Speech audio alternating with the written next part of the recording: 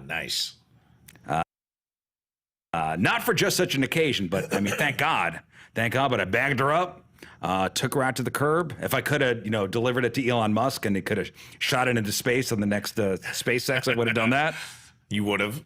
I would have done that, but man, there was shame. There was that 44-year-old man soiled his pants. Yep. There was shame. And the underappreciated sanitation workers of Wildwood, Missouri took that shame away and put it in a landfill somewhere. Yeah, it's somewhere in a landfill. Those Armachillo underwears, which were expensive, but they had to go. Before we had our cell phones in bathrooms or we were able to play Candy Crush or whatever, what was your go-to bathroom reading material that would have been kept on the top of your toilet tank? Man, when I was a kid, I had myself a Sports Illustrated subscription. Okay. So Sports Illustrated, Mad Magazine, or Cracked Magazine. Oh, yeah. Always on top of the tank. When I got my own place, when I got my first apartment, I was a subscriber to, the gentlemen's magazines, not your Playboys, but your bro magazines, your Maxims, your FHMs, your Stuff magazines. Yeah. Those were all on top of the tank, and that was great stuff. Now, when you didn't have anything, I mean, you'd grab a... Hey, good morning, everybody. Hello. Hey, talk amongst yourselves real quick. I gotta reset the screen here. Okay. Just say some stuff. All right. Yeah, Good morning, St. Louis. Yeah. Lern like Gang's all here today. All 7 of us. That's right. That's right. We've added 2 new members to the show. We're excited to announce that today. We are going to have a guest. What? Sorry, man. We're back. Justin Rowe's coming to the show. Justin Rowe. Now you got me thinking, It's wait, Ralph. which No, one? it's Rouse. Stop it. Stop this. Speaking of telling fibs, I was talking to our buddy Craig Gass last night, and he'll be here next Monday. Oh, great. I love him. Did you hear the controversy with him and Pantera? No. What did And he do? he'll tell us the whole story on Monday. He do an Anselmo impression? No. So I guess Pantera did a secret surprise club show in Minneapolis. Okay. Like they played like a little tiny place. This is recently with the new This lineup? is within the past 2 weeks. Oh, okay. Fresh beef, huh? Yeah, well, they had Craig open the show. Oh, I see. So Craig, before Pantera came on, was there to warm up the crowd as a comic. Now, Rafe, have you ever performed in front of a heavy metal band? Yeah. Oh, yes, I have. I hosted at the old Firebird. You guys remember that venue? Oh, yeah. I hosted there was a 4-band night where it was like all these death metal. They're all dads now, but it was like all these death metal bands from the 90s. These guys that had like aged out of bands, but they were having like one more show. And it was like brutal because it was like hardcore metal. And then I was doing 10 minutes between each band. So about the time I would host, about the time I would get the crowd calmed down, I'd be like, all right, give it up for the devil's anus, everybody. And then it'd be like, ding, ding, ding, ding. And they'd go for a half hour. And then he'd be like, okay, go back up now, reset the crowd. And the crowd, I'm like, these guys were just slamming into each other. 2 guys, I watched a guy punch another guy 5 seconds before I went on stage. It was like mosh pit, hardcore death metal. And about the time I would calm them down, I'd be like, all right, you guys remember earlier when I said I was a grandpa and all that? Yeah. Here's the rest of that joke. And then I'd get them calmed down. And then I'd have to be like, all right, give it up for Hell's skid mark, everybody. And it's like the next day, they'd just all reset. And it's like about the time you'd get any momentum as a comedian, you would lose it. And then it's like, and music trumps comedy. I mean, it's just like there's so much more going on. And then to like try to reset the room, and Pantera is like at another level. Yes. The fever pitch for people to see that. And I believe they promoted the show as they were another name. Oh, really? Yeah, and then everybody kind of knew it was Pantera. So Craig Gass was tasked with opening the show, and actually it's all available online. You can watch it. I watched it last night, and he did a great job actually. But he came out and said he was the tour manager. Oh, God. I love him. Hey, everybody, I'm Pantera's tour manager. And Which is funny. Which is funny. Yeah. And he had the crowd going. Smart. He had the crowd going like, Because he looks like he could be. right. He had like the passes on, on his belt loop. And he looked like he could be Pantera's tour manager. Mm-hmm. And he said they were filming a live album that night. And they were not. And we'll talk about it Monday. That's with great. him. So far, all of this checks as funny to me. Yeah. He did a great job, and I'll have to edit up. That's a smart way to do it too, man. It's like, don't go out and even tell them you're a comic. Right. Because then if you're funny, it's a surprise. You know what I mean? There's no expectation. If you just go out, like, this tour manager's kind of funny. You know what I mean? Like, you're winning. And then if you bomb, it doesn't matter. Takes all the pressure off. He was setting it up for a joke too. Did you see the close of that joke? He says, first of all, you will all for eternity be heard on a live Pantera album. That's the good news. The bad news is you're not getting paid for it. Welcome to the music business. Yeah. I saw that part. Yeah, it was hilarious. That's the joke. I mean, Pantera had to issue a statement. Oh, jeez. Because the Pantera fans went nuts. Right. They're so excited. They're doing a live album. okay, I do see it putting them in a strange position because now they're set up to lose. Well, I texted him. I go, I don't see anything wrong with this. And he goes, they're not doing a live album. And I went, oh. And they don't want to. But now their fans are like, right. But this is now what we think that we have wanted all along. People were reporting on it as if Pantera is going to record a live album with this new lineup. Now that I remember seeing those stories come out. That was because of Craig. And like Loudwire, yeah. Right. Oh, no. That was because of Craig opening the show Yeah. It's a bummer. with a big, long joke. He don't care. He loves it. That might be the greatest joke of all time. Yep. Those are the kind of, if jokes live on past the show, to me, that's a feather in your comedian cap. But also, like, what did he provide them? An audience that was at a 10?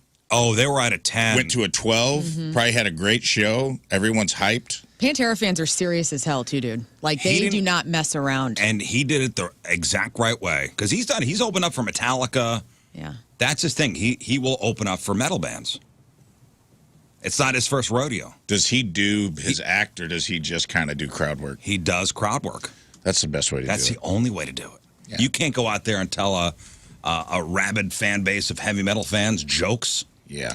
Jim Brewer told me that when he opened for Metallica. He was like, the first couple times he went out, he tried to do is like, my wife and I argued last night, and everyone's like, it's like, these are Metallica fans. Yeah, they're about to see like Lars and You're about the to hear boys. Master of Puppets. Yeah, he's like, they did not want to hear about my marital spats. And he's like, eventually he goes, I just go out there with a T-shirt cannon and be like, who's the team Metallica? He's like, I just became their hype man. And he's like, if I got a few jokes off in the meantime, great. And he's like, that's when it started working for me. Yeah, because, I mean, people that go to see a metal show don't want to see something that's not tied into it in some way. If I go to see The Matrix, Right. and you play me Care Bears trailers, it's going to be weird. But if you play something that's kind of vibing with The Matrix, I'm going to be into that trailer and be like, I want to see that too. Yeah. I always thought it would be fun to get to go out because you're getting a new fan sampling. It's just such a challenge. There's a guy named Dean Del Rey that goes out with Marcus King. Oh, yeah. And he does it the right way. He hosts the show, and he lets all the opening acts go. And then he kind of builds, and he ingratiates himself to the audience as, like, the host. He doesn't say he's a comic. He just is the host of the show, kind of the way Craig does it. And then he does, like, 10 minutes of his act right before Marcus King comes out. After he's not trying to do it while everyone's getting to their seats. Because by that time, everybody's settled in, and everyone's arrived. So he waits for the best possible audience. Yeah.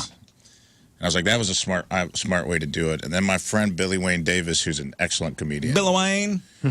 He went out with Sturgill Simpson, and he was like, man, that was a challenge because he does like really cerebral humor. He's a very intelligent, clever guy, and he's like, man, he goes, it's like basic training for comedians because you're going out in front of an audience that's like wants to hear, and like Sturgill's kind of a noodler, and it's like...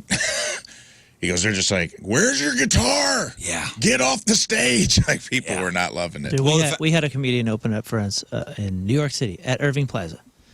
And this dude was, like, pretty well known in New York. Jimmy Man, it's too early for me to remember his name. Puff. No, he was doing really well in New York at the time, and he asked us. He's like, "Yo, let me open up your show. Let me do in between the opener and you guys, or direct supporting you guys, and I'll do 10 minutes." And we're like, All right, man. "Great, dude. You're deaf. Let's put you up, dude." Booed off. Yeah. Booed off. Ended up getting, he was like yelling at the crowd. They were fighting each other. Yeah. Basically. Yeah. Now I want to know who it And is. my fans were, we were like 25 years old, 24 years old. It was all like, 20-something emo kids. I'm sure you guys are laughing your asses off. Loving it. This is our buddy at the time. all right, well. And we're like, oh my God, dude, what? This is probably not going to happen tomorrow. Now you said you opened up for a death metal band. Like a battle of the bands type Oh, a thing. battle of the bands. Lern, have you ever been to a death metal concert? Let me think. I've been to Ozfest a time or two, and so I'm sure there's That's somebody not on death that metal. bill. No, you don't think? I mean, maybe there's a death metal band on there. Yeah, like, are you talking like a Norwegian death metal, Like you can't understand black metal a band? damn word they're Like saying. Cannibal Corpse. Like Even hardcore. heavier. Heavier Yeah. than that? Like Even heavier. satanic? No, I've never been to a death metal show. I had a buddy, and this was back in 03 when I just moved here, still living in the Central West End. I had a buddy from high school get in touch with me saying, "Hey, I heard that you are now living out in St. Louis.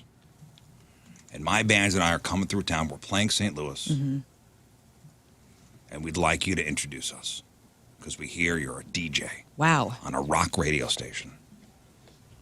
I said, "Where are you guys playing?" He said, some place I've never even heard of. Okay, I didn't even know you had a band. But okay, sure. So they roll into town, pull up to my apartment. My wife was out of town at the time. They're in a van. The members of the band get out. The band was called, I want to say it was Negative Hate. Oh man. That sounds Oh, right. positive. Sound rad. Yeah, does that equal positive? Is It it like sure a double does. negative? And the venue they played, the place they played at, it was like somebody's basement, it looked like. It was like a room that was somebody's basement, maybe held 40 people. And there was no stage. They just set up their stuff in the corner of the room.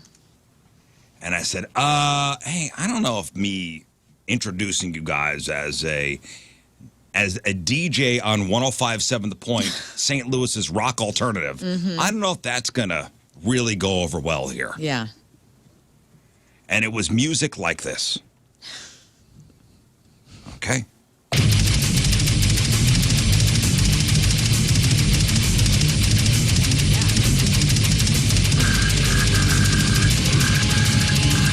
These are lyrics, by the way.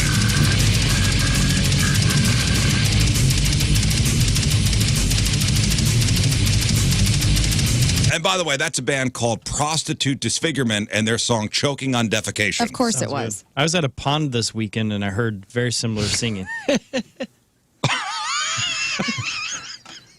Hey, you know what's strange, though? I will say this. That one got you. Okay, great. All the death metal shows I've been to, Because you're a bullfrog, right? You want to hear another one? You want to hear another one? Here we go.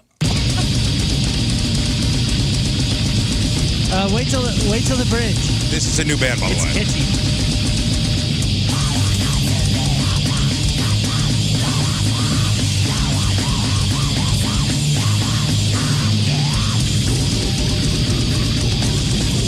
Honestly, man, That's a song called "Only One Per Coffin." that's only a hop, skip, and a jump away from a couple bands that I like. From Circle of Dead Children. Yeah.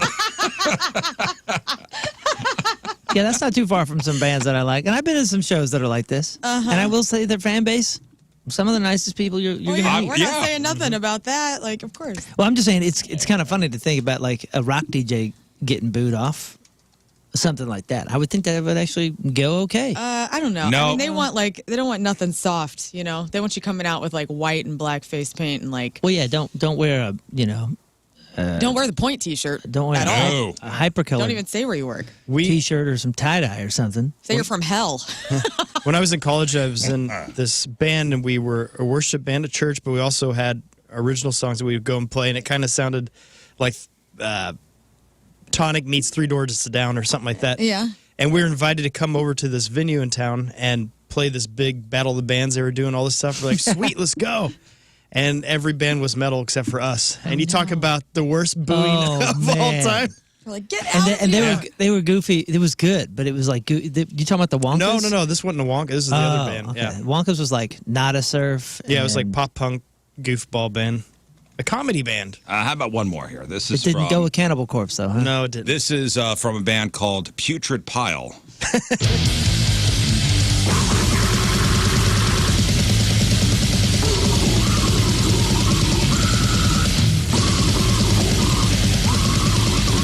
That was called Postcoital Satisfaction. If Hell you, yeah. Of course, if you didn't pick the lyrics up there. Yeah, I never got into death metal because I don't know. It's not been against it at all, but it was not the metal for me. You know, there's so many subgenres of metal. Yeah. It just wasn't mine. That's that's its own thing. Are there any of them with any type of sense of irony, or is everybody? Like a comedy one?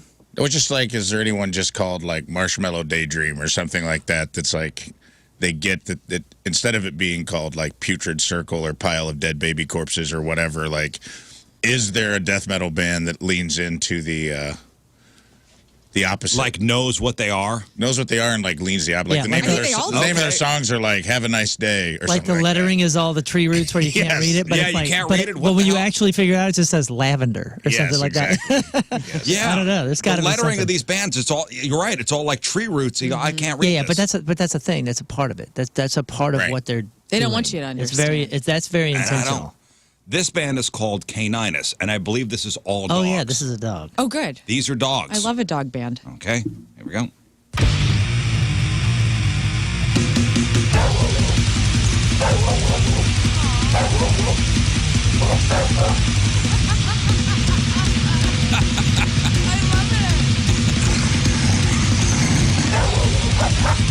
Actual dogs, and Yeah. that's a song called Kill Shelters. Yeah, dude. This one is called Give Me the Paw. I love dog, it. That dog can drum. Hill shelters.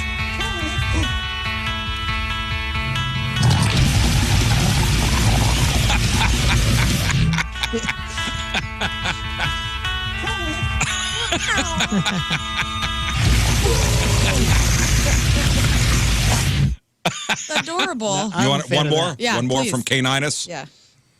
You guys want to hear Bite the Hand That Breeds You or No Dogs, No Masters? No dogs, no masters. You got it.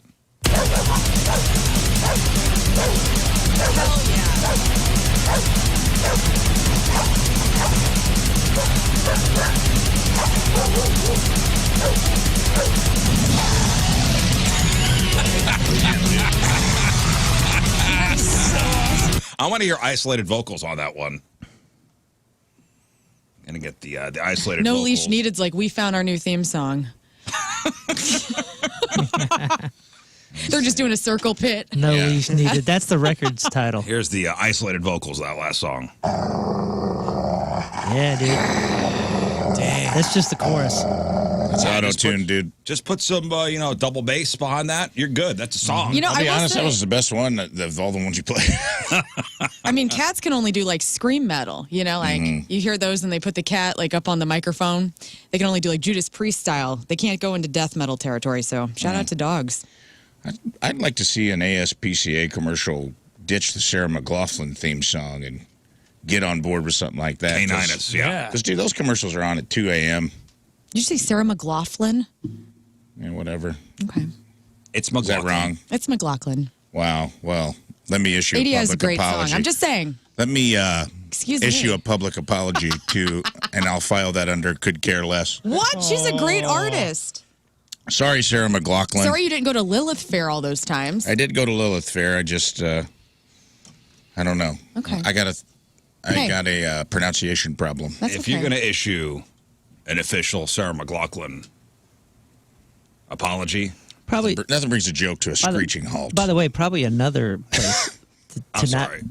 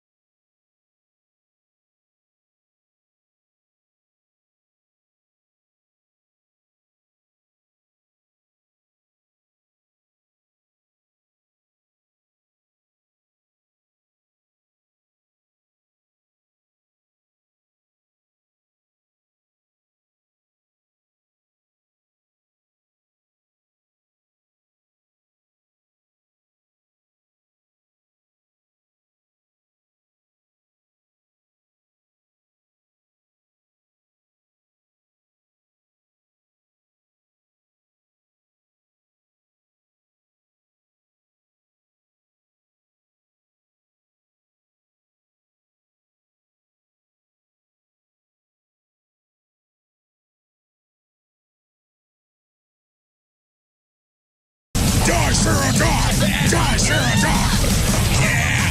K9 is to the rescue.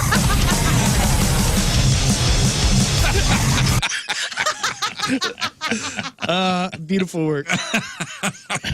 You should see all the toys and ropes at the end of that vocal session. That's amazing. Just stuffing everywhere.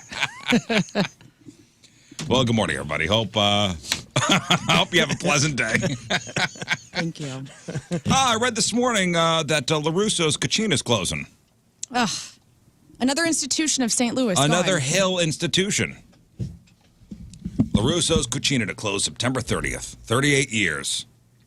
38 years in business. We salute you. Where I was think that we've one? all been there. That's on Watson. That's right off Arsenal.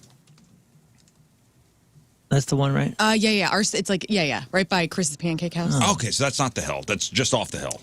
Yes. And if you remember, Rich LaRusso passed away That's in right. 2022. So I used to live right there. So it's basically Hampton and Watson. Yeah, right at where it merges. Yeah. I think is that Arsenal right there? It is, I think. Watson. Yeah, and you know what? It was sad, obviously, when Rich died. I mean, he used to cater events for the radio stations at Emmis back in the day all the time, and just such a sweetie. And so I don't know if that contributed to them closing up shop in 2024, but Bummer, dude. delicious Yeah. food. Again, 38 years in business. I've been there a bunch. One of those places our old boss used to go to all the time, Rick Bayless. Oh yeah, That was his place. he loved it. If you went out for lunch with Rick Bayless, you went there. Yep. So yeah, it's sad. Another place gone. And you want your old school Italian food. That's old school St. Louis Italian food. Yeah. That's where you get it. We'll go before September 30th. Yeah, September 30th. 38-year restaurant. Endured even after the chef and founder Rich LaRusso passed away in 2022, but alas, shutting its doors on September 30th. Yeah, that's a shame. Speaking of, I have some good news. Oh, go ahead. I've been sitting on about St. Louis cuisine. Let's Please. go. Pho Grand. Pho Grand, yeah. Pho Grand. Pho Grand. The first place I ever went to. Sarah McLaughlin's Pho Grand is reopening Really? New ownership. this year, and it's the son of Same the spot? original owner. Same spot, same stuff. I think it's going to be a new menu, but have some of the old stuff on it. Awesome. And it This is going is to great. be of the same ilk, so I'm excited. I talked to the guy who's opening it up, and he's like, it's going to open later this year. I've been sitting on it because I was like, well, let me know when it reopens, man. Well, Man, that's great news because that shut down. I was Yeah, like, I love that sad. place. That was the first place I ever went to lunch. That was a great in spot. St. Louis. Great spot. We would go there all the time. You go there on a Friday or Saturday and have to take a buzzer and go upstairs because there was a wait, or there was a lesbian bar across the street, Hell yeah. which was called. What was that place called? You know, right across the street. Man, go in there and get a. Absolutely. Was it Absolutely Goosed? Goose?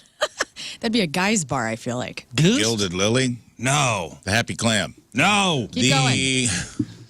Dongs. Anyway, No. Not allowed in here. Hanging Brains. no, we went there. I remember Lesbian. it was like an hour wait to get into that place, into Pho Grand. And I said, "Will the buzzer work across the street at the bar?" They said, "Yeah." So when they're not knowing what it was, and I was with a buddy, went to get a drink, and standing, one of those high top tables, just standing there, and you look around and you go, "Man, I think we are in a lesbian bar." Huh? Sweet. Sweet. Sweet.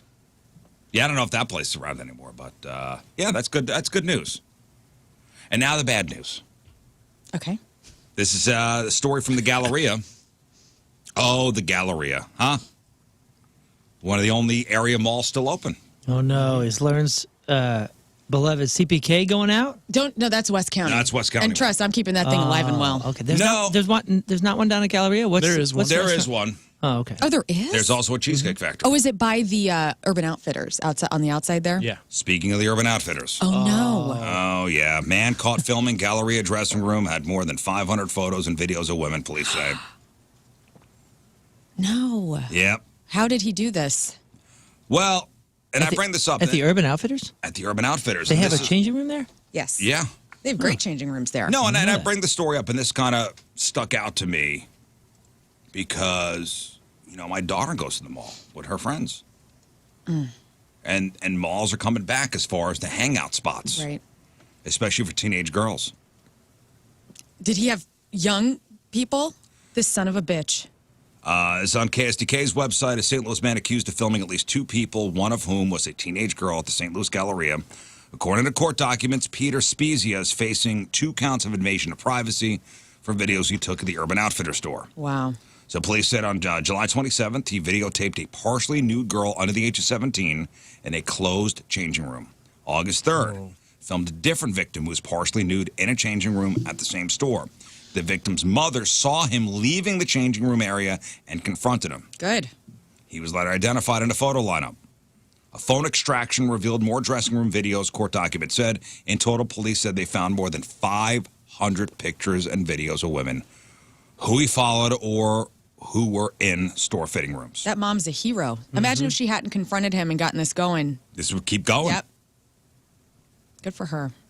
I mean, Head that's a on a ballsy swivel. thing to do, too. It could have gone south, and I understand that, but I'm glad she was safe and did that. Incredible. Yeah, the mom had the cojones to confront this monster. Hell yeah. And hopefully this man never does this to anybody else. Gross. He's man. lucky the mom didn't rip his arms off For real. because you got that mama bear strength. I was talking to my mom about her mama bear abilities yesterday. It's such a true thing. Moms are so protective of their kids. And yes, good moms are. Yeah. Which brings me to this story. And I saw Liv, our dear Liv, who does afternoons, tweet this out. This is a story from the internet. Headline on this: I watched my wife beat a man up, and now I'm scared of her. Signed Tim L. Well. Oh, no. I was so turned on after the story reading this. Yeah. I don't know. Maybe I'm You different. saw your wife in the Maybe story? I'm different from the guy who posted this, but he writes, so I'm a 29-year-old man. I've been married to my wife who's 26 for 4 years. We've been together for 6. We have 2 kids together, a 3-year-old and an 8-month-old. Both girls. I was getting our baby down for a nap when I heard the front door slam and some yelling outside. I put our baby in the crib, ran downstairs, and when I got outside, I saw my wife was screaming and going feral at a man I'd never seen before. She was on top of him and just scratching and punching him in the face while our toddler was crying in the yard. Oh, no. I pried her off him and grabbed our daughter and brought them both inside, then proceeded to call the police. When the cops came, they asked my wife what happened. Apparently, my wife was doing dishes and watching our daughter play in the front yard, and this man came and tried to get our daughter to walk towards the fence. Hell no. He opened our gate, and that's when my wife slammed the front door open, and I heard the yelling. The thing is, my wife isn't a big lady. She's about 5'3", and petite, probably 140 pounds. She got that grown man on the ground and was beating the absolute ish out of him. I know that was an adrenaline rush and maternal instincts, but now I'm scared my wife could beat my ass. Well, probably. But he won't do That's anything awesome. wrong, right? Man, that's a great thing. Yeah, that's Yeah. a Right? You got a for wife her. that's 5'3" that you are fairly confident can defend herself. Yeah, if, man. If something goes wrong, that's a That gives me hope. That's yo, my height. dude. Are you not like much more relaxed than you were I yesterday? was turned on. Me too. Makes me want to have a baby and defend my child. I mean, it was just about after I read this, I almost, excused myself. And Now it's Joe time. I don't know. I can see that. Tough woman turns me on. Woman who Well- could take care of herself Yeah, I can't and imagine. protect her kids, protect the brood. Dude, I'm like that. I mean, I know it's not the same, but with my cats, like every time I take my cats out in the backyard, when I see hawks and eagles and owls, birds of prey circulating my backyard, I'm like, You're ready. I always get myself pumped, and I'm like, all right, you know what's going to happen, and I don't want to have to punch a bird, but I will, and I'll probably die. But hey, I'll go down. You will go down In a fit of protecting flames. maybe your brood or cats. I don't know. Yeah, This woman is protecting her kid from a possible kidnapper or creepster. yeah, dude. And she came outside and beat the ever-living crap out of this guy. And now the husband is scared. He doesn't need to be scared. He's on her side. I think he's saying that for the humor.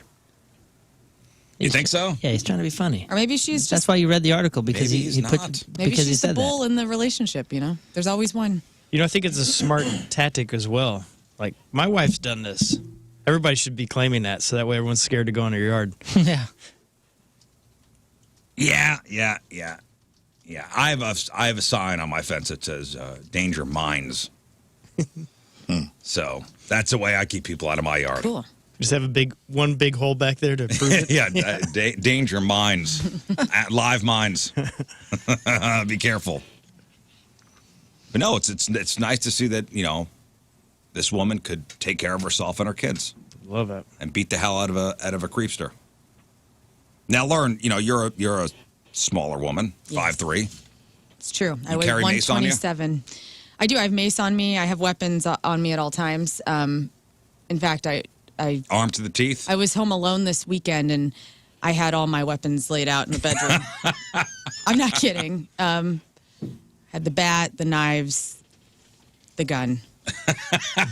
I'm imagining like a John Wick, like prior to him going Jane on Wick. his revenge. No, it was this. I'll show you. At the end of the first movie, he goes into his arsenal and just starts, pulling all these weapons out and laying them out. I had this. I texted Rafe when I got home on Saturday after my show, and I was like, "Hey, I got home okay," because I knew you would care. And I said, "Yeah, I'm all ready to go. I'm watching the new Adam Sandler special, and I got my gun out by my bed, so I'm cool." All right, you're good to go. She sent me a photo of the gun in front of Adam Sandler's face, and I'm like, you're like the dude from Steve Buscemi when he puts the lipstick on, and he scratches Billy Madison's Madison name off. off the Me. list. I'm like, Yeah. that's you right now. Have you heard of cat's eyes? What? Cat's eyes, like the weapon. Oh no! Oh yes! Oh yes! I actually want one of these. This is a tool, ladies. We need to get these on our keychains if it's the same one, where it essentially looks like you can put your little fingers through it, and Through then the there's eyes. two spikes of like cat ears, and so it looks like a cute little keychain of a cat. But if some horrific person comes at you, you can just punch them straight out in their eyeballs. And they make cute pink ones, They too. do. They're so Yeah, cute. well- Like Sparkly metal. ones. Look at that. Kill them with cuteness. My wife's got this on her keychain. I would love one of these. I need to buy one. They keep popping up in my TikTok algorithm, so I will buy it eventually. Probably you talking about your weapons at home. Oh hell yeah! Your phone's listening. Mm-hmm. Listen, I'm sure these are, they're effective when used, to defend yourself. Mm-hmm. They're called cat's eyes.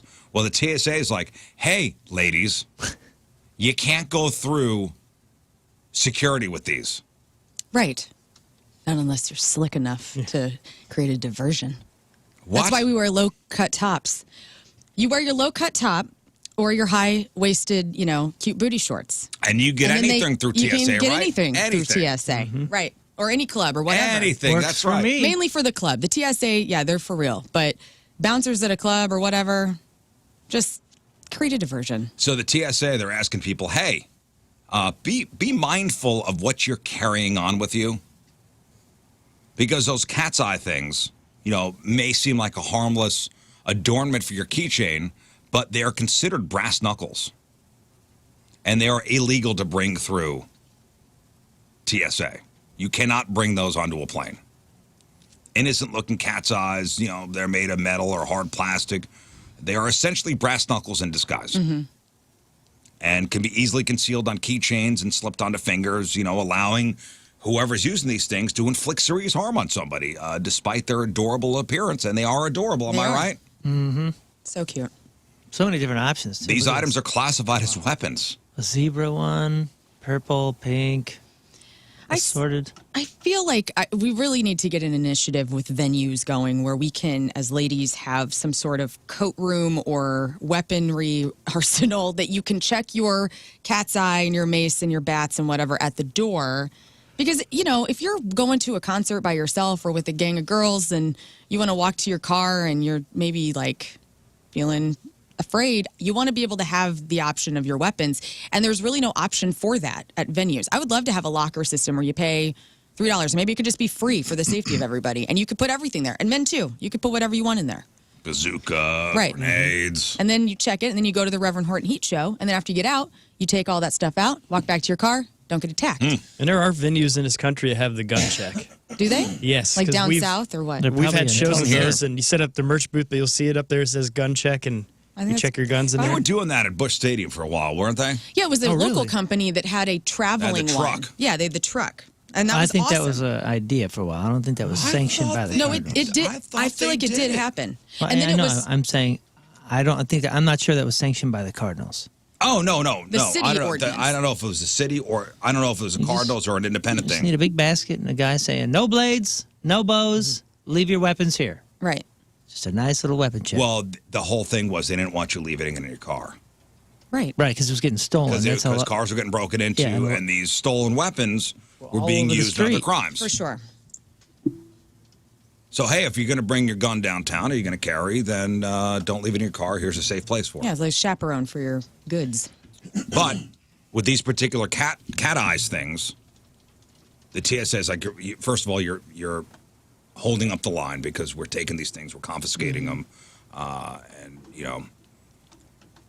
it's hindering the process. They should donate all the confiscated ones to like female women's shelters.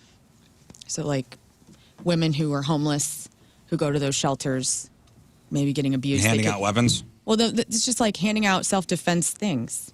Yeah, I don't know what they do with these things. Got the article here. This was back in 2016, so this is what we're remembering. In less than a month, the dream of being able to safely steal your gun while being in downtown St. Louis seeing a baseball game will become a reality. Weapon Safe Armory is eyeing a 10-day Cardinals homestretch during July to deploy their armored truck to a parking lot owned by Patios.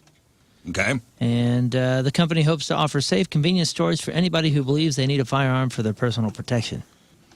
But a visiting downtown venue like Busch Stadium, where guns are not permitted, they'll be able to quickly and securely have a solution for anybody that wants their gun at their side as they walk to the parking space before or after a game. Somebody said look into why they're not doing it. Right? Yeah. That's what I'm saying. I don't think this lasted very long at all. You're right. But why? Why did they stop? Well, firstly, it was like a private company of 3 guys. So now you put a giant bullseye for criminals that are like, hey, we just jacked this truck. I don't think that was. Wow. You don't I think it so? was I mean, people were now welcome to bring your weapons. It was encouraging people that maybe weren't bringing guns already downtown. Is that why they bring them? shut? Is that why they shut down? I don't know, but I'm just saying I imagine that could be a reason. Yeah, but if you're going to safely store your weapons in a armored truck, or leave your gun on the car, what would you rather? Great. I was pro this the minute I heard about it, and I love that it was a local group of guys trying to make a business. I think that was great. I don't know why they didn't want it to happen. Okay, so part of the problem is it's not clear what permits or licenses the business would actually need. Here's the owner. This is an article a month later saying that they're getting the runaround from the city on that question. There's an online petition that's been launched. Oh, to prevent it? I don't know. It seemed like a good idea to me. I don't know. Listen, you know where all the guns are? If you're a robber, I'm pretty sure you're not going to target that place because I'm sure the people guarding the truck are armed to the teeth. Yeah. I think it's a great idea, but you can't just launch things on a great idea. I think with this in particular, there's a lot of things you got to think about. This should be workshopped for a long time before I would say it's launched. Oh, the city banned the gun truck. No reason? They just were like, we don't want to deal with this. I don't know why. Yeah, I don't know. I can't I'm find sure that some article. thought went into it from these guys. I'm not saying that it didn't. I'm just saying that's a big thing. Do venues offer the option of security to walk you to your car? I've asked B&D before to walk me, but I know them. You know, I feel like it Who? would, like the B&D crew that is the security at like the pageant, Oh, the okay. blue shirts. I've asked, like whenever I've gone to shows by myself and if I didn't feel comfortable, I've asked people that know me from the station, but and I'm sure people would, but then they're not manning the door. And if they don't have enough people to walk people to their cars. I know at a mall you can ask security, and they usually will. Really? Yeah. I've always tried to, like, I'll never forget, I was walking out of the Stiefel one night, and I had to get up early, so I was leaving the Hailstorm in This Moment show early, and there was like these two guys ahead of me, and they were like laughing and just seemed, I don't know, you know, just catch a vibe about people. And I'm like, hey, can I walk with you guys? Like, and I would go, I think, better in groups. If you get a good feeling about a group of people, just say, hey, if you're by yourself, like, can I just join your group? Yeah, if you go with a crowd, if the concert's letting out and you're with a crowd. Like you said, though, sometimes. Safety But it in was num- before the crowd was Safety in out. numbers. Yeah, sometimes you're leaving early because you got to get up super Right. early. Right. And some of those places are like, it's like eerily quiet. Yeah, and, man. and especially in front of the steeple. I like Because you have to go depending into on the, the show and the night. Enterprise parking garages, and I freaking hate parking garages. Well, even leaving the pageant, and if you've parked down a side street and you're by yourself. Oh, I take it's off, yeah. Eerily quiet. Yeah. Even though it's the busy loop, and you're walking down Delmar and you make a left onto one of the side streets, you go, oh man, it's quiet down here. It's dark. Yeah, but you can't even count on that. Like, there used to be a time where whenever I would come down to like the creepy crawl on Tucker in the late 90s and whatnot, I remember thinking, okay, I at least am in public, so I feel like if I got attacked, somebody would help. I don't feel that way anymore. Like, as I feel like people are, nobody wants to intervene in something that isn't their problem.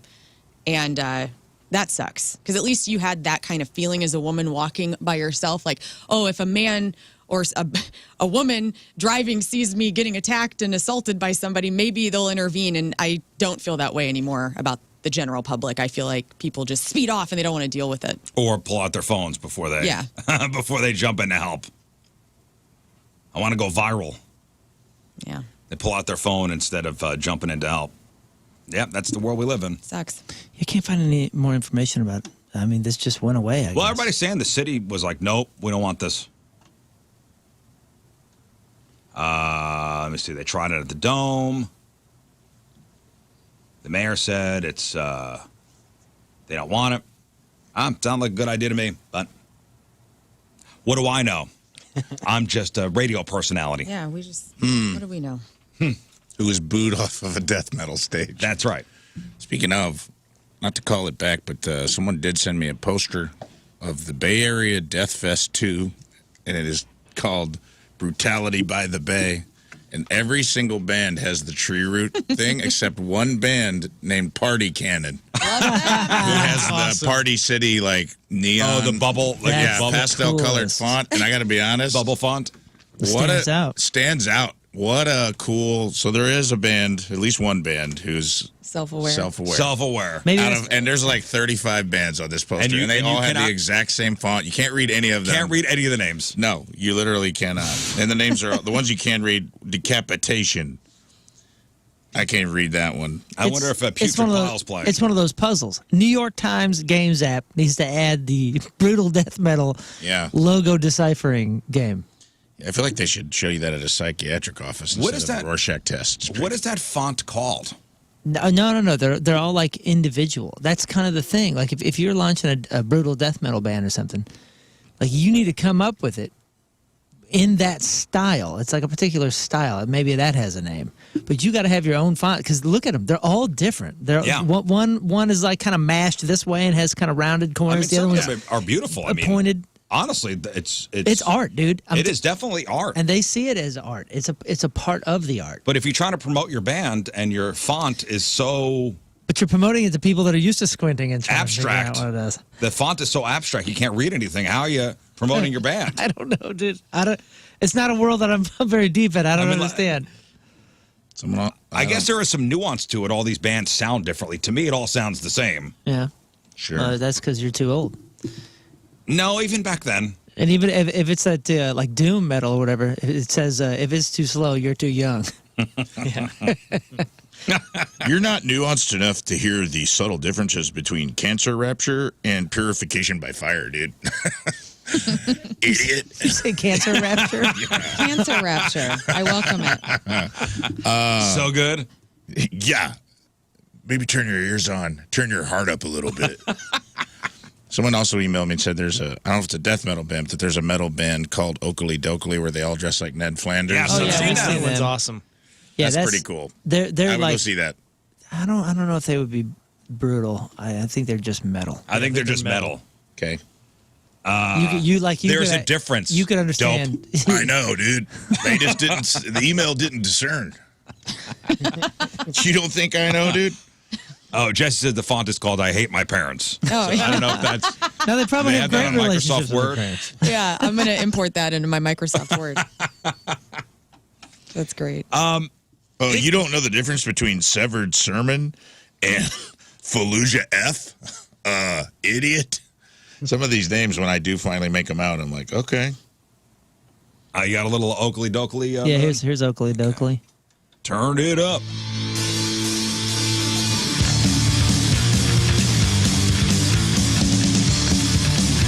It's like heavy funk. Everyone in the band has like Ned Flanders mustaches and And the glasses, and they're all. Green sweater, pink.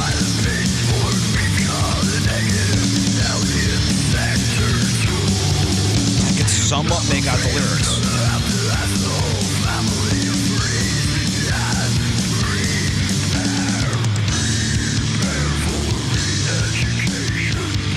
Okay. Well, yeah, it's That's awesome.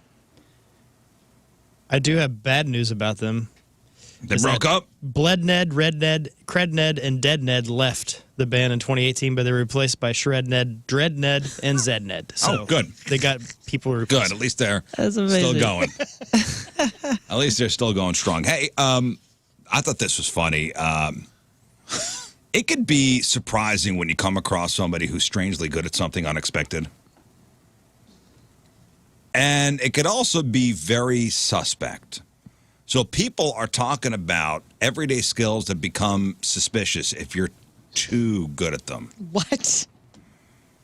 Yeah, we were out this weekend with some friends, and my buddy's wife's like, yeah, I'm really good at getting bloodstains out.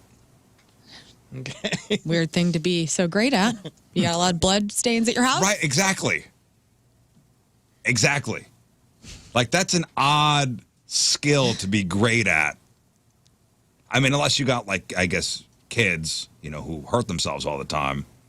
But to brag about that and go, I'm really good at getting bloodstains out. It's telling. It's telling. Like, if you're good at digging deep holes, that's kind of suspect. I can dig 6 foot in 6 minutes. Yeah. I usually stop there. You have a friend that's like, can pick a lock. Right. Yeah. Now that's something. Really Knowing how to use a useful. lockpick set or get into a car quickly when somebody locked themselves out. The lockpick thing. Come on, man. Tell me that there wasn't a solid portion of your youth where you were like, I want to do that. I would love to do it. As wanna as figure a out how to do 46-year-old that. man, I would love to do that. But if I told you, like, I'm really good at picking locks, you Yeah. go, But from like the age of 8 to 12, I'm pretty sure every young boy is like, man, I'm gonna figure that out. You saw it in one movie or two movies, The Goonies or something, and you're just MacGyver. like, I'm gonna be the one in the friend group Right. that could do that. But the point is, though, if I told you I'm great at picking locks, you'd go, cool, but It's like, well, I would just think Why? that you took it more serious than I did between the ages of 8 and Yeah. 12. Must Yeah, have there was a figured it out. time, I wouldn't work now, but I loved being able to get into cars. If people locked their car keys in, right. my Slim Jim work was impeccable. My coat hanger work, it was something I took pride in. And you really could I do had it? a little rubber wedge where you could like take a rubber mallet, hammer Yeah. the door open a little bit, get a hanger in if it was a pull lock. So how fast could you get a door open? I was pretty good at it. Pretty good at I it. did because back then you could call. I think you could call the police to do it, and you had to like sign a thing saying if they broke your window, Right. you wouldn't. They weren't liable. But it was like I took pride in being able to get into a locked car. Like now it doesn't. You know, with all the automatic key Right, fobs yeah, and yeah. everything, it's not as important. But when it was like the old school locks, the manual ones, it was a point of pride. I saw a kid who could shuffle cards like really well. Yeah, that's a cool Hang on, skill that too. is why? Why do you know how to shuffle cards so well? That is one. Add that It to is the, kind of suspect. add that to the list. That if you told me I could master it in a day, I would waste a day and do it. But it's one of those where I look at it and I go, that looks like it takes more than a day. I'm out. But if you saw somebody do it, especially a kid, you go, that's It's really cool. why do you? Yes, it's cool, but Yeah. a little suspect. I know what you're saying. My son can do a Rubik's Cube in like a matter of seconds. Yeah, but that's incredible to me, incredible. dude. I've never There's done nothing one. suspect about that. I'm just saying. If you know all the ways a drug test can provide a false positive, that's kind of suspect, honestly. Right? Yes, Yeah. very much. If you're able to really walk silently, it's kind of suspect. If you know how to creep up on somebody, Nah. No, You come just- on, you're a you- kid. you Every just- kid knows how to. Yeah, you were just raised around babies or something, you know? Try not to wake somebody. Yeah, but also you prank your sister when she's walking in the hallway. You have to get these people. Yeah, it's a good one. Again, between the ages of 8 and 12, you're mastering all half of these things. Maybe not the digging ones or if you're really good at remembering license plates, I think it's also kind of suspect. In a way. It's a cool skill, but it's a little sus. It's a little sus. What's sus about that? What do you think? I don't know. It just they've been makes me feel uneasy. Maybe they've just seen too many movies and they're like, listen, when something does happen, because inevitably it's going to happen, I'm going to know the plate when they ask, did you catch the plate number? I'm going to know. You ever been around somebody who could BS their way out of pretty much any situation? Who could do it so well? You go, that is a very cool skill, but it's really suspect. Smooth talker, con man. Right. Trying to think. Do you know anybody like that? Yeah. They could BS their way out of a situation. Yeah, I mean, yeah. With just such skill. Yeah, I mean, And even you start to believe it. there was a couple smooth kids back in high school that you saw get away with a lot of stuff. And you're like, that kid Yeah. should be a lawyer. I hope he makes it. Yeah. Like, don't worry, man. I'll get us out of this. and with just such ninja skill, like just so fluid. And it's almost beautiful the way that you get somebody out of a situation. This is very suspect. I hope you use your powers for good. Right. I had a friend that I don't think he paid for fast food once. He would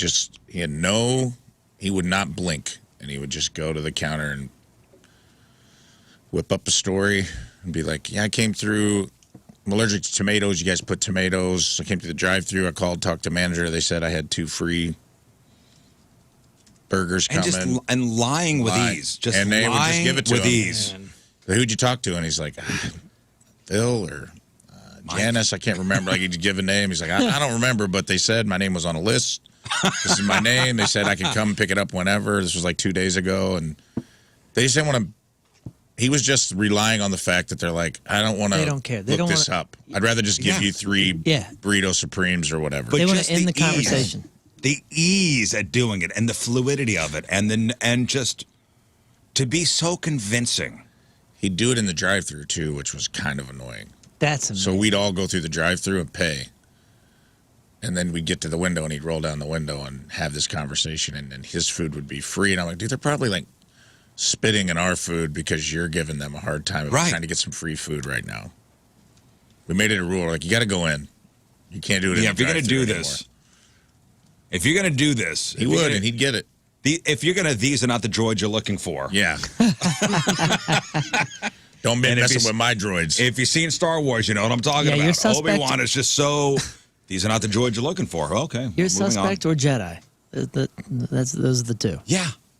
And just with, and do you know what this person's doing now? I don't.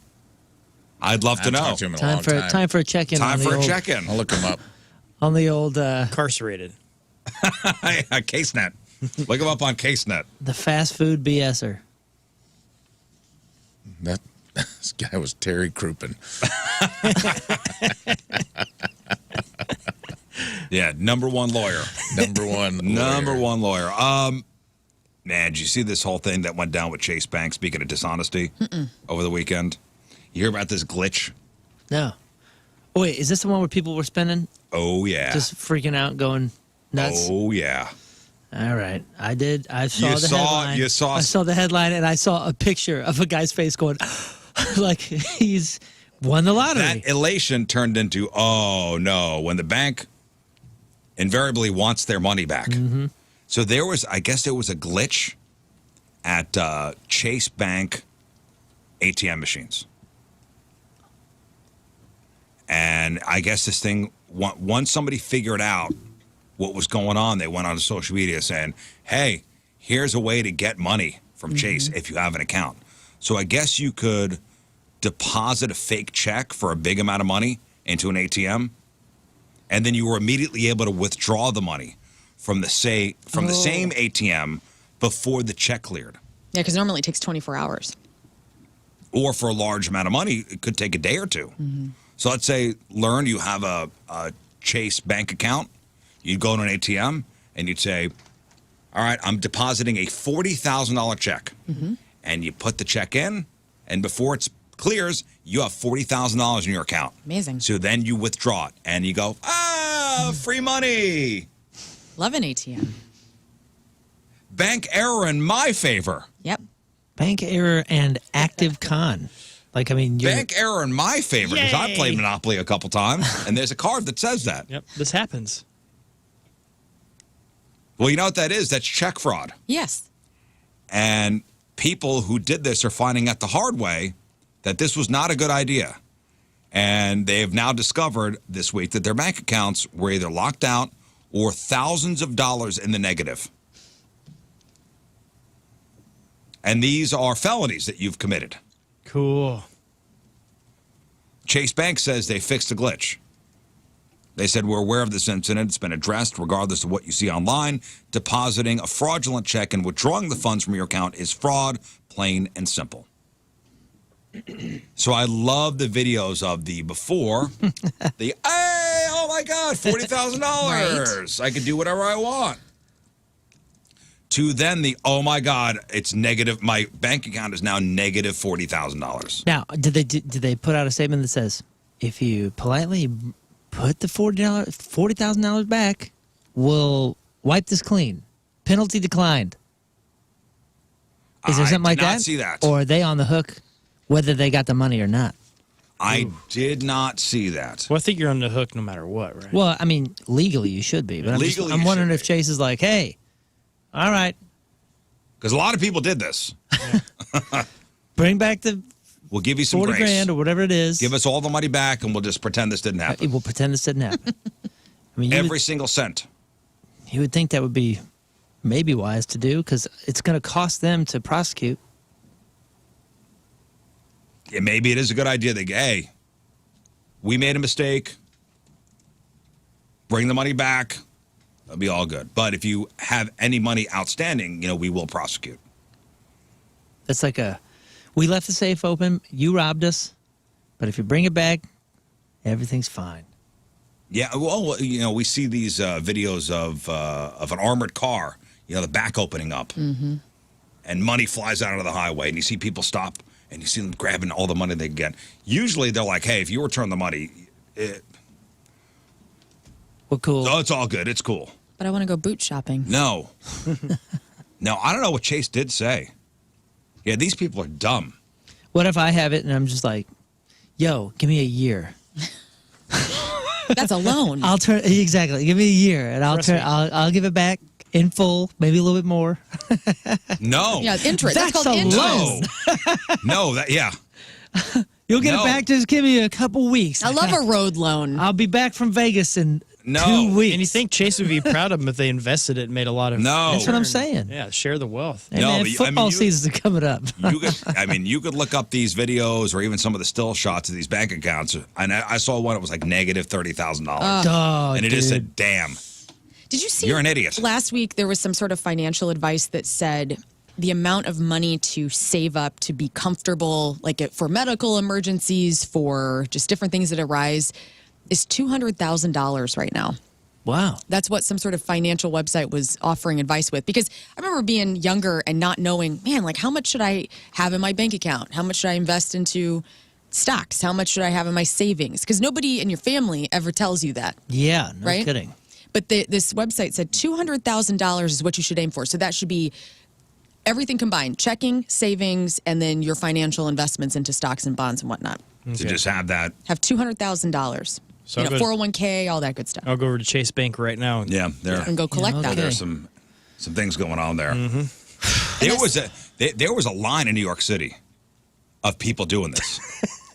Oh, yeah. Like a line. It's a promotional event. Dude, they're about, how much did you get? How much did you get? How Yeah. much did you get? Ha, ha, ha, let's go. What's in your card? Or what is it? What is Jennifer Gardner's? What's in your wallet? What's in your I wallet? have a story coming up in news about an ATM tech being robbed in O'Fallon. They only have so much cash in them, right? I mean, Well, just wait till news, which is coming up in just a couple minutes. It's shocking how much they had in oh, the really? machine. Like somebody can pull out 30 grand and then the guy behind him can take more? Like, I mean, I didn't think there was that much money in it. Who's getting more than $50 or something out of the ATM? When Oh, was man, the I last do time it. you went to an ATM? I went to it the other day because I had to pay my band out. So I haven't been to an ATM in 10 years at least. But when I did, it was $40, $100 maybe if I was doing something else. Like, Right. I guess, okay, if you're paying your band. right, you're dividing up money and because I don't do the Venmo. Oh, okay. I am analog, as we know. You don't do Venmo? PayPal girl. I don't Which annoys even, everybody in my life. I know this already. Same company. It's been so know. long since I have not used an ATM card that I don't even see them anymore. Like, I couldn't tell you where an ATM is. I wish I could be like that. They're Well, invisible. speaking of Venmo, did you hear the story about the woman who was paying the wrong person on Venmo rent for 18 months? Cool. Little surprise for that person. The wrong person rent. Oh, dude, this is my nightmare. Headline. No. Headline, renter discovers she's being evicted after sending rent money to the wrong person for over a year. Oh, it's 13 months. Okay, not 18 months, but 13 months. Still a 13 long months, time. dude. Yeah. Also, First go of all- that landlord. Like, why aren't they That's what a I'm month saying. in? Like, when I used to rent, if I was an hour late, I was getting a call. Like, where's the money at Lebowski? I'm assuming it's somebody who owned multiple properties and maybe it goes into a Venmo account. But They don't- still. I agree. Oh, my gosh, man. Help me out. It took you 13 months to tell you Right. tell me I was late. Like, Well, you could have helped me, all of us. So here's the story. So she learned she was being evicted after sending her rent money to the wrong person for over a year. So she is a law student. Her name is no. Cody Lynn Morgan. She's been Venmoing the wrong person. And this unfortunate incident means that she'd never actually sent her landlord any rent money for the last year. I will say, Zero. this terrifies me so much that I am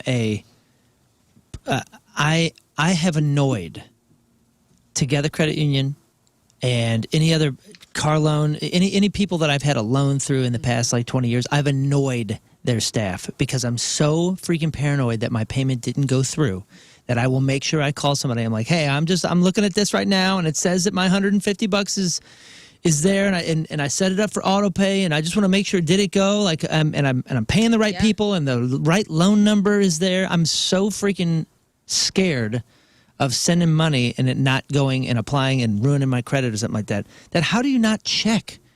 How do you not send a Venmo the first month and go, hey man, just making you sure get it? we're square. This is a functioning Oh, it's so operation funny. here. Whenever I Venmo somebody, I always do a follow-up. Always. Me too. I'm Always. paranoid about that. I do that with concert tickets. Like when I'm transferring concert tickets to people through the Live Nation app. You'll check. I'll check. Yeah, always. Well, so obviously, she's been sending this money to the wrong person, and the person getting the money never reached out to say, oh, you're paying me, and I don't know you. This is my Venmo grandma. Every month she sends me a check. The landlord also never said anything about, lack of payment. So when the landlord finally realized that he never got her rent payments, she owed him over $18,000. Whoa. $18,508 money she already sent to a random person on Venmo. Good thing she's a lawyer. What happens with that rando? Well, she learned. How do you track down the rando? She found out who it is. She found out that it was a financial advisor in Ohio What a turd. whom she'd never met and had zero contact with who was getting the money. She was able to reach out to the person and say, hey, can you give me the money back? It's not yours. He told her, I don't have access to any of the money because his sister, who's an addict, spent it all. Bull crap. Yeah, my Smoke. sister, that jerk. Bull. Oh, it's someone. I'm a financial advisor too, and I have not enough money to pay you back. What a slime. That's a good What a financial- slime. As a dude. result, she's now scrambling to move out of the apartment within a week to avoid getting evicted. Whoa. And the landlord is planning to file a lawsuit against her for the rent money she owed. Yeah, because it could be a big scheme. Now see it from the landlord's side, like, hey, Right. No, you still owe me the money. Yeah, you still owe the money for sure. I mean, the person. I wonder what the rules are. It came down to a simple misspelling. It turns out Cody had gotten one letter wrong between her landlord's name and the random person she sent the money to.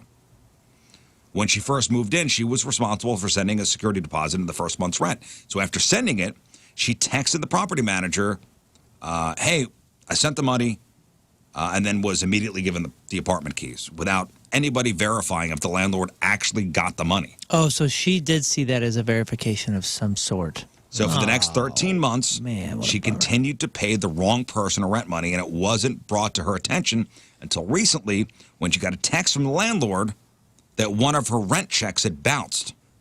And she's like, I've never written you a check. I send you the money through Venmo. And the landlord's like, oh, okay, let me check the Venmo then, and discovered that she had never sent anything. I don't like electronic payments. Wait, where's the bounce check coming? The bounce check was a mistake. The bounce check was a mistake the landlord had made. A lot of confusing things going on here. And why wouldn't the landlord follow up quicker with that? And then is there any legality with that for her protection? I bet you there's all sorts of so she went to Venmo scams going and on requested Venmo. all the money back that she had mistakenly sent to the stranger, and she explained the situation to Venmo, and Venmo was like, okay, we'll send you some money back, and they only sent her back $1,300, which is the equivalent of 1 month's rent. It turns out using Venmo as a means to pay and collect rent is a bad idea for both the landlord and the tenant.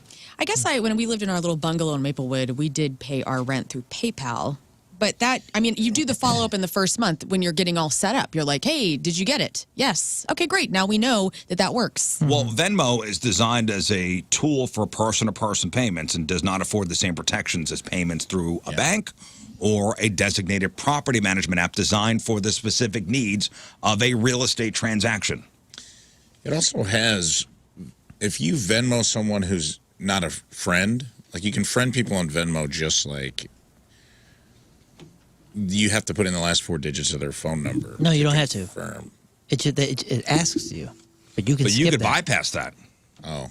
Yeah, I thought that too. Well, you had to. No. It just says it's and that is Venmo. I think that's Venmo's CYA.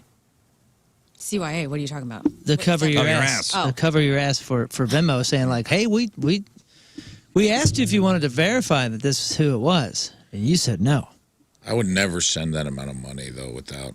I don't know. Sometimes I'll send like you can send a 1 penny test transaction. Yeah. And I'll do that and under it be like, verify. Yeah, why don't you do that to me right now? Just send me something. Yeah. Send you a penny? Yeah, I'll send it right back. 1,500. I'll send it right back. I sent you 1,500. Did you get it? Let me see what I got here. Send it. Can you send me 1,500 back? We'll just start passing this $1,000 around. Whoever Then you lands can on last. send 1 penny to somebody and be like, hey, this is, I also will take a screenshot and be like, is this you? I definitely wouldn't send someone 8 transactions of thousands of dollars and not verify that they were getting them. Man, I was so annoying with my first apartment because I would hand drop the check off to the guy like a psychopath. That's how I paid my rent because I was like, I don't trust the mail. I don't trust the check. Yeah, the first apartment I had, we'd have to walk a check over. Did you? All right, And normal. there were times where I'd be like, hey, can you not cash this? Cash is really until good. Yeah, same. Friday? Yeah. It's post-dated. You'll notice. Yeah. If you could do me a solid, like, Just, I get paid on Friday. Can you just wait until Friday? This is gonna. Landlord's got to put up with so many idiots. I still write checks to people I'm paying. You And do? It's friggin' annoying, bro. Oh. I hate it. But it's easier to track it that way. Listen, from the get-go, the landlord should have confirmed that he got the rent payments. I know. Yeah, you follow up with your tenants. It's just a pleasantry. And sometimes there are receipts. You have your receipt that you paid. Mm-hmm. You know why I hate There's writing checks? a lot of wrong here. You know, it's truly what bothers me What? is that it costs me money. The stamp? What are you talking No, about? the damn checks. Oh. The 200-something bucks or whatever. Oh, you know? what are you talking about, dude? Buying checks. No way. I Which- get them for free. What? Now you got to buy them from that dumbass company that She's paying for them wait somewhere. What? No. You must pay I to don't get have the your. puppy dog check, like the Snoopy checks, dude. I'm getting like the straight, I don't have Snoopy Yeah, on you pay my for your free bank ones, account? the basic bitch ones. No, You no, have like I get a yearly, annual bank checking account fee. No. I got the basic ones too, but you still got to pay for them. When I run out, you got to be like, She's the yo, last I'm out one. of checks. I'm like, cool. Here's your I don't think options. so. And it's They're like just $200 giving them to Learn because no one 200 uses them bucks but for her. checks? Like, we have all these checks from like the 80s that are just in a filing cabinet. And this Yeah. one lady keeps coming in I'm to in get bed them. with Big Check, dude. Yeah, $200 for checks. I mean, like multiple books. It's like $6, $8, something like that. $200? Yeah, that's a lot. Is it? You should be Am- paying like $20. Am I getting hosed? Yeah. You are. You're getting those fancy golden. You get Are they fleece. fancy? What do they got? You Yeah, got they the got the Snoopy gold ones? rim. That's What the Christ. hell? And Give then- me a check. And, Let me and see I what's bought them, going and on. those silly bastards were calling me too. Like, hey, do you want any more? Do you want this? you You get want that? $200 You want an embosser? For 6 You books doing of cool checks, font? you get Yeah, I do fleeced. want an embosser. Anyway, so the story goes here. To the end of the story, she did move. The woman did move out. The landlord still wants their money, and looks like they're going to take this woman to court. So now she's going to have to take the other person to court. What a disaster! What is disaster? I hate this for you all. Maybe it's And now not. she's gone to Chase Bank to go get some money from Yeah. the ATM. It's a quick fix, man. My landlord has a website. Like, we pay online, but it's through a Like a property management company. Yeah, it's not even that. It's like a thing he pays for. He manages his own property, but it's like a service. Right. It's not like Garcia Properties or whatever. You know what I mean? Like, it's him. It's like a home rental payment. You get a receipt. You get an email. Everything's like, I would think that can't be that hard to set that up if you're a landlord these days. Like, that's right. Yeah. I would think there's a software for this. Well, especially We if have it's- the technology. Especially if it's somebody that's managing multiple properties. Right. Enough so that it took them 13 months to find a oops. Right. Yeah. All right, we got to take a break. But first, and your Team Rizz Member of the Day is brought to you by Hot Shot Sports Bar and Grill from, is it St. Libory or Yeah. Libory? St. Libory. Libory. St. Libory? I've heard it both Library. ways. Oh, man. Just say Library and be wrong all the way through. You know, I From don't know. someplace in Illinois, Chris Harworth is our. Yeah, Chris from Illinois. Chris is a long-time RizzShow listener, and I'm sure somebody from that area will correct us and tell us. They do every time, and we get it wrong. I know, Every I'm time sorry. after. Welcome. Chris, longtime listener, and has attended many events featuring the show over the years. One of his favorite memories is meeting Jeff when attending his first ever concert. Loves all the games that are played, along with the different topics of discussion and banter between the personalities. Everybody shines in their own way. Chris appreciates that the show has now started to host more kid-friendly events. So now his kids can attend. Excited to be part of Team Rizz. Chris Harworth from somewhere in Illinois that I can't pronounce is our Team Rizz Member of the Day. Get super sweet Team Rizz Member of the Day soccer jersey. Get yourself signed up 1057thepoint.com/Team Rizz. All right, we'll take our first break of the morning. We'll come back with some news, and we'll start with that local story. Headline, Texas gang members drive to O'Fallon and steal a lot of money from ATM. Plus, Missouri marijuana regulators issue their third product recall. I will give you the details. It's 7:20. It's Wednesday. Traffic and weather. Moon coming at you. Traffic brought to you by Worldwide Technology Raceway. Experience the thrill of nitro-fueled racing at the NHRA Midwest Nationals. Come see your favorite drag racers at WWT Raceway from September 27th to the 29th. Lane blocked due to a crash 70 eastbound at Highway K. Listen, kind of from, I would say, the Wentzville area over to O'Fallon, there just seems to be some intermittent delays, so please look out. Delays 270 eastbound, also between 44 and 64. Your point forecast, mostly sunny, high of 88 today. Right now it's 63 at the Point Studio.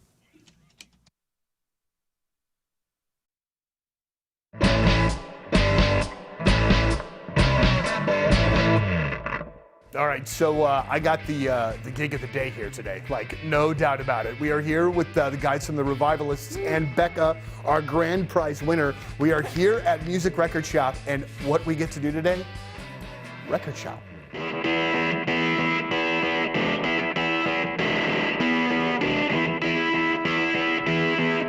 just like to point out one of the all-time great record title names by Ween, 12 Golden Country Greats. Oh, that features the song.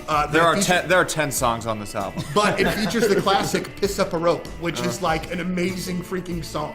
I have that record. That is a really great record. Good stuff. And I'm not. Let me tell you about my dentist. That's Dr. Foley and Foley Dental Group in Glen Carbon, 590 Glen Crossing Road. I'm always talking about how they have the latest and greatest when it comes to dental technology.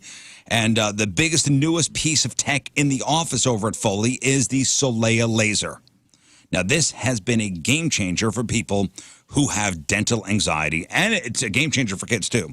So this is a dental laser that replaces the dental drill for certain procedures in the office. A couple weeks ago, I had a filling fallout, so I had to go to Dr. Foley, and they had to use this thing on me. Normally, they'd have to numb me up and use a drill to get all the remnants out. Now with the laser, no needles, nothing. It was gentle, it was fast, it was precise. This thing eliminates the need for drills, needles, and numbness after. And the main things that people are reporting, including myself, feeling some cold during the procedure, not pain. My appointment was a lot faster than it would normally be, virtually no bleeding, and you're not going to be numb for 3 to 4 hours after the appointment. And, yeah, bonus, you don't have to numb the kids. It's the Solea laser, now available at Foley Dental Group in Glen Carbon, FoleyDentalGroup.com, FoleyDentalGroup.com.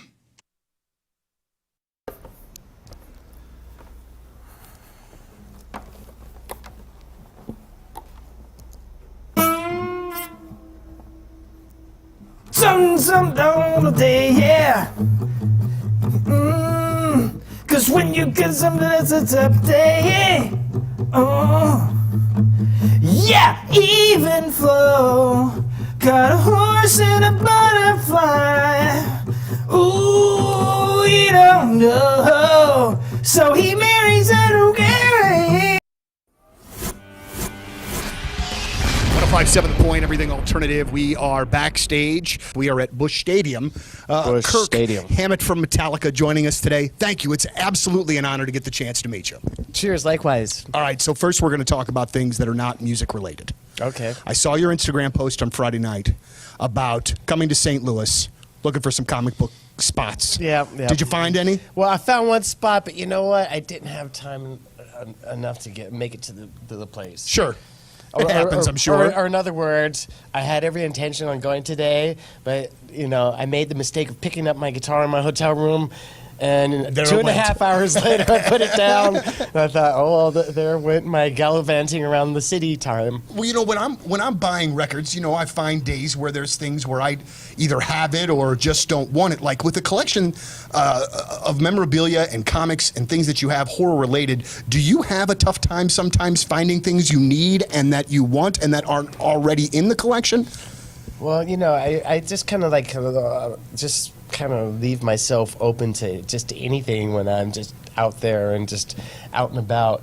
It's crazy because just recently on the East Coast, I went out to a comic store to buy some comic books that We were just talking about banking, and there's no reason to make it difficult. It can be very, very simple if you go to First Community. They have over 40 locations throughout the St. Louis area, and in fact, they have a whole bunch of locations in Walmarts that are open 7 days a week, so you can actually make sure that your payments went through, everything goes through. You can work with them directly there, and they're absolutely incredible. And in fact, they have loans for everything. And if you're trying to make investments, well, now's a great time to go over to First Community. And you don't have to worry about your high-risk investments because they are secured there. They have some great rates on CDs right now for short-term commitments, like 12 or 18 months. And you don't have to be a big roller. You can actually open a CD with as little as $500. And if you don't want to tie your money up, all you should consider is a money management account. And the more you invest, the higher the rate, and there's no monthly service charge. Absolutely incredible. I just love the convenience of First Community. I just love that you can actually talk to people, and they're going to help you out, and they love to make your dollar work for you. So swing by any of their convenient locations today or go to firstcommunity.com. That's firstcommunity.com.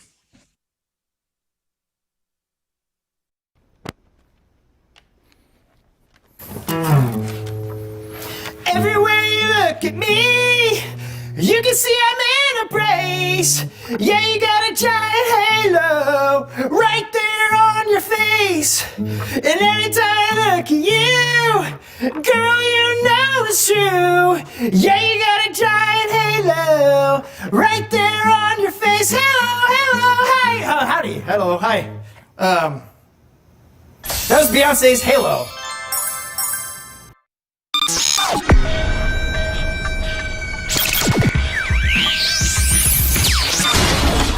Well, here we are at the Chaffetz Arena, gigantic show tonight with the Killers, joined by Brandon and Ronnie. Gentlemen, thank you very much for your time. Really appreciate it. Yeah.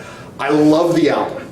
Wonderful, Wonderful is out now. It is it's such a great record. I think very much worth the wait. I want to know first things first about Jackknife Lee. That produced this record for you. I know there were a couple of other guys as well that did a track, but I want to know about a producer and what his role is with you guys and how you know he's the right one to work with you guys on something like this. Well, it's different. I mean, every producer is a very, it's a very, that word casts a very large net. Mm-hmm. They can be, there are some people that just get in a room and sit Indian style and give you vibe. And some people that, the other end of the spectrum is actually, they play with you and they're like a fifth member of the band.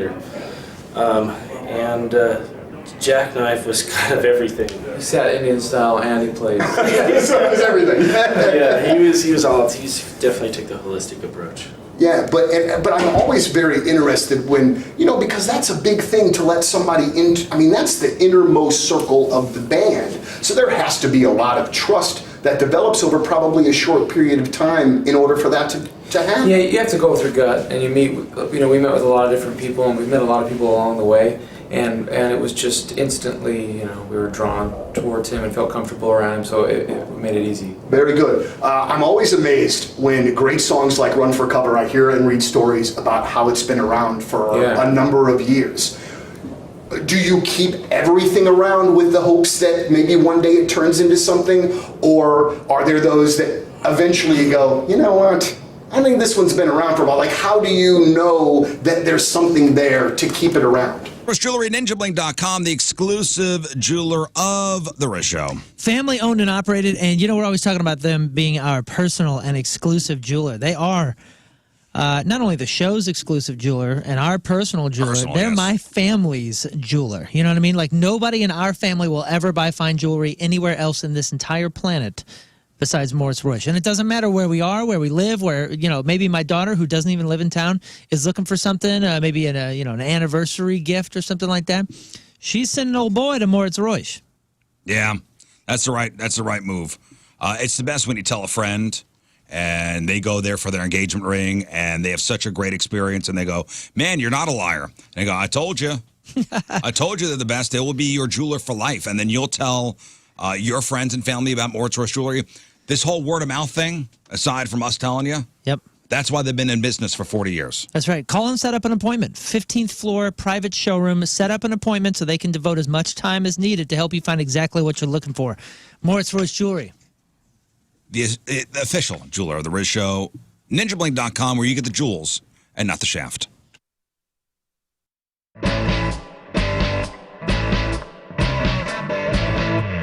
Hey, we're the Interrupters! And we're here with our new friends Sarah and Donnie from The Point. We're at Music Record Shop, and we're gonna go get some records.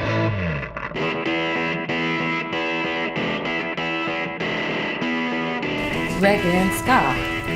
This record is going to change your life. Welcome back to the program. Phone number 314-624-3833 or 618-398-3833. The Mick Ultra Studio Cams. 1057thepoint.com/Rizz. The socials at RizzShow Show. Your emails, RizzShow at 1057thepoint.com. So our buddy Dustin Rao's going to be here in just a little bit talking Songs for Soldiers, the 11th annual benefit concert, which is coming up on Friday, September 13th and 14th. So the 13th, the Friday, is the country show night. Mm-hmm. The 14th is rock night, starring the Gin Blossoms and Joe Dirt and the Dirty Boys. It's going to be a hell of an evening out there in Columbia, Illinois. And Dustin's going to be here. We asked you guys yesterday, if you're a combat vet, to send us your, how do we put it? your wildest, funniest, grossest, nastiest deployment stories. Right. Or stories from being in the service, like a veteran. We wanted all veterans to email in. We got a flood of emails. Oh, yeah. I was sifting through them last night, and it was funny because majority of them were from men, and I almost feel like because they were emailing me directly, a woman, I feel like they kind of censored, like they didn't get as gross in detail as like I wish they would have. You told me some pretty gross ones. There's the ones I'm going to read for you are disturbingly gross, yes. So Lern picked your top 3, and Dustin will figure out which one deserves VIP treatment for the weekend. Hotel stay, you get tickets to the entire weekend for Songs for Soldiers VIP, and they do it upright. So it'll be a cool weekend for you. We'll also, for you guys giving out tickets, we're going to do a 90s rock music quiz because I know, Dustin's a rock guy. Oh, yeah. Was in a band. He's still in a band. Still in a band. Yeah. And we'll do a 90s rock quiz, and everybody be involved here as lifelines. So that'll be fun. We'll do that in a little bit. Some people fantasize about telling their boss that they're quitting, but for others, it's uncomfortable. Mm-hmm. It's an uncomfortable situation, quitting a job. There are people who have stayed at a job longer than they wanted to, and maybe they're still there because they didn't want to tell the company they wanted out. So this right here is for those people. There are several emerging companies that will quit your job for you. They will call your employer. They will tell them that you're leaving and even handle and negotiate the details, like your last day and how to return your company-owned uniform, equipment, whatever. Good idea or bad idea? If there's a market for it, it's a great idea. Is it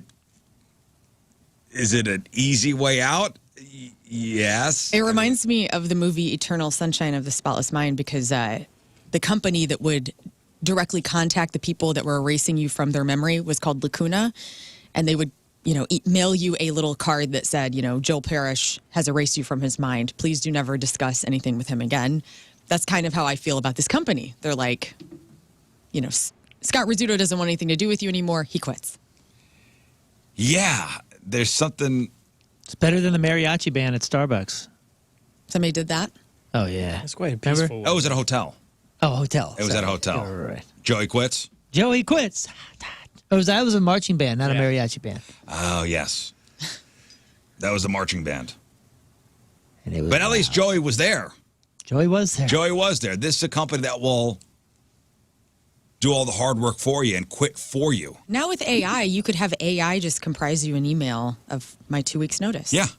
A quittergram, huh? Mm-hmm. Yeah. Now, for now, the two prominent companies offering the service are in Japan, which makes sense. Culturally, Japanese people could be less confrontational, especially when they respect their boss or business and feel like they may be letting people down by leaving.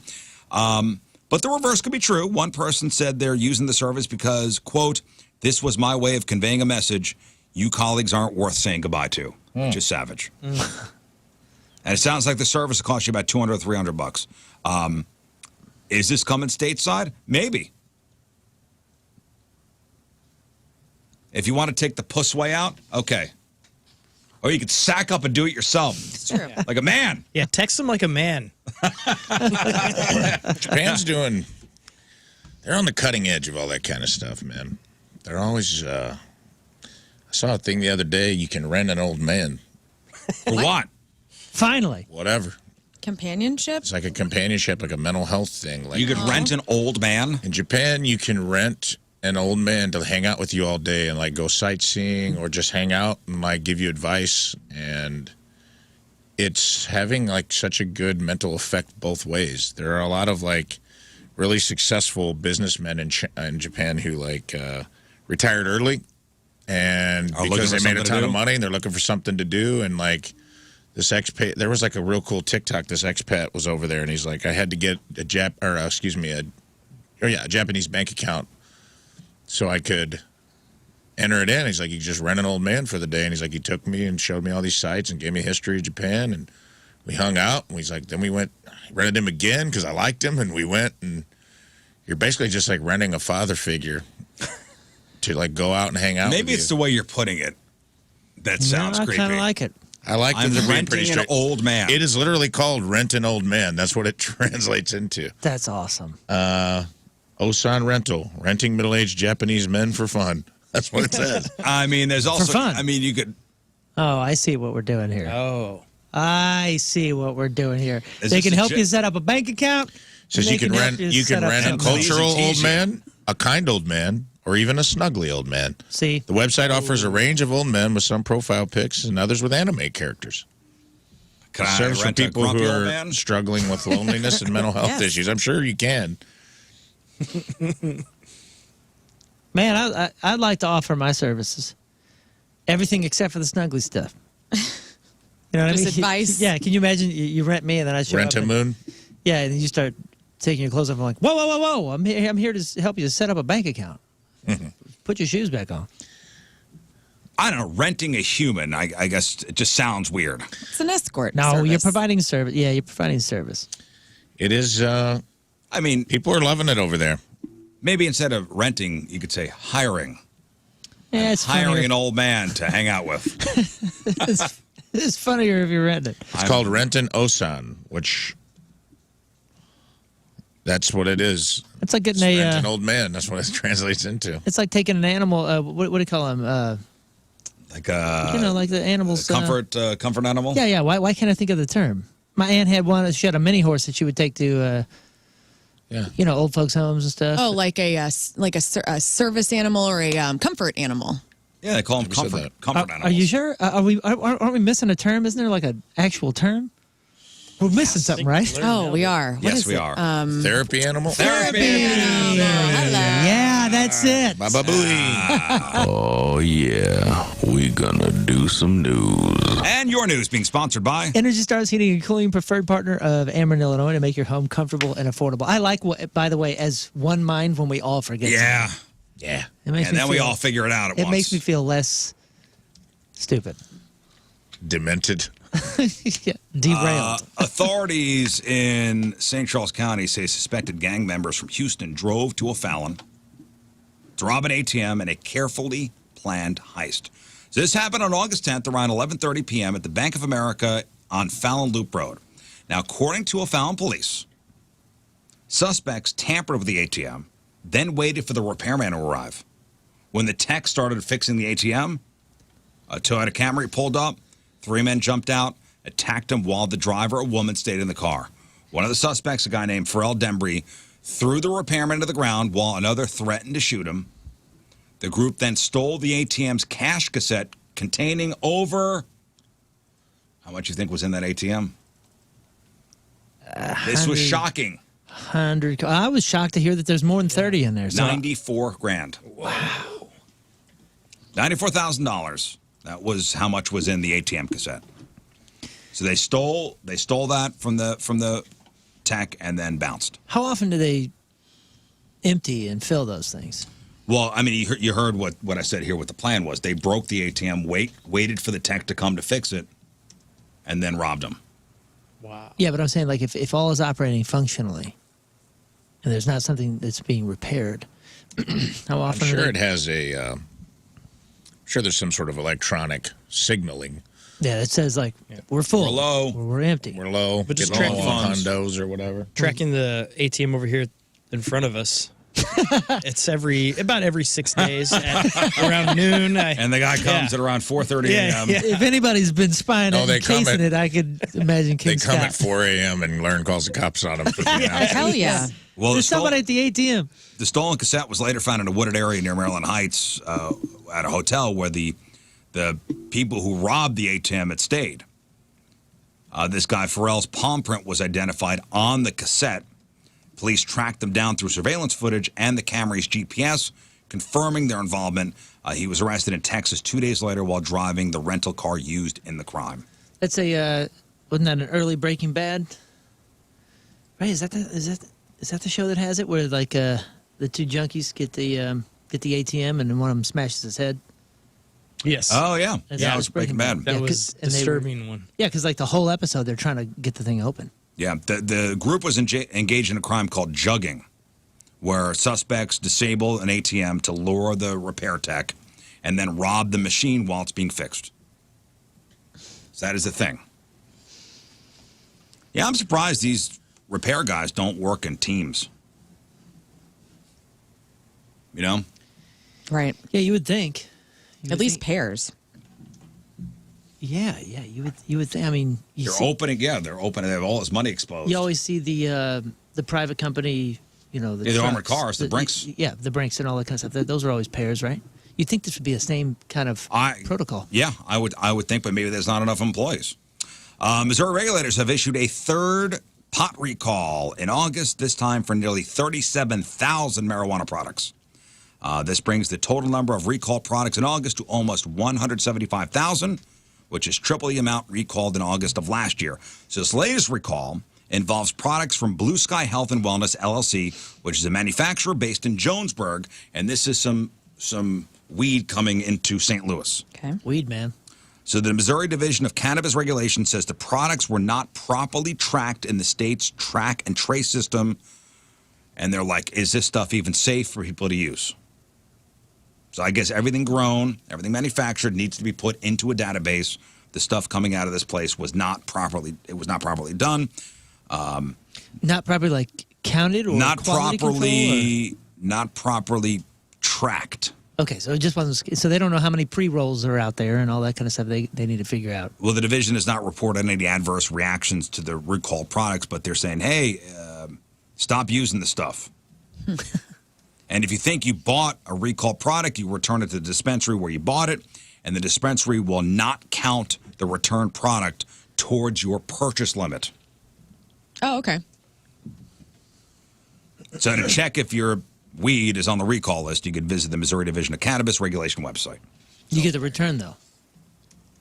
You don't. Yeah, you get the credit. You get the credit back to what you can buy in the future.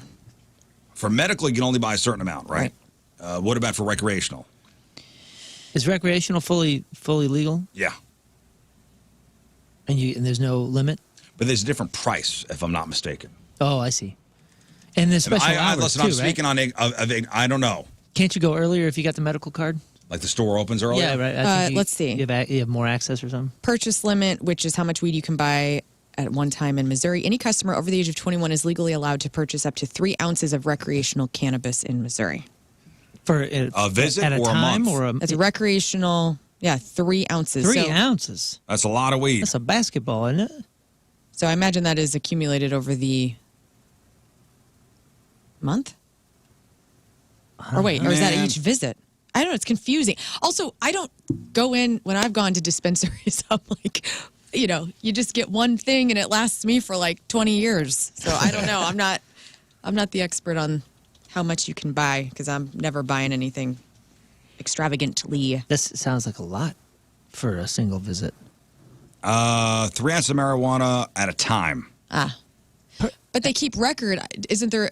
Here we go. Isn't there like a database that all of the dispensaries are connected to? That's why you give your license to them so they can see how much you're purchasing. You can be like, dang, Lern's going through 3 ounces every 16 hours. Medical patients can buy 6 ounces of weed per 30 days. Damn.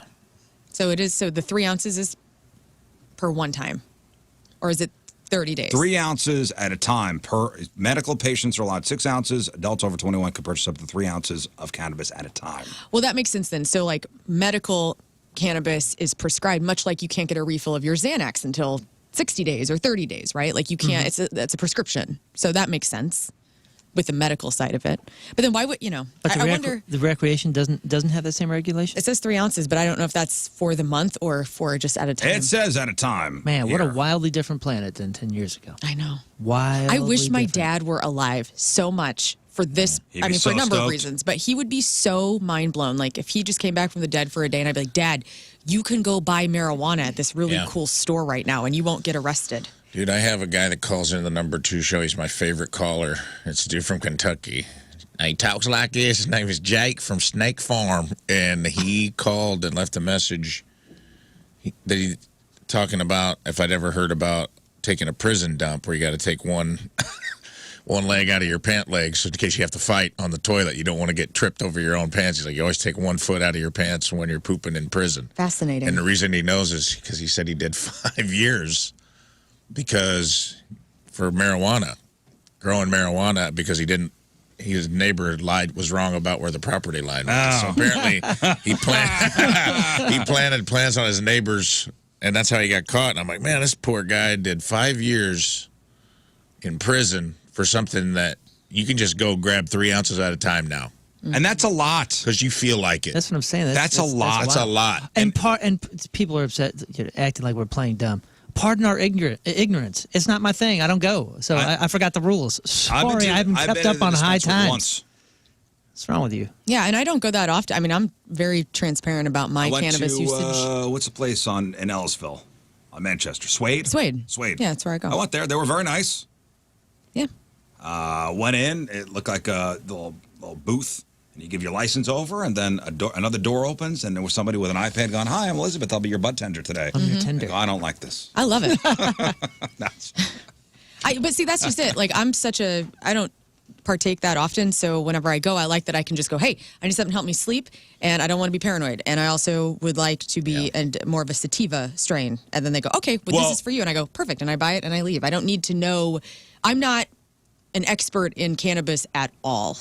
Okay, so yes, as I was saying, the medical stuff is cheaper. It's taxed at a lower rate, and that's why there's a 6 ounce per month limit, which is still a lot of weed. That's a lot. Yeah. That's a lot of weed. That's a lot. And back in the day when we were, when there were no dispensaries, right? You didn't care what you smoked. No, you didn't know anything about it. You it was know just anything weed, about man. it. It was just weed. It had stems and seeds. You didn't care. My dad used to smoke in his garage. He'd be out there fiddling with his stuffed ducks and his boat and his, Chevy truck. And I'd go out there and the cigarettes would smell different. And I'd go, I know what this is. Papa. And that's all I needed to know. Your cigarettes smell like beer. I actually said, I go, Dad, I like these cigarettes better than the Marlboros. And he's like, why is that? I go, well, it smells better. And I was like, can you smoke these in your house and fill this with my secondhand lung exposure? Abandoning the nostalgia for these would be so dumb. Just to set people's minds at ease, rumors have been swirling online that Capri Sun, we all know Capri Sun, Love the pouch. plan to ditch the pouch and switch to bottles instead. How dare you, sir? Really? Whoa, that's got to be weird. Part of the flavor is that plastic flavor, and you would assume it comes from the pouch. Well, part of the thing is, the little hole, and you take the You break the straw sometimes. You break the straw, or you're squeezing the pouch so much that as soon as you pierce the pouch with the straw, stuff comes squirting out. No, can't be true. I do not believe this. It's not true, by the way. The pouches, and they're famously hard to insert straws. They ain't going anywhere, guys. Thank God. It is the only selling point of that product. That you pay for that experience. The kids, the only reason kids want it. It's not because it tastes good. It's not because it's like exceptionally flavored. It's the pouch and the sharp straw and like the whole thing. And sucking it down with one gulp, and that's one drink. Yeah, it's like Johnny, a little astronaut drink. It started with a rumor that they're planning to sell 12-ounce bottles of Capri Sun, and they just confirmed that part is true, but they're not replacing the pouches. They planning to add the 12-ounce bottles next year to get more adults drinking their product. Hell yeah. The pouches are only 6 ounces. So this would be a 12-ounce bottle. Didn't they come out with an alcoholic version of this? Of Capri Sun? Mm-hmm. No I feel way. like in the last, at the beginning of summer, we were talking about it, I feel like. I never saw them. I would like to see one in my mouth. I bet you it tastes so freaking different in a glass bottle. So different. Right. Like Newcastle. I'll bet you it's not going to be a glass bottle. I'll bet you a plastic bottle. Like clearly Canadian, but not as good. Yeah, dude. I mean, because part of it is you feel like you're sucking in whatever weird fake air is in Well, in it's that also... thing. It tastes like you space. can only drink Hawaiian Punch out of a can. Oh, dude, do you remember when they were doing Hawaiian Punch fountains? They were saying that they were going to do fountains in schools or something with Hawaiian Punch. They were terrible. They did do it for a while. Did they? There was like a Hawaiian Punch fountain at a couple of like fast food places, and it wasn't good. It didn't taste the same. You got to drink it out of a can. I don't like a juice in a can. What I do like is a little rectangular box drink of a high C. That's where the fruit punch needs to come from. I love Thai C, but the Hawaiian Punch out of a can had a certain tang to it. Yeah. And that was the one that can never get cold. You could put it in the freezer, and it's still kind of hot. It was it's just lovely. Same thing with Lipton Brisk iced tea. Yeah, I got you right here. It's got to be in the can. You try to get it in a bottle, and it's like it gets you like in the back of the throat, like a certain. Yeah. Can I be real with you all? I don't like a canned cocktail. I'm a little prejudiced to that. Coca-Cola, good little seltzer, whatevs. But I try to do these like vodka drinks out of a can, and I just can't. Somebody handed me a neutral Yeah. at your shindig on Those are the Saturday. ones that look like they're not alcoholic, but they are, right? Yes. Yeah, I didn't love it. It's a vodka seltzer. It was okay. It's just another one of those. It's all right. It was all right. So Capri Sun responded to the bogus pouch rumor on social media saying, don't believe everything you read on the internet. We'd never disrespect the pouch. Then in the same post, they announced what sounds like a joke, but isn't apparently. Starting this week, they're selling full-size pallets of Capri Sun exclusively through Walmart. You're telling me I can go buy a pallet of Capri pallet. Suns? So a pallet is more than 3,800 Capri Suns, and it'll run you $250. That's a bargain. Around 6 cents a pouch. I'll be done with that in a week. Normally, 10 packs are like 30 cents a pouch, so it's a great deal.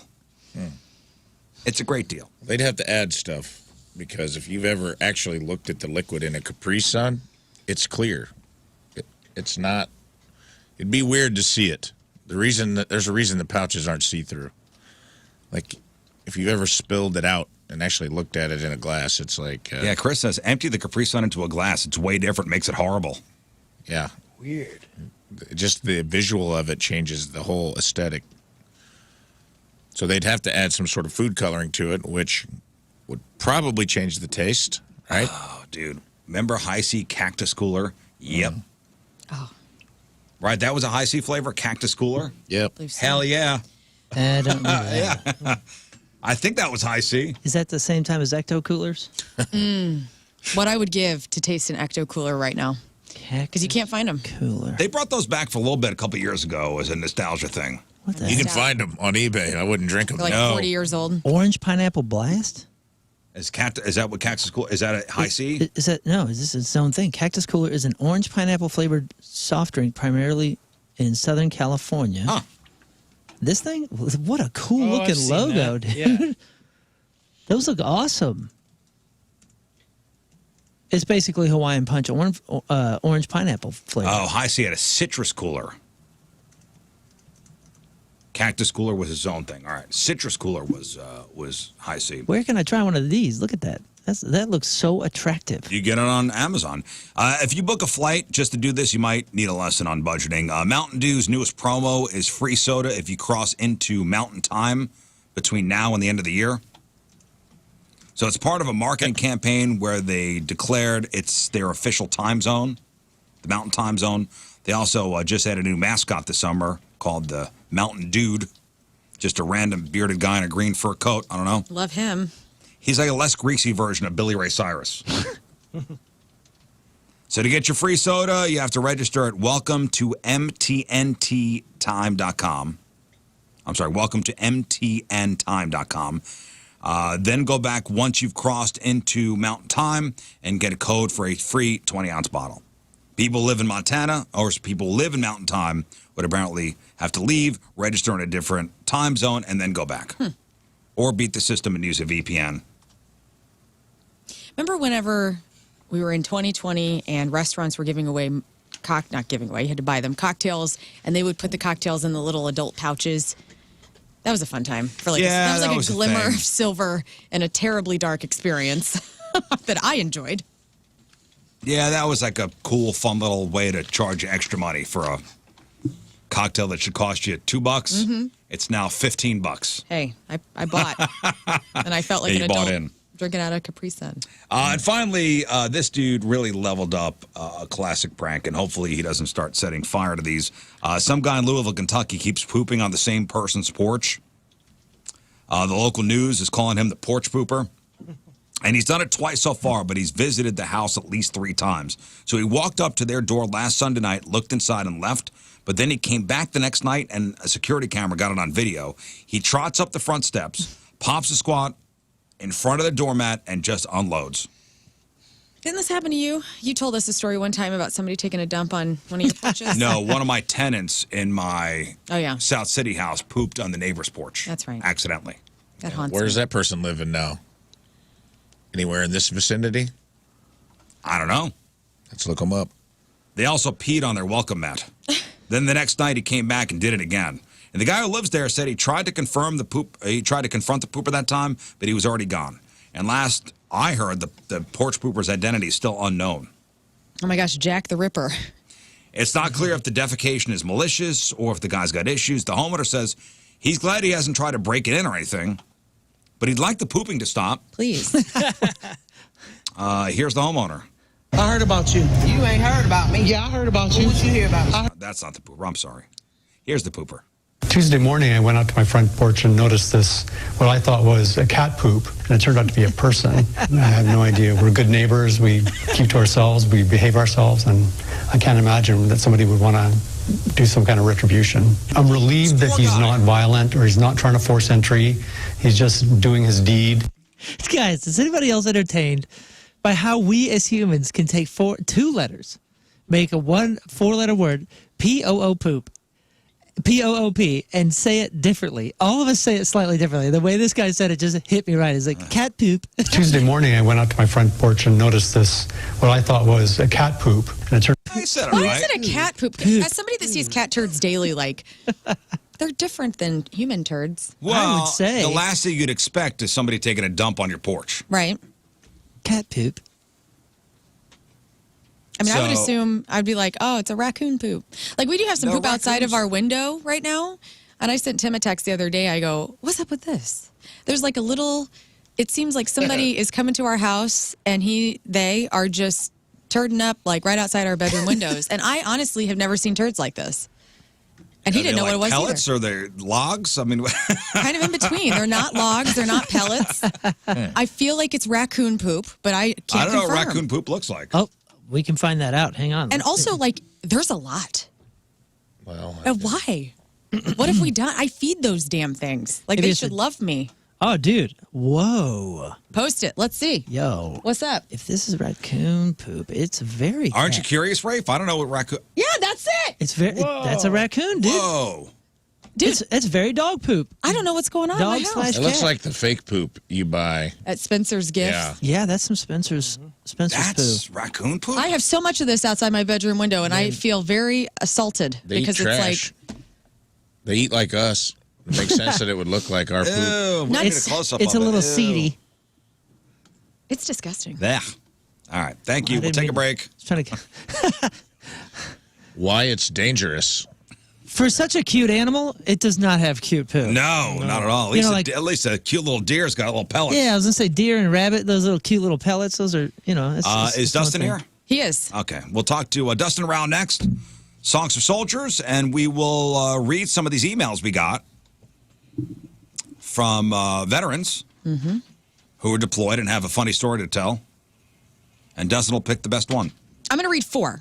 4. Oh, 4. One's very short, so I figured, All right. yeah. 7:59. Wednesday, traffic and weather. Moon coming at you. Traffic brought to you by Worldwide Technology Raceway. Experience the thrill of nitro-fueled racing at the NHRA Midwest Nationals. Come see your favorite drag racers at WWT Raceway from September 27th to the 29th.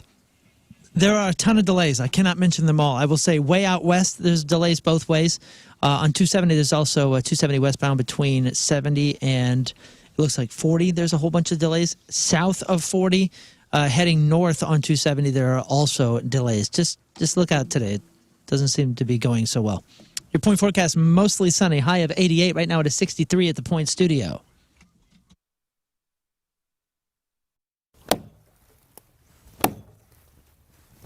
Dude, this sucks.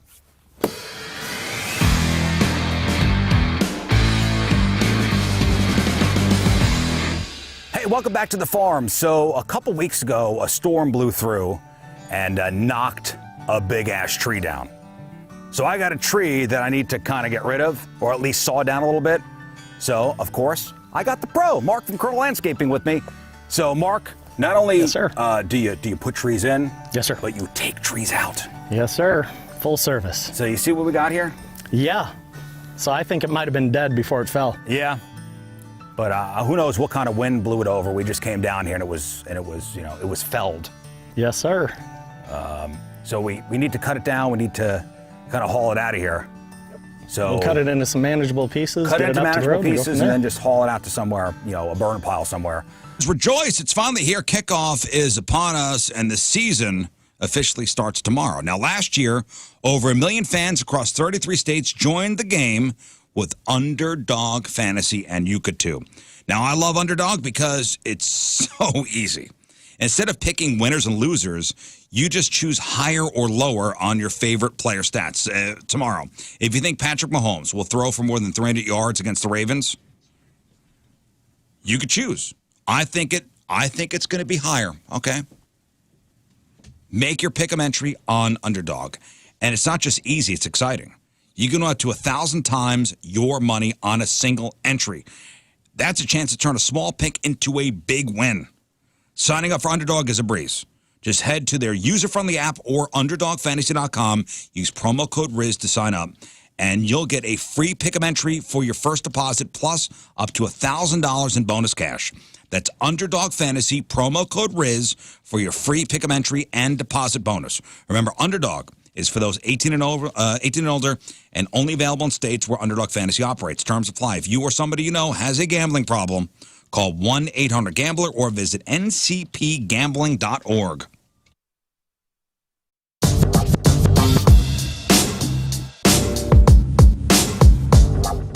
Joined by Seether. Gentlemen, how are you? It's great to see you, and thank you for being here with us. The first thing I want to bring to your attention, and I'm sure that you guys don't keep track of this because you have way bigger things to do, but this is your 6th Point Fest, all right? Out of the 30 some odd that we've done, you've done 6 of them.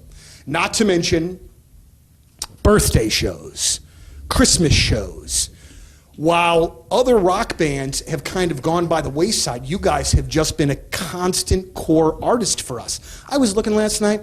We have played like 26 different Seether songs in the history of our career, and your career and our career as well. You have just been such an important part of the station as the alternative format goes left and we stay rocking. You guys have been a really big part of that. And I just, as the music director of the radio station, just wanted to say thank you. And I'm sorry, Sean, if you're getting eaten alive by something over there. I'm making my acquaintance with the local wildlife. You guys are celebrating 20 years this year. That's a really impressive feat. How, many bands that have been successful still don't make it 20 years. How have you guys been able to do that by your account? I think we've just basically written stuff that we want to hear. I love a lot of bands. I love a lot of music styles and a lot of different types of music. But whenever we write albums, we just stay. I try to stay true to what we like. We like to write stuff that we like to play, and stuff that I like to listen to. So I think really just not adapting to a new flavor of the week kind of sound. There's a couple bands out there that tend to sort of go left and right as the tides move, and that just isn't sincere. I don't think, you know what I mean. I think you have to stay sincere and honest and true to yourself in that sense. And so musically, we just always write stuff that and but you also don't want to rehash the same things. Sure. So it's great to experiment and try new things, and as long as you don't. Ball season is here. The gridiron has been fired up, and you know what that means. Fall is also here, and with cooler temps on the way, it's time to make sure your home's ready. If you've been dealing with drafty windows all summer, struggling on those crazy hot days, your AC's working overtime, or just bad insulation, now is the perfect time to upgrade with Universal Windows Direct. Before the cold weather hits, the exclusive Super Spacer tech developed by NASA, where the scientists work. Make this window perform better, last longer, and help keep your home comfortable no matter the season. Plus, Universal Windows Direct backs it all up with a true lifetime warranty for as long as you own your home, plus a 20-year warranty to the next homeowner. So you're basically like a ghost haunting somebody with your responsibility, and that's pretty dope. Call Universal Windows Direct today, 314-334-2522, and for every 2 windows you get, you get 2 free. That's buy 2, get 2, buy 4, get 4, buy 20, get 20. I don't know. Maybe you live in Wayne Manor. Buy 100, get 100. I don't know you. But whatever you do, you get the same deal. There's no limit. That's the point. Plus 0% financing for 5 years. You don't pay a dime in interest. It doesn't get much better than that. So call 314-334-2522. Schedule your free in-home estimate today. And for every 2 windows you get, again, 2 free plus 0% financing for 60 months. I've told you twice, go do it. For the last windows you'll ever need, go to uwd.com. And like me, you will be saying, I love my windows!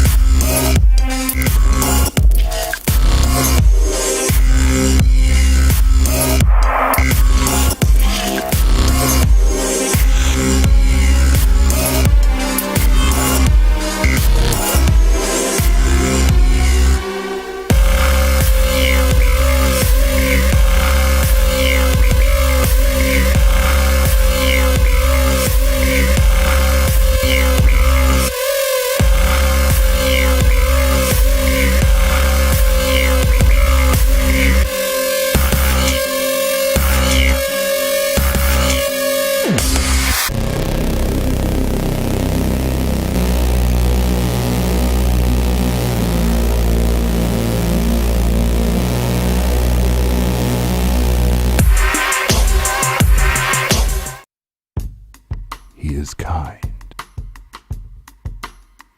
He is supple. He is magical. He is stainless. He is sensual. He is raw. He is power. He is limber. He is untouched. A car, you're thinking, I should go to the dealership and just look in the lot and pick out something. And next thing you know, a sales guy's on top of you, and you go, okay, I think I want that car. And they grab you and they whisk you into the finance office, and you got a pencil pusher on one side of the desk, and he's furiously filling out paper and hands it to you, and you go, I don't know what I'm signing. And next thing you know, you're paying $800 a month for a car that's not worth $800 a month. Life could put good people in bad circumstances. Instead of selling you a car, my buddy, the Auto Loan Pro, is going to help you get your life and credit back on track and get you reliable transportation. Anyone can sell you a car. It takes a pro to do it right. The Auto Loan Pro works with over 50 lenders to get you the very best financing. He's going to work his ass off to get you the best rate possible with little or to no money down. Making a big purchase with finance, it's complicated, especially if you've had a hiccup with your financial situation. The Auto Loan Pro is going to help you get back on track. Financing a car, there's one thing to know. Choose the Auto Loan Pro. Autoloanpro.com, autoloanpro.com.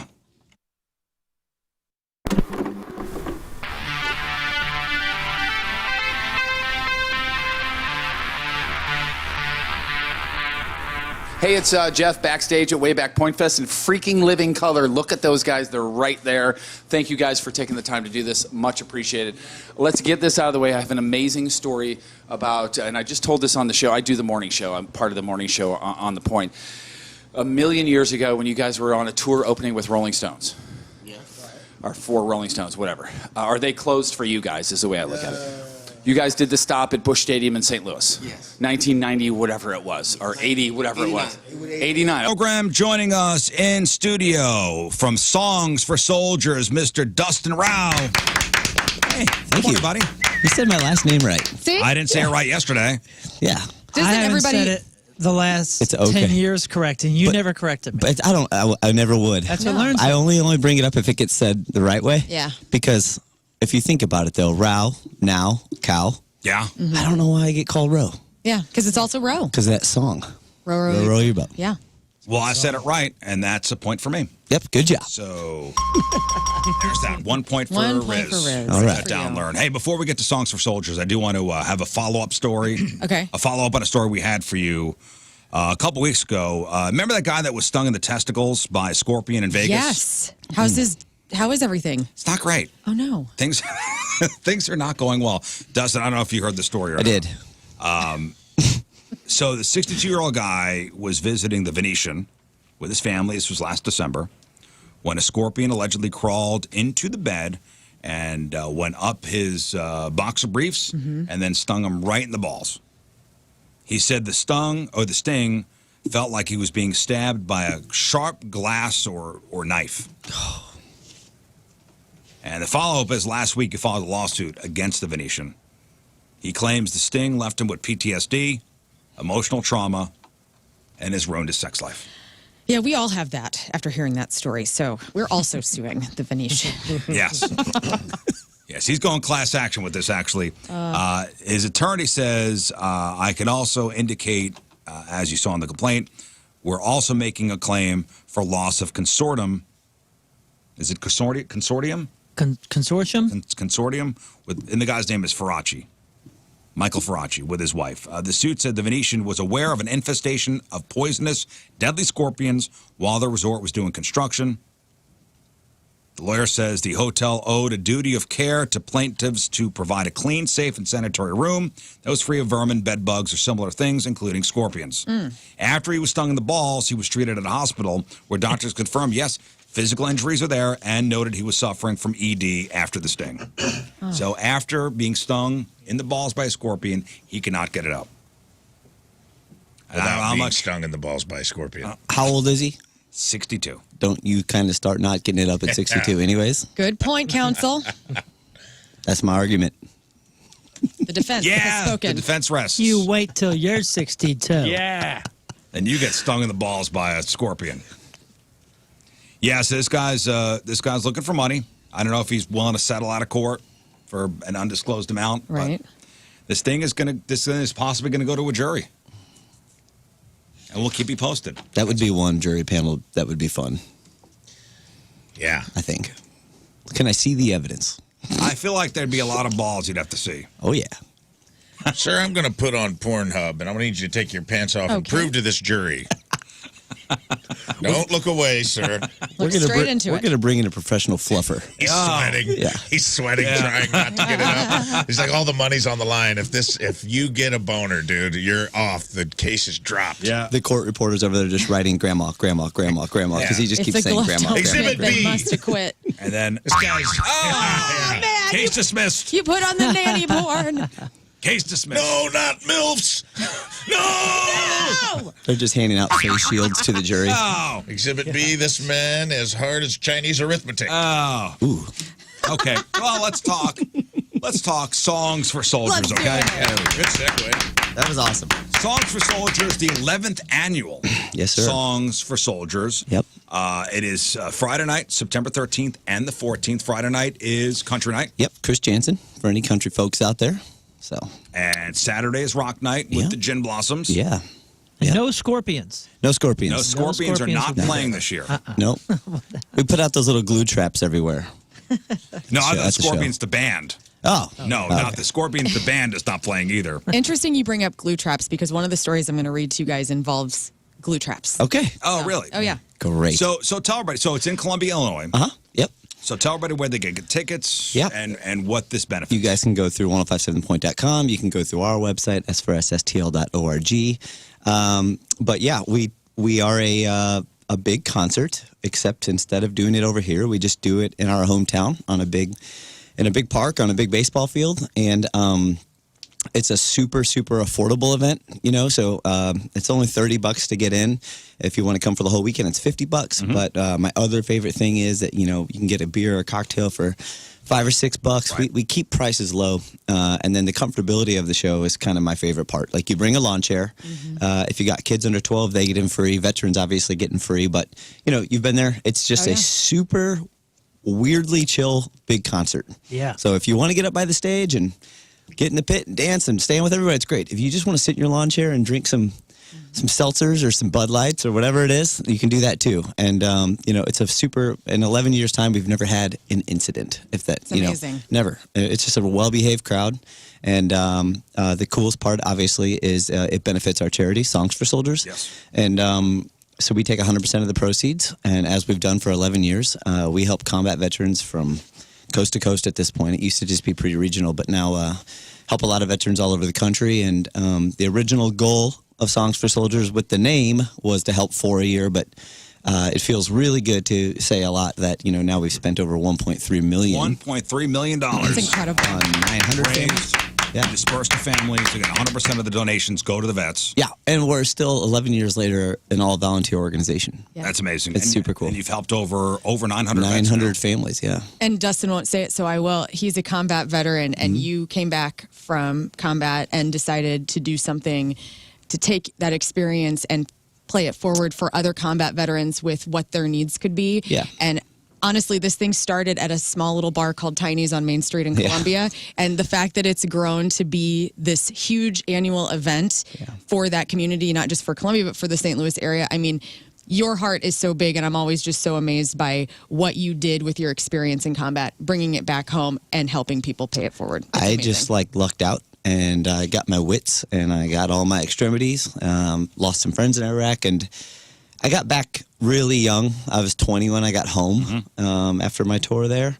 But so it wasn't until several years later that I did start it. But, once I started reconnecting with a lot of guys I served with, I was like, ooh, it's rough out there. Right. Columbia is a bubble, and I left the bubble, and I came back to the bubble, Yeah. and I had a good job, and I just didn't experience the post-war stuff like others did. And so Well, a lot of people have problems assimilating back into civilian life. they do. Yeah. They do, and you go from a high. I remember at the end of my tour in Iraq, not even wanting to come home. It was kind of weird. Like, as a human, you can get used to whatever environment you're in. And it was at a point where, like, we're really good at this job. Like, and we escorted fuel convoys, you know what I'm saying? Protected fuel convoys out on the road. And I didn't mean that. I don't mean that from a gross way and fighting. And, I just mean, like, we were good at it. And, like, I've done this for, what am I going to do when I go home? And you also had all your needs taken care of while you were enlisted. Yeah, and then when you get back home, you're like, you're on your own. You're on your own. But if I'll say this. The VA gets a bad rep. I'm on the other side of the coin with that. The help is there. The help is there. It is a process. I understand. It could be a little faster probably, but they are working their butts off. And the things you're hearing bad about the VA are on such a high level, but these social workers and caseworkers and psychologists and doctors, man, they're really, really trying. And that's how we find our veterans. Is about 95% of our veterans come through the VA. So a reference is typically a VA social worker or a doctor or, like I said, psychiatrist. And we're just looked at as an outside resource, So the money raised, again, goes to vets, but what do they use the money for? Exactly. So if a social worker is working with a veteran or counseling a veteran, or if a veteran is in rehab, they obviously get to know this veteran. And then they find out, oh, my God, I'm going to lose my house when I get out of here. Well, they can insert us. What are you behind? Oh, $4,000. Well, we check out the application, check out the veteran. Obviously, we vet the vets. We say no a lot, actually, but then we would pay that mortgage directly. So we don't even give the veterans the money, just as another kind of level of transparency. Like, hey, look, your $100 went to Ameren to pay that Ameren bill, not to the veteran in a new TV at Best Buy. Because that can happen. You got to be realistic about what you're dealing with. So I'm looking at the numbers, incredible too. Everything from service dog funding to rent payments to groceries to electronics for schools and jobs. Even appliances, storage units, dental work, veterans' families too. Yeah. This is the rough part of the job, but sometimes the veterans are real punks. And we've helped families get into new apartments to get away from the bad veteran, because that is probably has a little bit to do with the war, So we're all in to help the families too. We just helped a mom the other day. Her son was the veteran. He passed away down in Florida. We covered the cost to get his remains home. Back this area. Yeah. So, I mean, we don't stop just at That's the cool, veteran. man. Nobody likes to talk about that either. Nobody likes to talk about the fact, I was in the Army and, like, there's all kinds of veterans. Yes, everyone's a hero, but, like, there's all kinds of veterans that come home and, like, have different kinds of problems, and sometimes it is problematic behavior and stuff like just that. because they're a veteran doesn't mean they're excluded from being total scumbags. Yeah, we run into that too. Yeah, and it's just the reality. It's human. That's why the transparency is good, and I agree with you about the VA, because I think a lot of the disconnect, like my brother's on full disability, came back from Iraq, had a lot of problems, and they did everything. A lot of times I feel like, I experienced it with him, and I saw it with some of his colleagues. A lot of times the disconnect is getting the veteran to go get the help. Yeah, it's not that the VA isn't there. You can't force someone to use the resources. And then when he did finally go, they did so much. They helped him get all of his funding. They helped him go through the paperwork. His rating. And get rated to get his disability and things like that. And he would have never done that on his own. And people, they don't just hand out 100% disabilities. No, they don't. I mean, usually the veterans I say no to are probably 20-30% disabled, which means they're trying real, and that pretty much is a telltale sign you're not the one for us. You know what I'm saying? It's a tough. There's that. It's a tough no. It's a tough no, and we get some very spirited calls and emails back. Yeah. When it's a no. And so I do, and our focus is combat veterans. I do that just simply because of my own experience. But that does help us kind of narrow down the field too. Yeah. How old were you when you enlisted? I joined you probably know this, Rafe, but there's a program the military offers called the Delayed Entry Program. So if you know you're going to go right after high school, you can actually sign up once you're 17 if your parents sign a waiver. Go do basic. And so you could even do basic in between your junior and senior year. Whoa. And then finish your job training after. But for me, I joined when I was 17 as a senior in high school because I did know that I was going to leave right after graduation to go to basic training. The trick was I joined the reserves thinking, 1 foot in, 1 foot out. That sounds about right for me. Yeah. That was 3 months before 9/11, and then I ended up spending quite a bit of time on active duty, getting deployed. So you could do your basic training between in the summer between junior and senior year, and you're put in with you're in there with adults. Yeah, a lot of people did that, and I had guys It's in high cool. school do that. They would you basically the summer between your junior and senior year, you go to basic training. Yeah. You come back ripped Yeah. out of your mind. you're the coolest guy in school. senior I year. tried to. I just was too late to the game. That would be cool. Like, hey, what did Chris do during a summer break? He went to basic training and got ripped out of his What mind. did Billy you do? see He worked at Chris? Subway. I got a job at Smoothie King.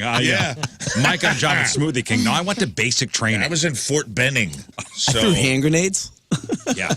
yeah, it's wild. It's a cool program though, but it helps you knock a year off your enlistment too. I mean, does, yeah. and it's might as well do it. But yeah, once 9/11 happened, we were all sitting in school. I was like, oh man. That's right. You and Lern you were same class? Columbia. Dustin was a year older than I. Yeah. Did you know her in high school? Was she weird then? No, I don't think so, at all. Suck on that. Okay. We knew each other. Yeah. We didn't really hang out too much. No, but I Dustin, totally knew who she was. I'll tell you about Dustin. Dustin was like hot soccer player guy. All the ladies were in love with, me included. And we didn't become friends until after he came home. I remember the first time we reconnected was you were working at the old Rock House and I was playing a show there. Yeah. And you were like their promotional chick, lady. Yeah, he had the blonde hair and like the cut off jean Gwen jacket. Stefani ears. Yeah, Gwen Stefani ears. So 3 months before 9/11, you enlisted, did your basic training. Obviously, nobody expected 9/11 to happen. Yeah. And then how long later were you sent over? So graduated high school, knocked out basic, knocked out AIT, which is your job training. Came home and I was too late to start as a freshman in college, so I just worked locally. I think for True Green Chem Lawn Mowing Grass or something, and then went into school second semester and maybe for a month or two, and got deployed for my first deployment.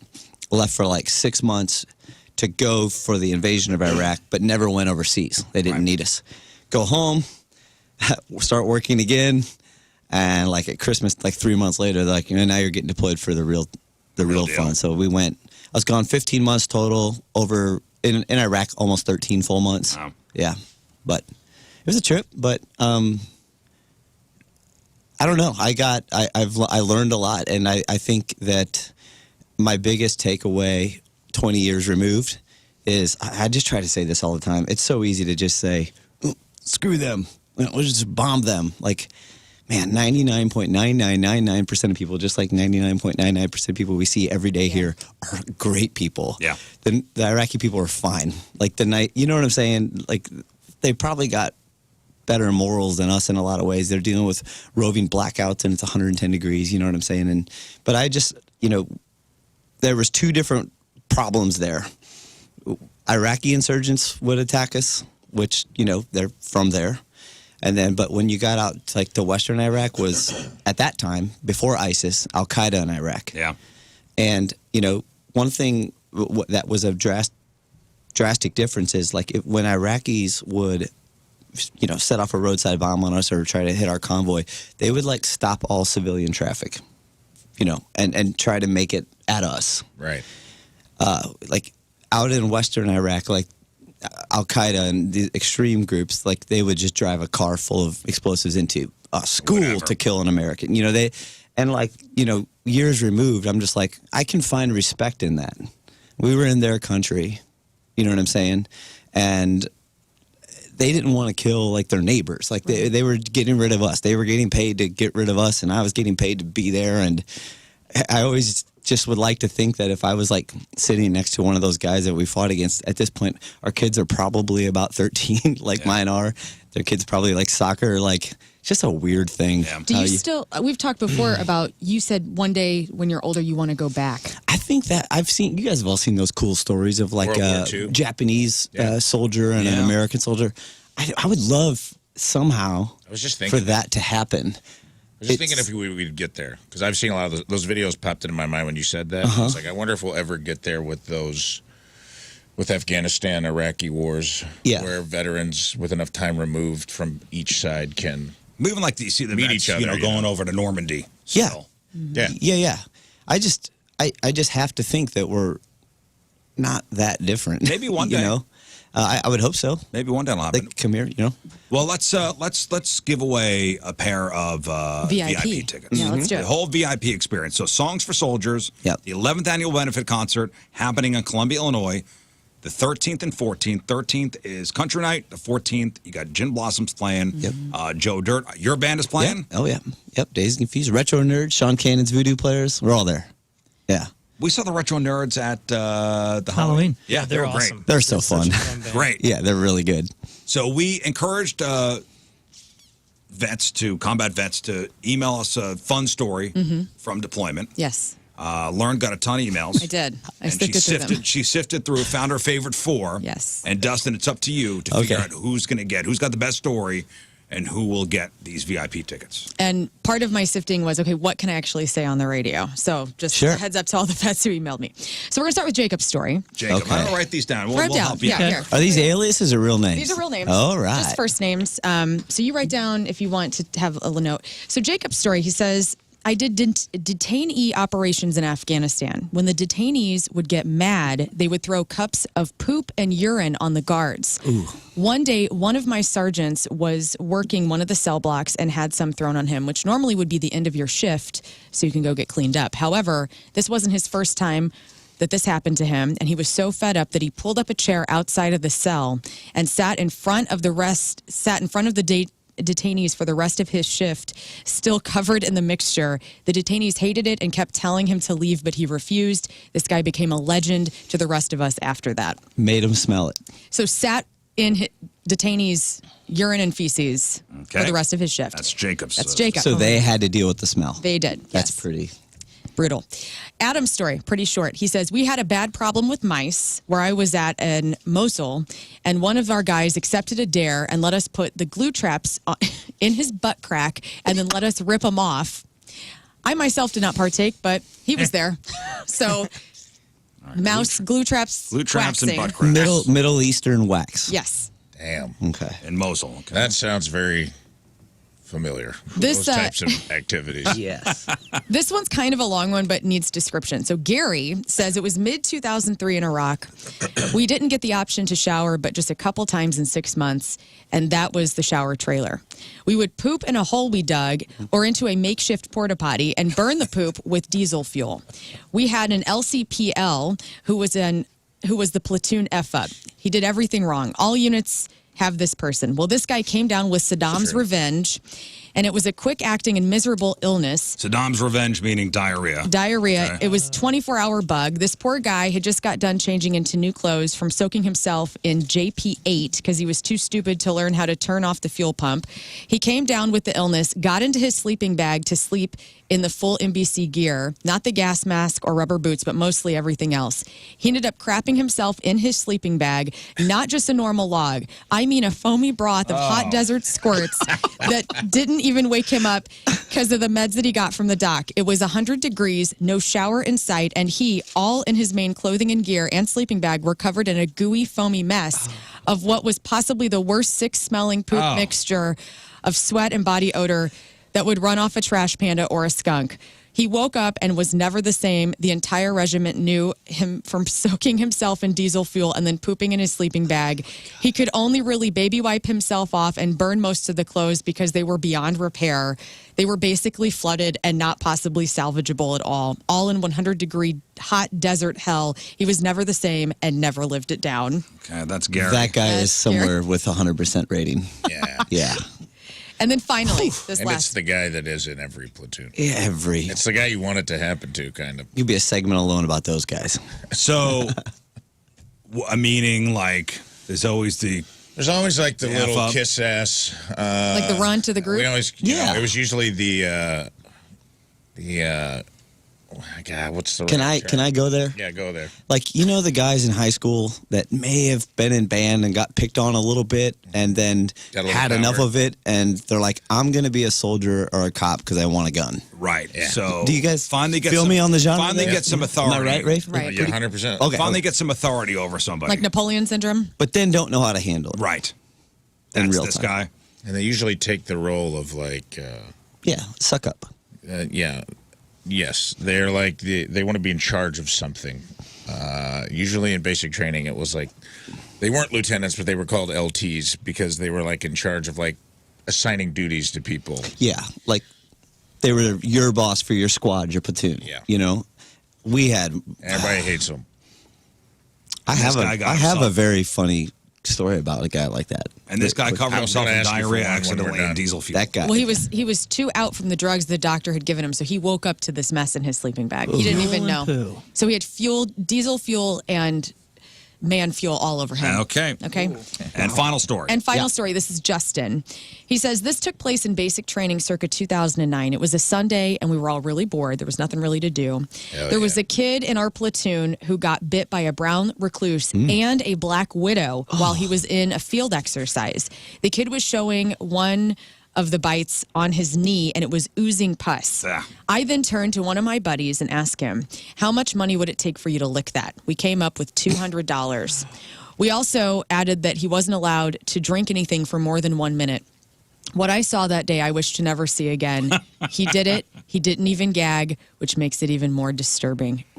So he licked the man's oozing brown recluse wound. Yeah.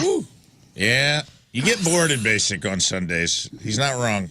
Yeah, there's two things to do: mop the floors, go to church. Pretend to make your bed. We used to tuck our BDU sleeves into the bed frame, so if the drill sergeants walked in, it looked like we were making our bed. I was just staying on the floor, sleeping with their arms up in the air like that. What year did you go to basic? 98. 98. No, I was right after you. 2002. He got hit by a widow and a recluse. Yeah. And a recluse. The dude is Spider-Man by now. Yeah. Right. He's Is he alive? I don't know. that is a superhero. That's crazy. Usually. I had a weird thing happen the other day, and I don't know if you've ever experienced this. You know how you go to basic training, you get your like basic training T-shirts made that's got everybody's name on the back, Yeah. like 4th Platoon Rangers. Yeah. So when you get out of basic, it's like basically merch for your parents to buy. These are very limited edition. Yeah. No one wants these shirts unless you were in the platoon that graduated from basic, and I was out. They start bar fights. Yes, Yeah. they do. Yeah, those shirts. And I saw a girl in a shirt. My name was on her shirt. Mm-hmm. This is recently. This is like, that's been a long time. 98. I don't do the math. And I was like, hey, where'd you get that shirt? And she's like, huh? And I was like, where'd you get that shirt? She goes, I don't know. It's some guy. I went home with some guy, and I think I like wore it home, and it's his. And I was like, which guy? Because I'm like, you banged one of my guys. I went to bed. I haven't seen this guy in 25 years. I want to get on Facebook, be like, nice. You know, if it hasn't heard from me in 25 years, just take a picture of the back of that shirt and be like, nice, Nice, dude. And she couldn't remember, which I'm like, well, that's on you a little bit. You're a little. I think you need to go to church or something. If She you was like couldn't Rafe remember. Williams. That'd be weird.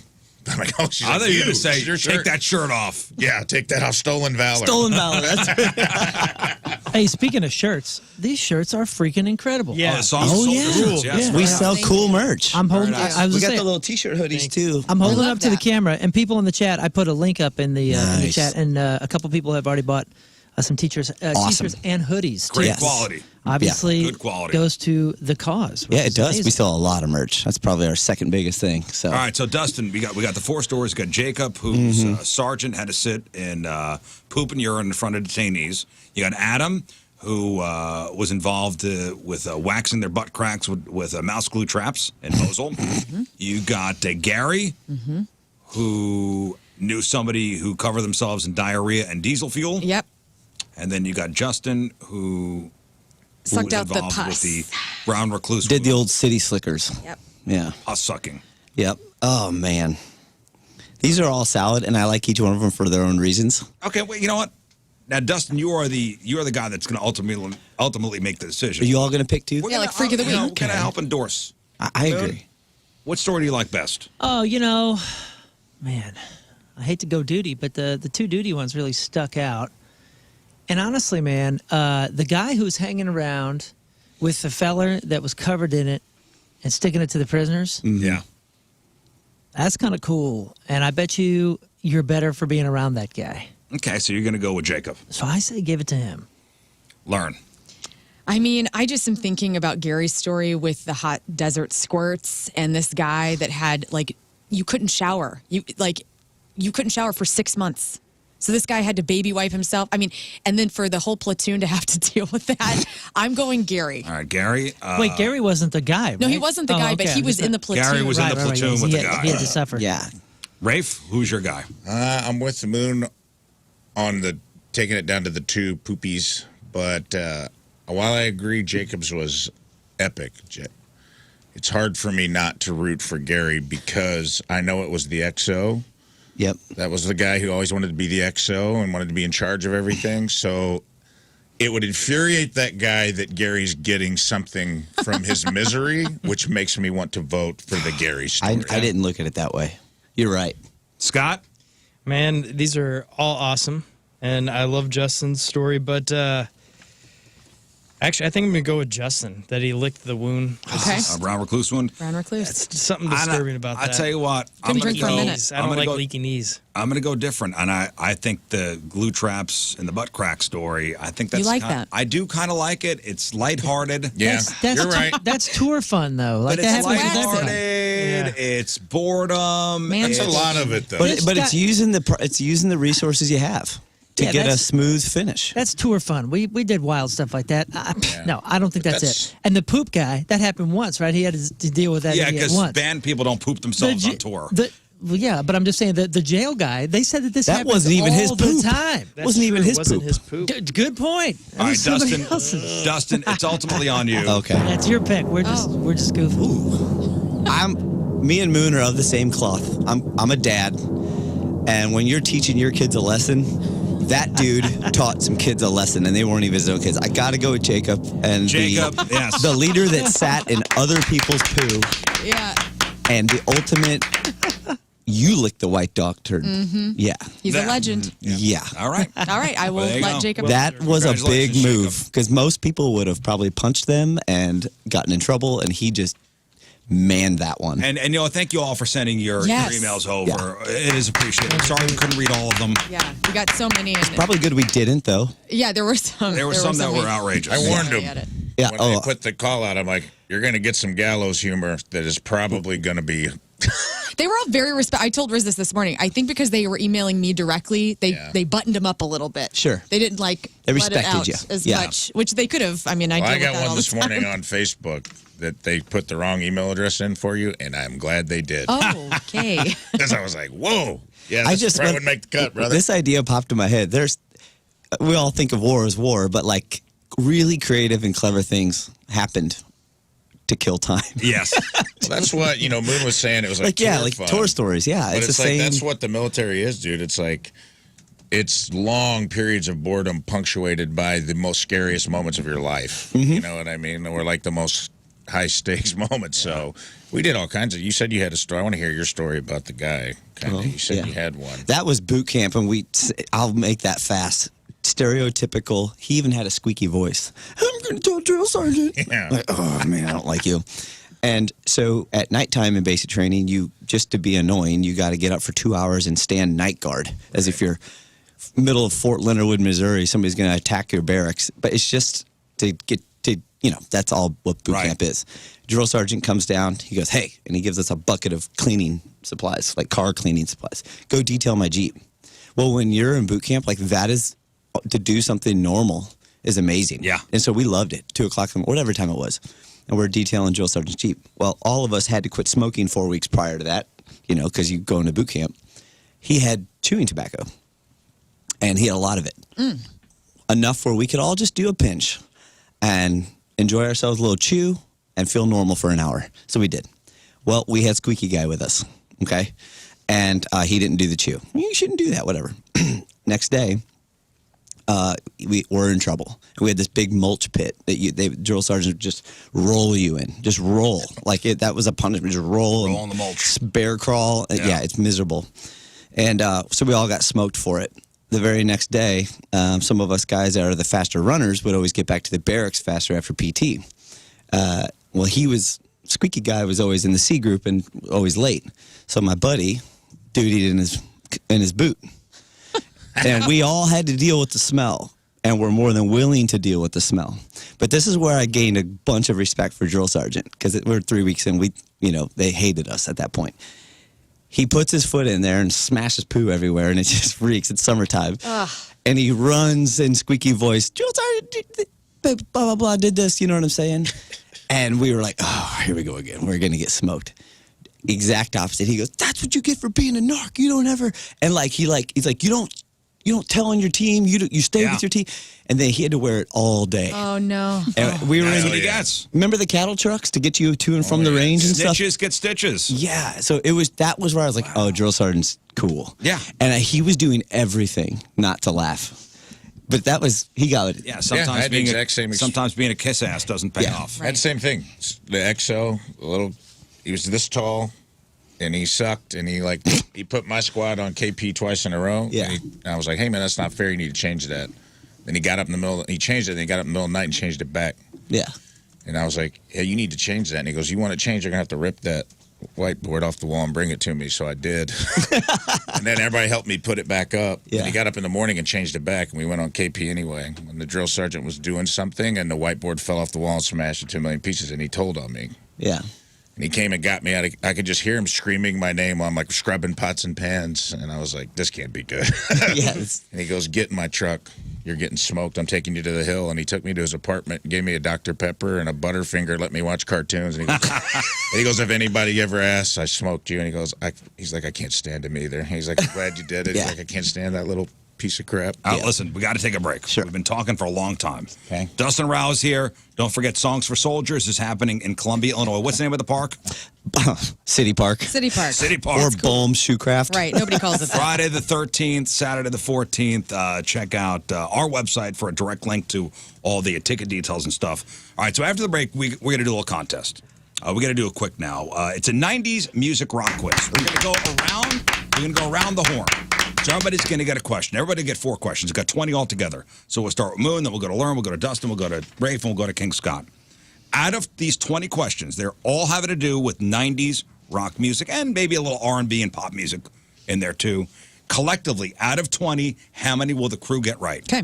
Closest without going over will win their choice of prize. We got KG Elephant tickets, Megadeth tickets, we got Falling in Reverse tickets, and we got tickets to go see Sarah Silverman. 314-624-3833, 618-398-3833. We're going to play next. All right, 8:44, Wednesday, traffic and weather. Moon coming at you. Traffic brought to you by Worldwide Technology Raceway. Experience the thrill of nitro-fueled racing at the NHRA Midwest Nationals. Come see your favorite drag racers at WWT Raceway from September 27th to the 29th. Lane blocked due to a crash 70 eastbound just after Missouri K. We also have delays 270 westbound between 70 and 364, and further south we have severe delays now. We're talking over an hour. 44 eastbound between Antire and 270. It's a mess. Your point forecast, mostly sunny, high of 88. Right now it is 67 at the Point Studio.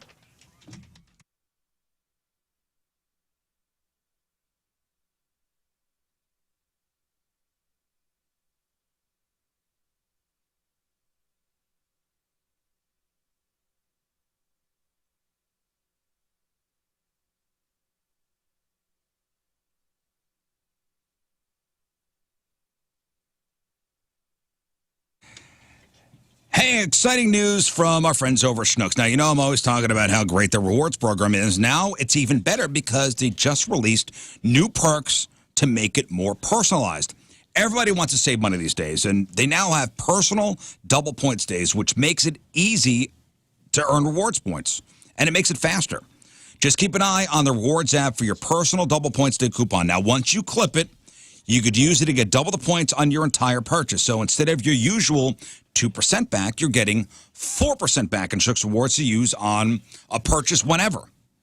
Because you get to choose when to use the coupon. Apply it next time you do a big shopping trip, a stock-up shop. So you're really getting more bang for that buck. This is an in-app coupon. So make sure you download the Shrinks Rewards app and check your digital coupons. That's where you're going to find this coupon when it pops up every once in a while. Download the Shrinks Rewards app today and look out for those personal double point stays.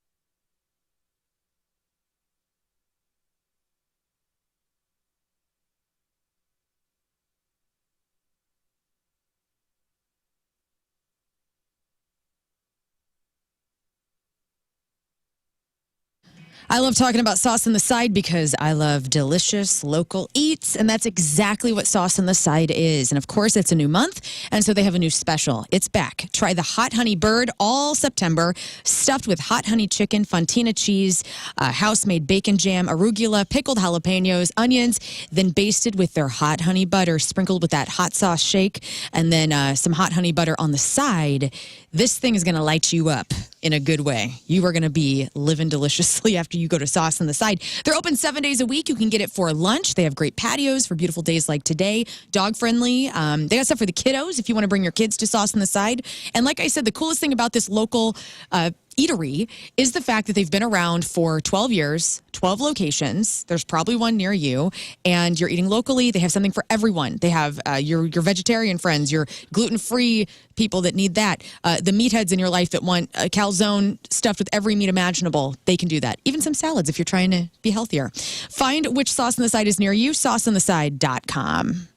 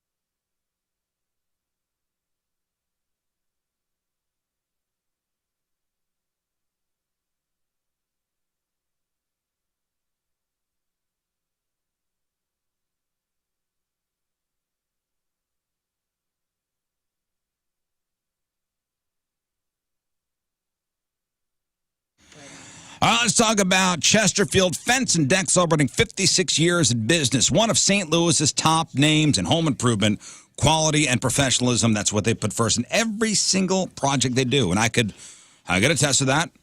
Great fence in my backyard. Great new deck, courtesy of Chesterfield Fence and Deck. I got the Vecca deck, the strongest deck in the industry.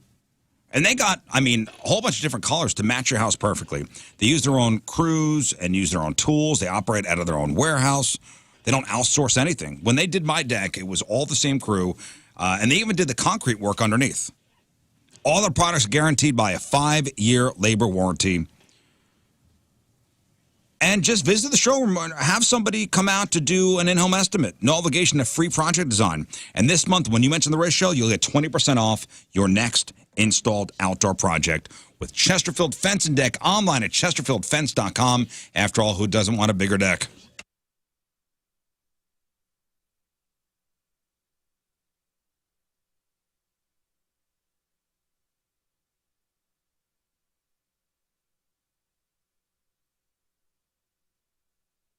Hey, this is Rachel Feinstein, and you're listening to the Rizzuto Show. Happy birthday, Rizz. All right, Dustin Rao is in studio talking songs for soldiers. The benefit concert happening on the 13th and 14th, Saturday and a Friday, out in Columbia, Illinois. City Park, they call it. Yep. Boom,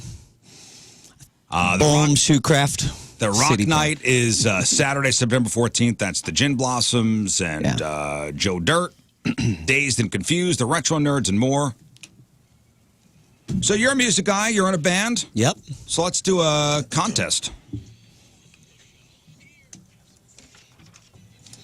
Brought to you by Friedrich HVAC Systems. Get serious about comfort and energy savings with Friedrich. Visit Friedrich.com. So this is all about 90s rock and pop music. Mostly, this is leaning 90s rock. So we'll go around the horn here. I got 20 questions. Out of 20 questions, how many will we collectively get correct? Okay. And you guys on the phone. All right, so we got 16, 17, 14, 15, 12, and 16. All right. Okay. Confidence. Confidence. Good. Up for grabs, Cage Elephant tickets, Megadeth tickets, Falling in Reverse tickets, and tickets to go see Sarah Silverman. So we'll start with Moon, and then we'll go around. Moon, Lern, Dustin, Rafe, and King Scott. We'll keep going until we get all 20 questions. Metallica. Nope.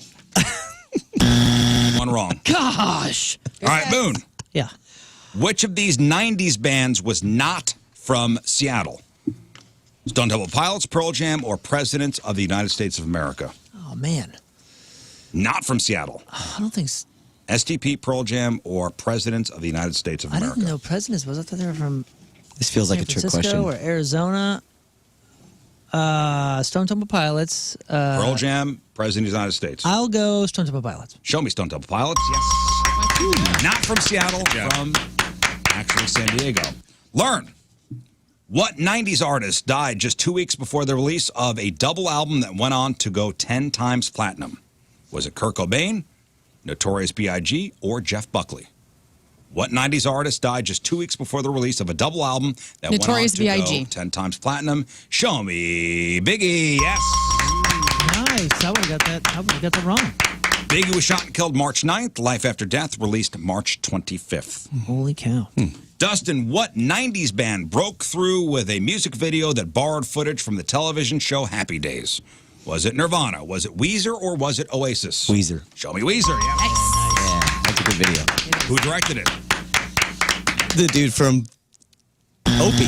Spike Jonze. Spike Jonze. I was going to say That's the redheaded kid that's from who you Happy meant. Days. That's who you meant. Ron Howard? Ron Howard. Nope. Rafe, what long touring band was formed in Charlottesville, Virginia back in 1991? Was it Third Eye Blind? Was it Counting Crows? Or was it the Dave Matthews Band? The Dave Matthews Band. Show me Dave Matthews Band. Yes. Nice. We are 4 for 4. King Scott. Kim Gordon played bass in what 90s band? Was it Bikini Kill? Was it Sonic Youth? Or was it Hole? Let's go with Hole. Show me Hole. Sonic Youth. Yeah. That's okay. Show me Hole. Show me Hole. Had to say it. You just wanted that joke. I love bands with female bass players. Right on. They're the best. Including Hole.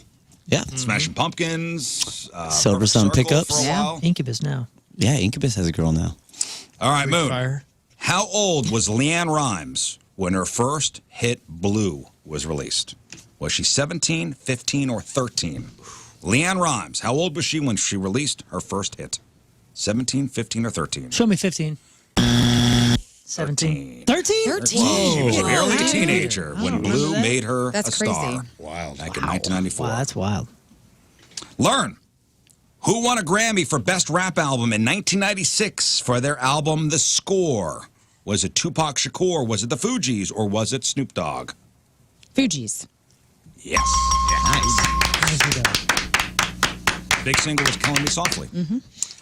Okay. Dustin? Yep. What was Nirvana's last studio album? Was it In Utero? Was it Nevermind? Or was it Come As You Are? Oh my God. What was Nirvana's last studio album? I guess In Utero. Show me In Utero. Nice. Show me whole. Show me in utero. A little bit. Nice. Rafe. Cooley. Metallica. What? Cooley High Harmony was the debut album from what 90s musical group?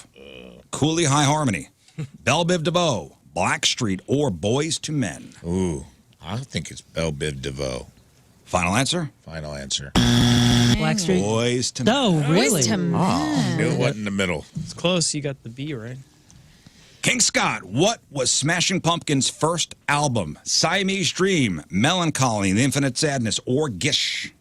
Gish. Show me Gish. Oh, I'm Nice. 1991.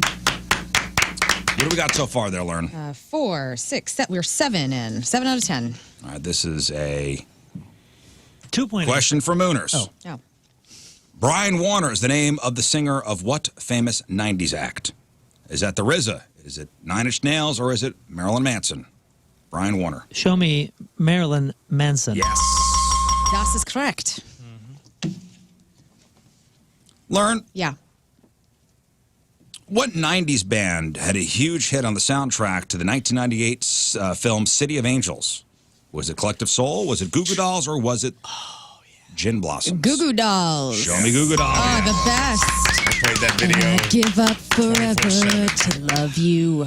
Damn. A lot of emotion at that Remember time. when she dies because she's got the pears? Whoa, whoa, whoa. Oh, come on. Dude, it's like it's a millionaire.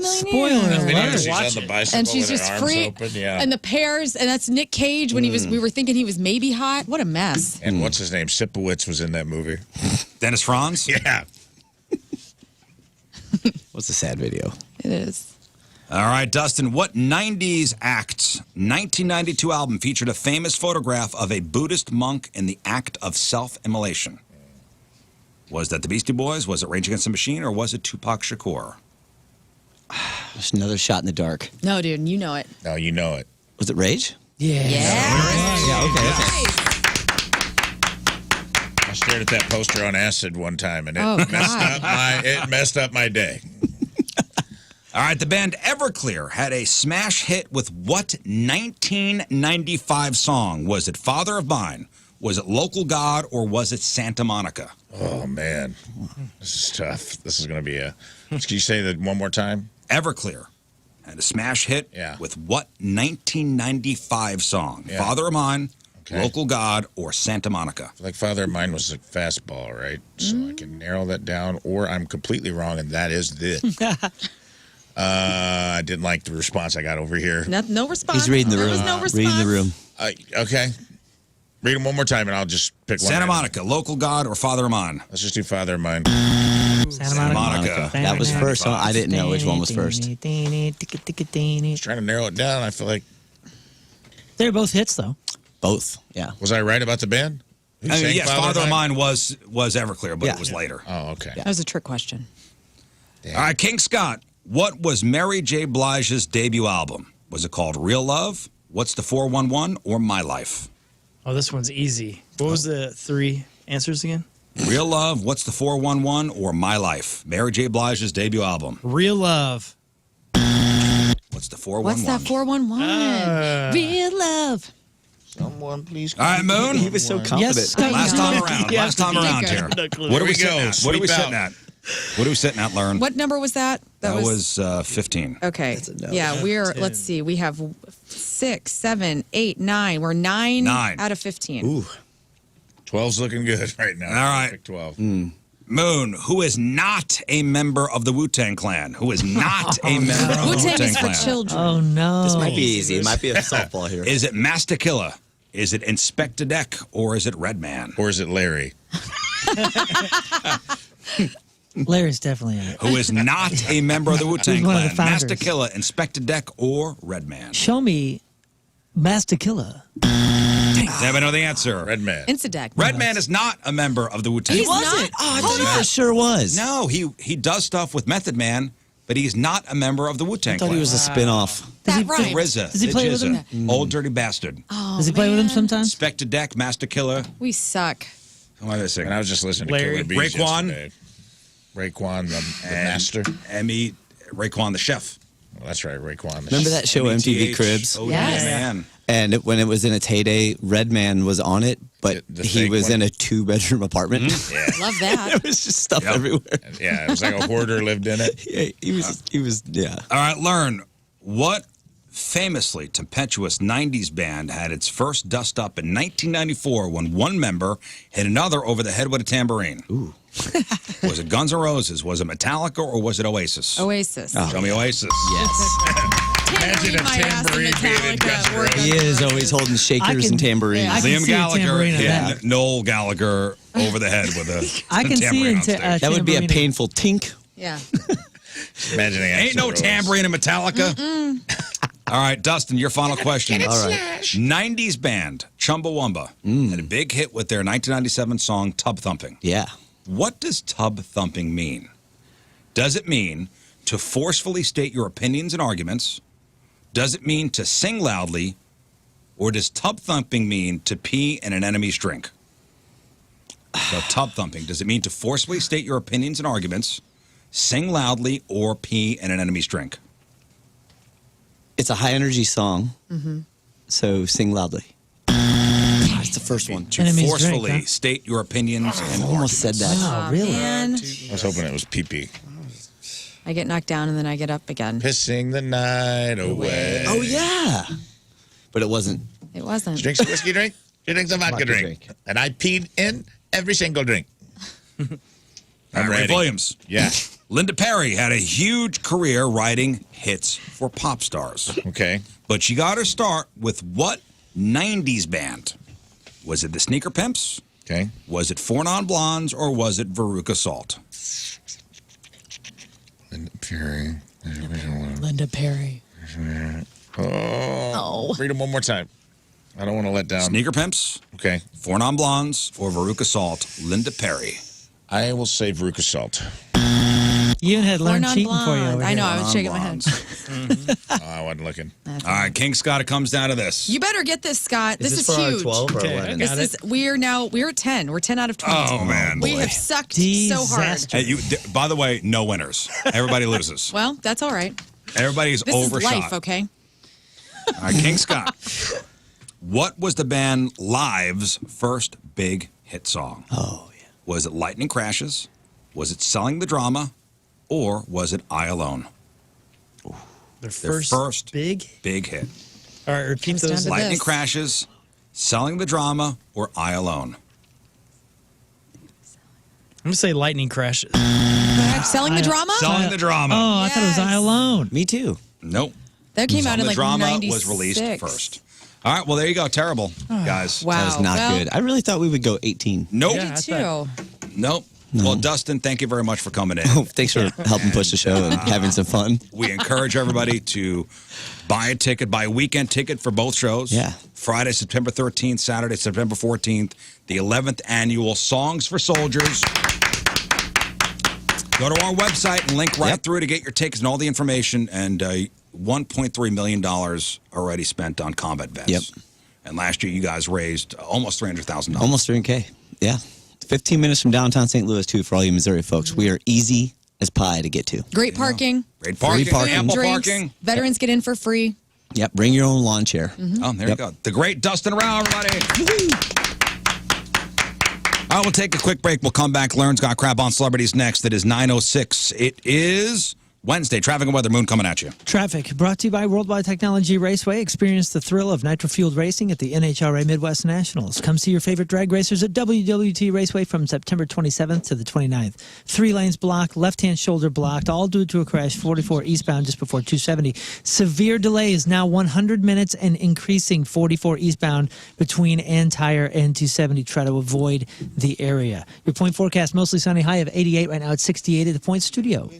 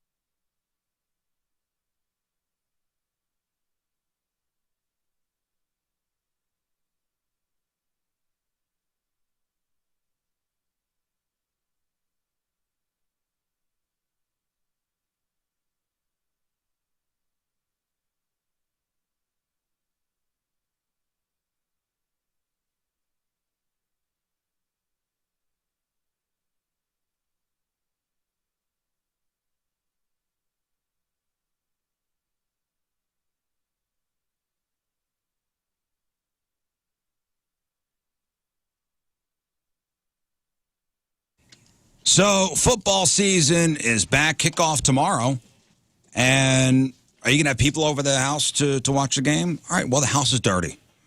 So you got to get clean. You got to get Zero Res in there for a real good deep cleaning. You know, carpets, tile, rugs, upholstery, basically every surface in your home can be Zero Res-fied. So it's time to call the pros in. Their friendly cleaning techs always walk you through the entire cleaning process, make sure you're completely satisfied with the cleaning before they leave. It really is an amazing experience. Right now, you could get your entire home Zero Resified from St. Louis's Ultimate Carpet Cleaner and get 3 rooms of carpet clean starting at $129. It's also a perfect time of year to get your air ducts cleaned out. If you have somebody in the house that suffers from allergies or asthma, take $75 off that air duct cleaning this month. But you got to call Zero Res, 314-474-2020, or you could book online at ZeroResSTL.com and say you want the RizzShow special. Spelled backward or forward, it spells the same, Zero Res.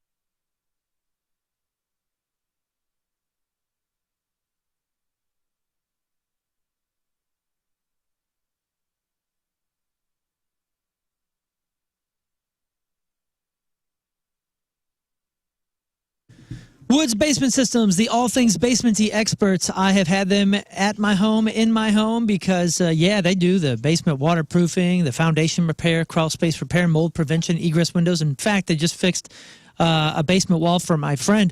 But I also had them at my house because I had a front porch sinking situation. This thing was totally sinking, and somebody told me, hey, they fix settling driveways. They could probably fix your situation. You know what? If they can raise a highway slab, they can raise my front porch. And not only did they do that, they did it right. Apparently, the guy before was just jacking this thing up every year, every 2 years, and it just kept sinking, making the problem worse. It was actually stripping the facade off of the house. It was a disaster. But Woods concrete leveled it, and they installed piers. So now it's fixed forever. I haven't had to think about it. It's incredible. I get to come home, and the step's right there. It's the exact same place I left it. It's amazing, and Woods did all that for me. They can do all that for you. There's an incredible offer waiting for you on the website, moonloveswoods.com. Go check it out. Don't wait any longer. Prevent further damage. You know as well as I do, these problems don't get better with time. They get better with Woods, because the problem's going to be fixed forever. Woods Basement Systems, moonloveswoods.com.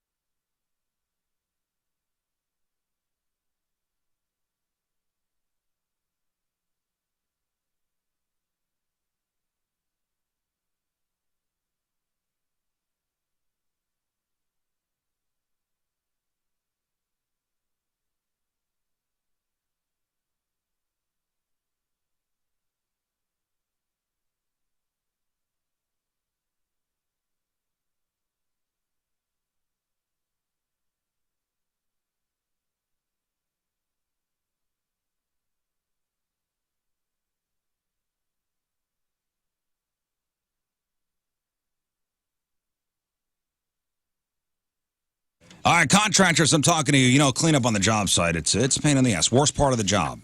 But why don't you make it easy on yourself? Fill your dump trailer with all that scrap metal that you're just going to throw out. Bring it to Scrap Mart Metals and make some money. Recycle metal so they don't end up in a landfill. And you'd be amazed at how much junk you have on the job site or even around your house and your garage is worth cash at Scrap Mart. Unlike the other guys, Scrap Mart is clean, it's safe, it's convenient. Locations in Jonesburg, Peevely, and in Valley Park. Here's what they'll take. They'll take cast iron. They'll take steel, electric motors, batteries, aluminum and cans, stainless steel, brass. They'll take copper wire. Drive through on the scale. You can even see the scale weights. So everything's on the up and up. Scrap Mart has offered top dollar payouts for all your scrap metals since 2011. Best service. Customers are always happy. Combined manpower of over 20 years of experience. Collect all the recyclables from your home or business you would normally throw away and make some money. Recycle smart at Scrap Mart. ScrapMartMetals.com. ScrapMartMetals.com.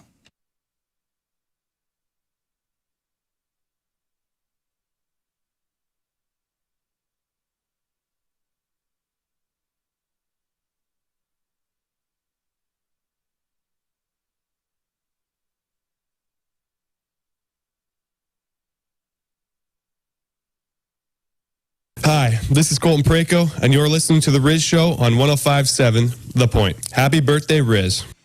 Couple death anniversaries today. So I'll give you the celebrity. Tell me what year they died in, okay? So this is the anniversary of Steve Irwin's death. What year did Steve Irwin, the crocodile hunter? Yeah. What year did he die? Wasn't it like 2011? So you say 2011. Moon? The crocodile hunter, what year did he die in?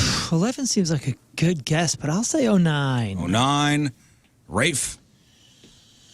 I think it's longer than it feels like because his kids are grown. I want to say it's 2024. I'm going to say minus 15 years would be what? 09. Oh, yeah, you might be right on it. I'll go 08. 08. Scott? Crocodile hunter. Year of his death. South Park had him on right there around Halloween. I love your logic right now. So I'm going to say 2006. 2006. One of you is exactly right. And she is right here. Congratulations, King Scott. Oh. Steve Irwin. 06. 18 years ago. Gosh, today. dang. That It seems was like a longer long than time it ago. felt like. Yeah, because that was, all his kids are fully grown, married, whatever. All right, comedian Joan Rivers. She died on this date. In what year? 5 years ago. I'm going 2019. 2019. Oh, no. Right. She died after complications from a normal procedure. She was having throat surgery. She would have been 90. Only 19, huh? Joan Rivers. 2019. I know. Give me a year. It seems like earlier, but I guess I'm trying to do the math here. I'll say 18. Maybe you're right. Maybe you're dead on. 18, 19, 2016. 16. I'll go 14. 14. One of you is exactly right. And she is right. And congratulations, King Scott, once again. There again. Are you the death Wait, what was the year? almanac? Joan What's Rivers, happening with you? 2014. I don't know. 14? Well, I was just trying to think because she 10 made years a ago. comment about a What president's South wife. Park reference? No, she Yeah, made a comment remember on the she on porch South Park? about a president's wife, and then she died a few she was- days later. Yeah. Okay. It's the anniversary of the lead singer of Smash Mouth, Steve Harwell. That was last year. He died when? Last June. Well, today's the anniversary. It's not June. It's September. Oh, I'm sorry. 24? Where am I? I'll say 22. 22, 20, She says 23. 23. Last year, yeah. I am also going to say last year because I remember it being in the in memoriam, and I've only been on the show for a Okay, year. 23. Yeah, Scott, 23. 23. It's 23. All right. 23, dang. Thank you. All right, Lern, what do we got? Well, a supposed legal document has been leaked, claiming that Taylor Swift and Travis Kelce are going to break up, you guys. The date for Doomsday is September 28th. It also details how the split is going to be announced and handled in the media. People are saying it's probably fake, but the Daily Mail leaked pictures of what is likely a fake contract, which details the breakup. And, they're going to say both committed to their careers, their personal in all growth. honesty, this sounds like it could be legit. If a couple like this breaks up, there's spin that goes both ways. Their PR people are all involved. High alert. And they put things out in the media that they want to spin this thing a certain way. Well, you know what? Some Swiftie in that office found it and says, you guys are going to stay together. We're going to leak this thing out so they don't have to break up. What's the date of them breaking up? September 28th. Wow. Mark it down. Now that everybody knows, they're not going to do it. They're going to wait. Now, the PR firm Full Scope says they're denying it came from them, threatening to get their lawyers involved. So we just wait. Now we wait. Is it going to happen? We'll see. In other musicians' news, Billy Corgan is finally showing all of us his port wine birthmark. He posted an Instagram post encouraging his followers to find peace with who you are. The post began with a picture of Billy wearing a purple sweater with its sleeves rolled up, showing the birthmark, which covers parts of his hand, his wrist, and arm. Idea. Yeah, he wears long sleeves all the time. Did you know about this? He's got a huge birthmark. It's on his hand and it goes up his arm. Yeah, I knew that he had one on his hand. I didn't know that it went that far. Yeah, it's called a port wine birthmark. I have one on my leg. Roll your pant up. Well, he says, whoever you are, I hope you find peace with it because that's who you are. And I would like to know that person and no one else. His is so badass looking, too, because it's on his guitar hand. It looks like a tattoo. Yeah, it kind of does. It's cool. I had no idea. I can imagine growing up like that, growing up with that on your arm right here would make you super self-conscious. Yeah. But I'm glad he's just like showing it off. Yeah. Adele has announced that after a run of shows, she's going to be taking a hiatus. So her final concert is scheduled for November 23rd. And she says, after that, I will not see you for an incredibly long time. And I will hold you dear in my heart for the whole length of my break. She got emotional while she was in Munich talking about this, explaining that her reason for taking the hiatus is just rest. She says she spent the last 7 years building a new life for herself, and she wants to go live that life now. Hey. Enjoy yourself, Adele. I love it for her. Oasis are teasing some possible U.S. dates. A digital Amazon music ad in New York City's Times Square read, if we need to put up a billboard to get these guys to come to the States, here it is. So they could be coming.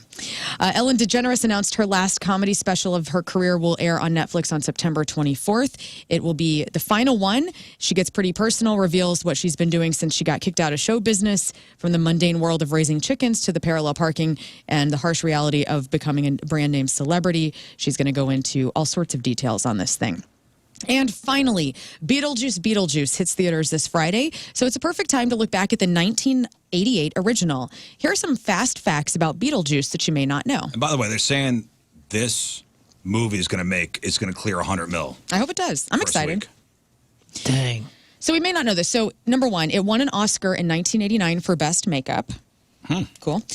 Angelica Houston originally was cast to play Delia Dietz, but she had to back out because she was ill. So that role went to Catherine O'Hara. Yeah, it's hard to imagine anybody else but Catherine O'Hara. That's super hard. Number three, it was almost called Scared Sheetless after Tim Burton jokingly suggested it to Warner Brothers execs who didn't like the name Beetlejuice. So Scared Sheetless.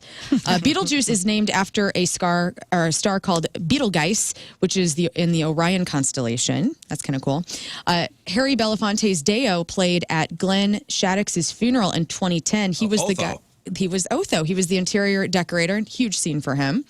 Number six, Beetlejuice only appears on screen for 17.5 minutes of the 92-minute runtime, which is interesting. And did you know that he insisted not a minute more on this one as well? Yeah. Oh, really? I did. That's what Michael Keaton was saying. He was like, "Hey, I want to be." True. He's like, listen. One of the things that made it so magic the first time is that I was only there for 17 minutes. Right. You don't make it about me. You don't make it about my performance. And he said, "That's what we have to do on the next one." And Burton agreed. And both of them said, "We're going to try to design it in the What a way to similar be way." lazy. What? Yeah. Listen, man, I don't want to work more than 17 minutes. That's what you'll get from me. One day of shooting, please. Number seven, in 1990, there was a development for a sequel called Beetlejuice Goes Hawaiian, but Burton said he was too busy with Batman Returns, so it didn't go anywhere. Tim Burton also wanted Sammy Davis Jr. to play Beetlejuice. Yeah. So David Geffen was the one who suggested Michael Keaton. And before you get too crazy about that, go back to the TV miniseries for Alice in Wonderland where Sammy Davis Jr. plays the caterpillar. Do you guys? John Stamos was in the show. Carol Channing. The Jabberwocky. This show freaked me out when I was a kid and I think it came out in 88 or 85 or something. 85. And Sammy Davis Jr., I have a little audio to take you back if you remember that TV series. Here he is talking to Alice, getting ready to get into a Sammy Davis Jr. jingle. It's amazing. It starts. You. Wait. Let me help you. Takes a hit of the hookah. He's got legs. You are old, Father William. The young man What a said, weird your show. hair has become very white. And yet you incessantly stand on your head. Do you think at your age it is right? Oh, man. And this is who we wanted for Beetlejuice? This is who we wanted for Beetlejuice, Sammy Davis Jr. In my youth. It would have been a different vibe. Beetlejuice, bam. Nice effing model, honk honk. yeah. Oh, Then he man. taps away. I would have loved it. He also wanted Sam Kinison and Dudley Moore. Look at you with the fast facts. It could have been That's crazy That's different. what Burton wanted? Yeah, that was also being considered, and I'm like, that would have been a way different Beetlejuice. Yeah. Kinnison, I could see that. And finally, let's not go with what Burton wants. Some of the actresses who turned down the role of Lydia included Sarah Jessica Parker, Jennifer Connelly, Molly Ringwald, Brooke Shields, and Diane Lane. Obviously, it went to Winona Ryder, and she's excellent as Lydia. But it could have been an entirely different movie. Maybe it would have been better. Who knows? But it is perfect in the way it is. So that is your crap on celebrities. Celebrity celebrating a birthday today. Whitney Cummings is 42. Beyonce is 43. Let's see. We have Mike Piazza, retired catcher and MLB Hall of Famer. Didn't know he was in the Hall of Fame. Oh, yeah. One of the 56 greatest catchers ever. Damon Wayans is 64. Dr. Drew is 66. And Tom Watson, the legendary golfer, is 75 years old. Today's porno birthday, which is being brought to you by Patricia's, where fun and fantasy meet, is Megan Reed. And today's birthday girl has been in 59 fine films, including The Big Booty Bomb 2, Black Beach Patrol 2 and 3, The Black Hole of Fame. Yes, The Black Hole of Fame 2. Bootylicious 19, Super Freak. Chunky Chicks 3. Giant Black Grease Buds 7. The Inner City Black Cheerleader Search 8. Tales from the Black Side 2, and Who Can Forget a Role in 1997's Dr. Trashy's Sweaty Situations 2. Megan Reed is 51 years old. That's your porno birthday. Those are your crappy birthdays, and that was your crap on celebrities. All right, we'll take a quick break. We'll come back. Moon, sports or emails? Up to you. We have a couple minutes left. Let's do emails. All right. Couple, maybe 1 or 2 emails after the break. 9:27. Wednesday, one final look at your traffic and weather. Moon coming at you. Traffic brought to you by Worldwide Technology Raceway. Experience the thrill of nitro-fueled racing at the NHRA Midwest Nationals. Come see your favorite drag racers at WWT Raceway from September 27th to September 29th. Still a lot of flow and issues. Severe delays still. 44 eastbound. We got 4 lanes now blocked due to the crash. 44 eastbound just before 270. Last time I checked, it was 100 minutes and rising. That may be worse now. Your point forecast, mostly sunny. High of 88 right now. It's 68 at the Point Studio.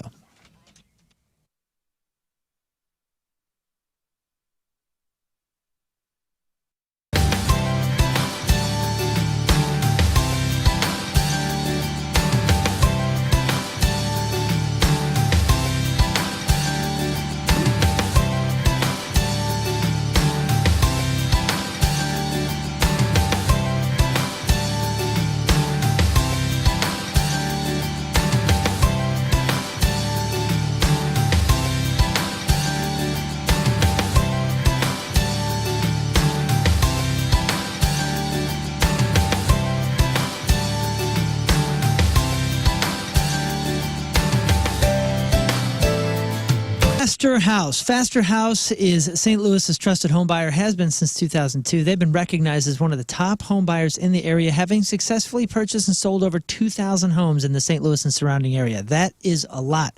Now, maybe you inherited a home or you had some job loss. Maybe you have a home that's damaged and for whatever reason, you need to move to your next chapter and you know that you don't have the resources or the time to sell it some sort of traditional way. You're looking for an easy button. You definitely got to call Faster House. Maybe you're dealing with a divorce or a foreclosure. You're wanting to downsize, maybe a bankruptcy. Call Faster House. For so many different reasons, they can help you in very, very simple process. 4-step process. Just reach out. That's step 1. Number 2 is you just talk to them. Understand that they're going to be by your side every step of the way, regardless of your situation or your state of the property. They're not there to judge you. They're there to help you find the solution. Step 3, offer. You're going to receive a fair offer without any obligations or complications. Their aim is to provide you with the best value for your home and help you get to the next chapter. And they're not just going to help you sell the house either. They will help you in the next, in your transition. They've helped thousands of people in our area. And then number 4 is you choose the closing. Close on your timetable, what suits you best. Call Faster House now, 314-926-0660, and just see what they can offer you. FasterHouse.com.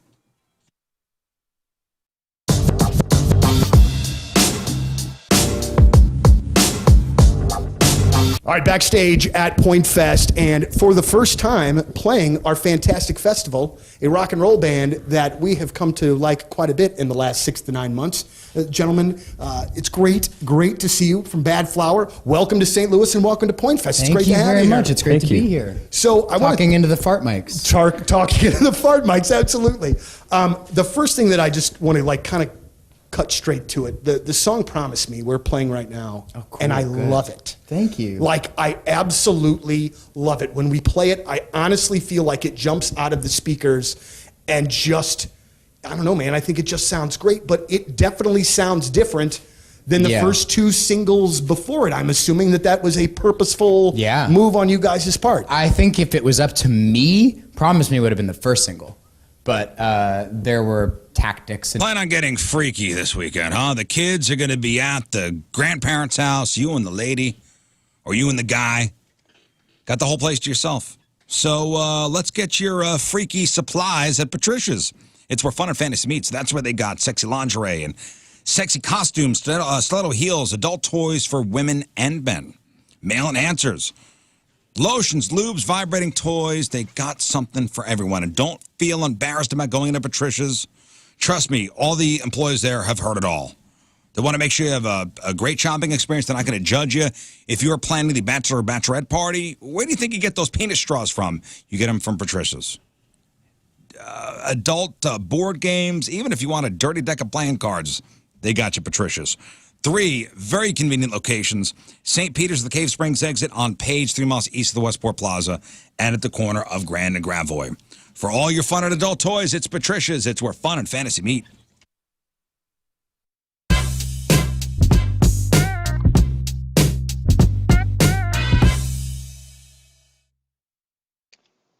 Look, here we are, a Tuesday in St. Louis, Missouri, and I am joined by Luke from the Struts. Luke, how are you, man? Thank you very much for taking the time to join us today. How's it going? I'm doing really good. Thank you so much for having me. It's an honor to be back in your presence again. Well, we have long, the station has been a long supporter of the band. I mean, you guys, it's been fun to kind of watch you guys grow as a band, and this new record, Strange Days, is absolutely fantastic. And I want to kind of hear a bit, Luke, of the backstory behind it, because from what I understand, you had a whole nother record ready to roll, then quarantine happened, and you guys made use of your time. Can you talk to us about that a bit? Yeah, that's basically what happened in short. Towards the end of 2019, myself and Adam were both writing in LA and went home quickly for Christmas, came back out, actually made an official move to LA in very early January, and carried on just as business as usual. Then COVID started cancelling everything.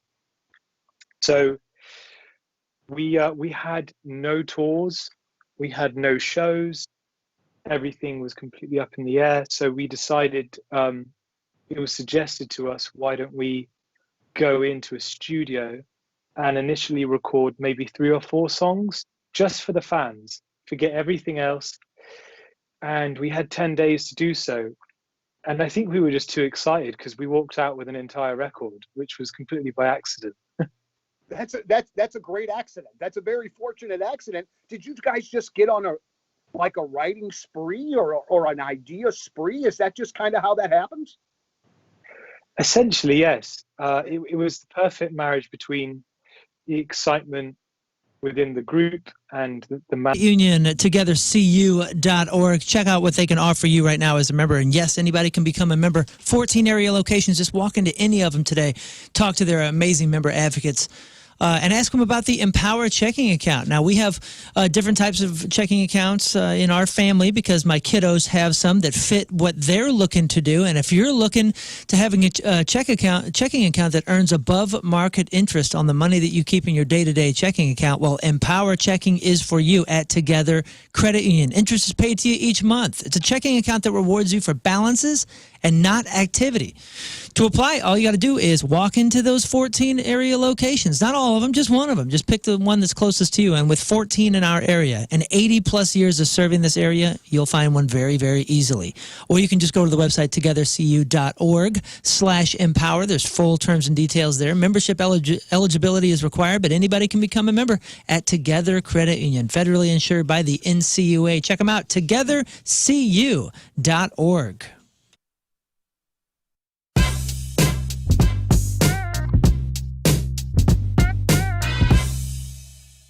Tim, how are you, man? I'm good. How you doing? I'm doing very well, and I'm going to tell you that I did something today, and I shouldn't even bring it up that I'm doing it. Okay. I wore a shirt specifically to impress you because I was interviewing you, and, right. And normally I don't do that. Right. But I did. But also too, and they can't see it, but I've got this awesome masked intruder shirt on, And I love it. Is you big fat douche. All right, we got time for an email or two. RizzShow1057thepoint.com or your instant feedback through the 1057 The Point mobile app.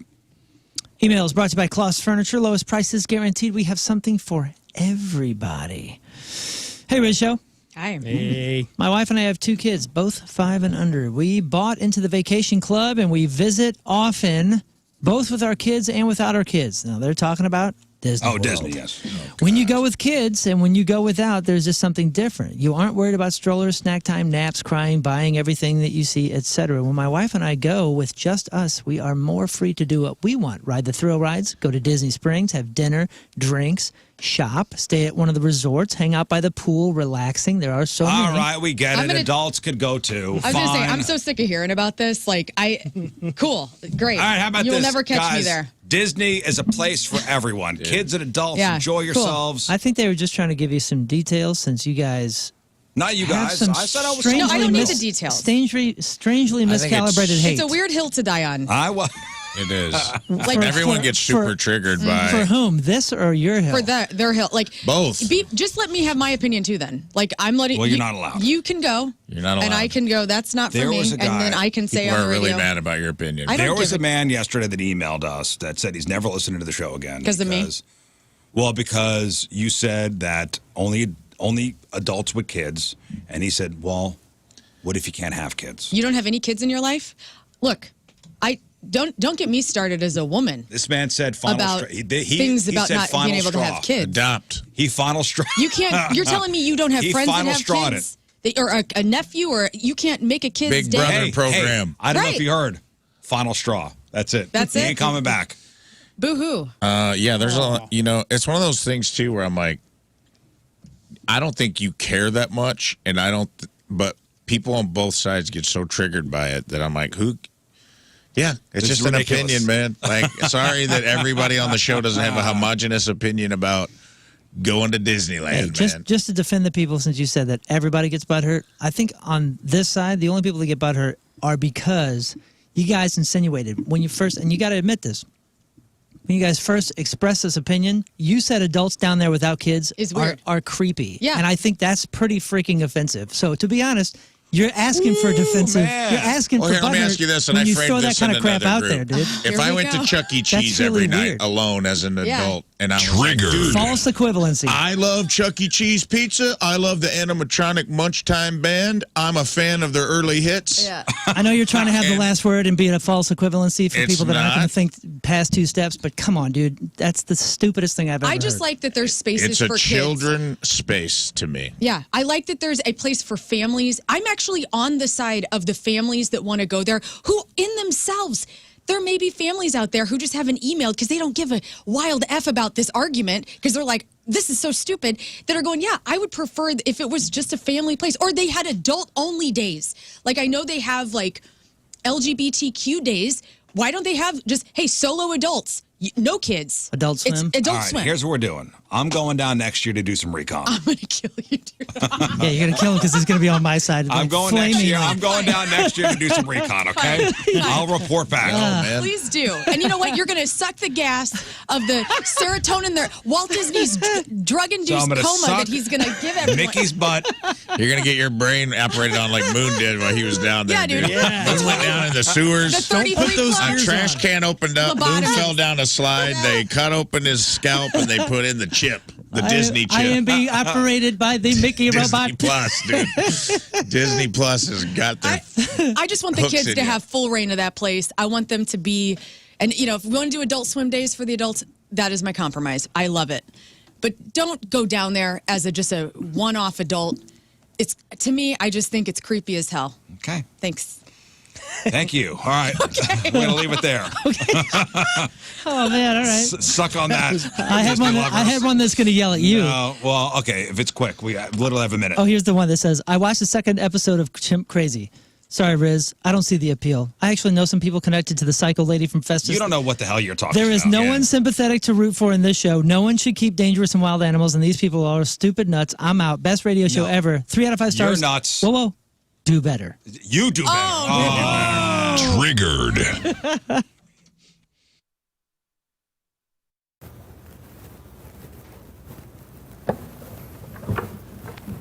Wake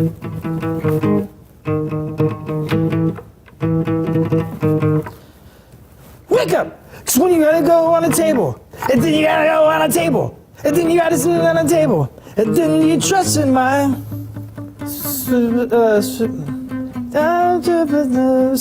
and slide.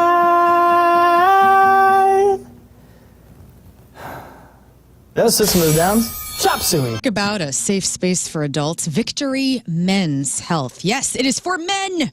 It's for you to go there and find out what on a microcellular level is up with you. Yes, you may think all the steaks that you're pounding on the weekends and yeah, I'm getting enough hydration because I have these, Bud Heavies every couple of days and not every day of the week. No, you are not taking care of yourself as you normally should. You should be hydrated. You should have the right amount of vitamins and minerals, okay?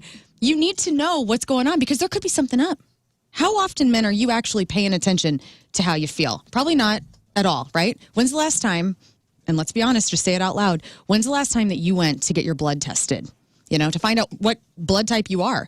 Victory Men's Health is going to set you up for success. That's where the victory part of their title comes from. You are going to be living victoriously because you're going to have all the vitamins, the minerals, the hormones. Sexual health is never going to be better.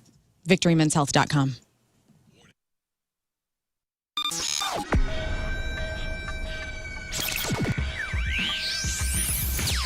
All right, it's Rizz. It's Jeff Burton backstage at Point Fest with Eric and Jeff from Stone Temple Pilots. All right, how you doing today? Good, how are you? You seem like you're like a morning radio show where you're all A amped lot up on caffeine. Did you know I do a morning radio show? do? Yeah. All right. And a lot of cocaine. Yeah.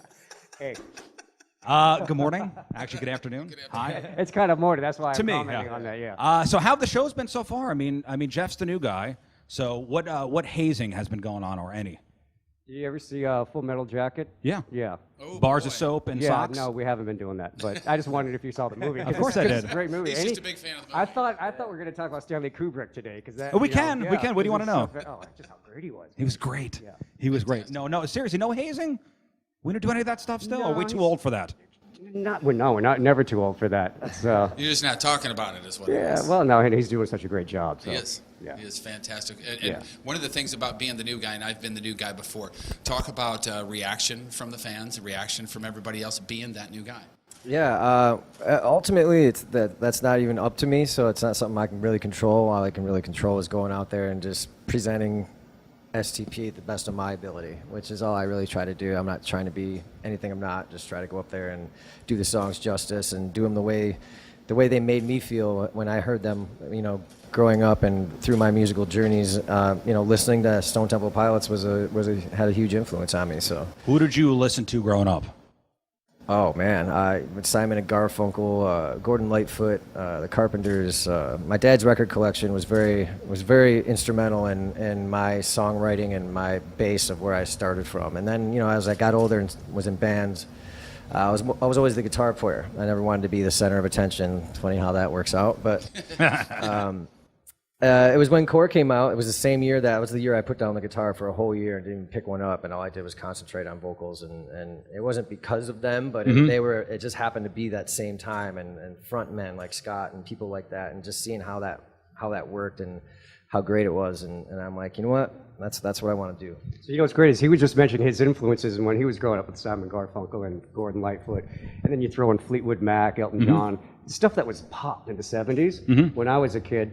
It was more of a... Anton's Plumbing, Heating, Cooling, and Energy Experts. I've had them in my house. I first had them in my house to do an energy audit because they are the energy experts. They're looking for any sort of inefficiencies through your home, any sort of, leaks or the walls shrinking or expanding, different things that could happen that could really cause your house to be thrown off as far as total comfort. And that's the goal, right? You want your home to be fully comfortable everywhere.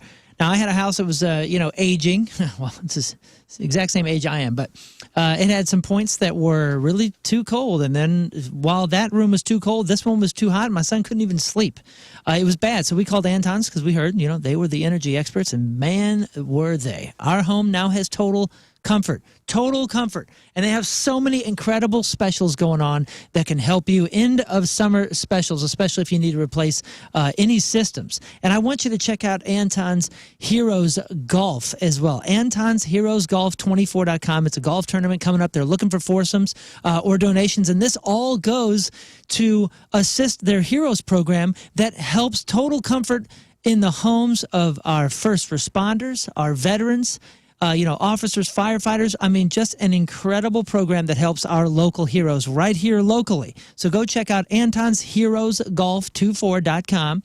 Especially if you want to sign up, if you're a golfer, show off and give back to an incredible, incredible cause. AntonsHVAC.com, ANTONSHVAC.com.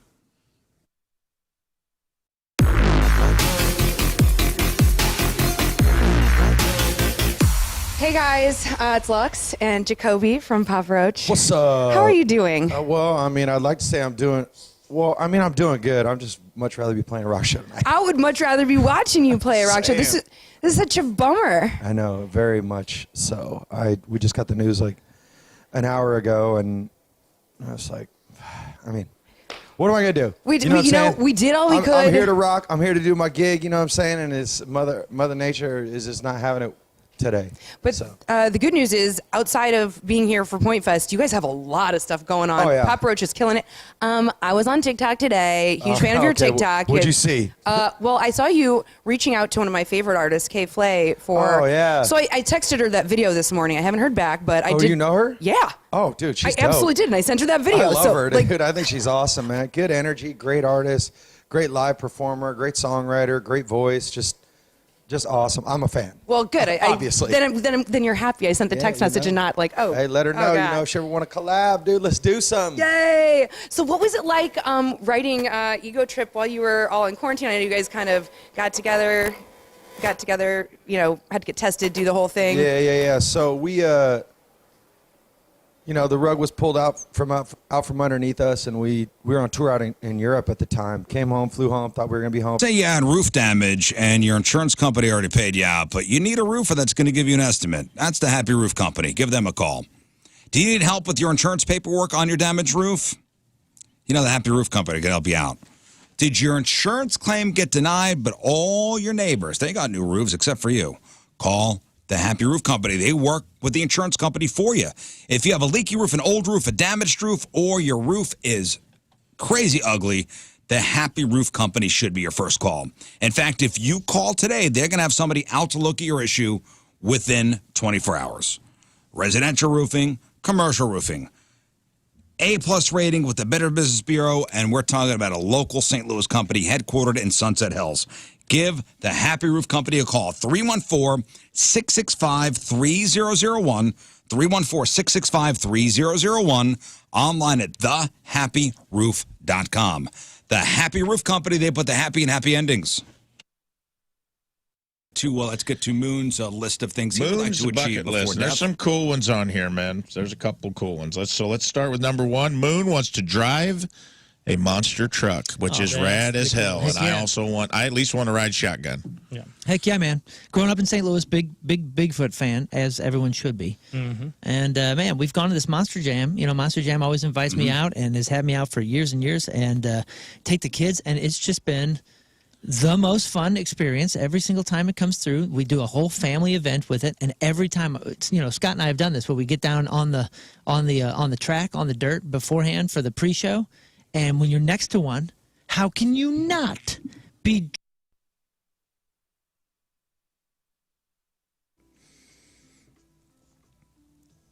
It's time to get a job that you can be proud of and something that you're excited to go into every day, knowing that there's a lot of growth potential and the benefits are just absolutely amazing. Well, you should go and look at St. Louis County Police, because they're having a mass testing event Saturday, September 7th at 9 a.m.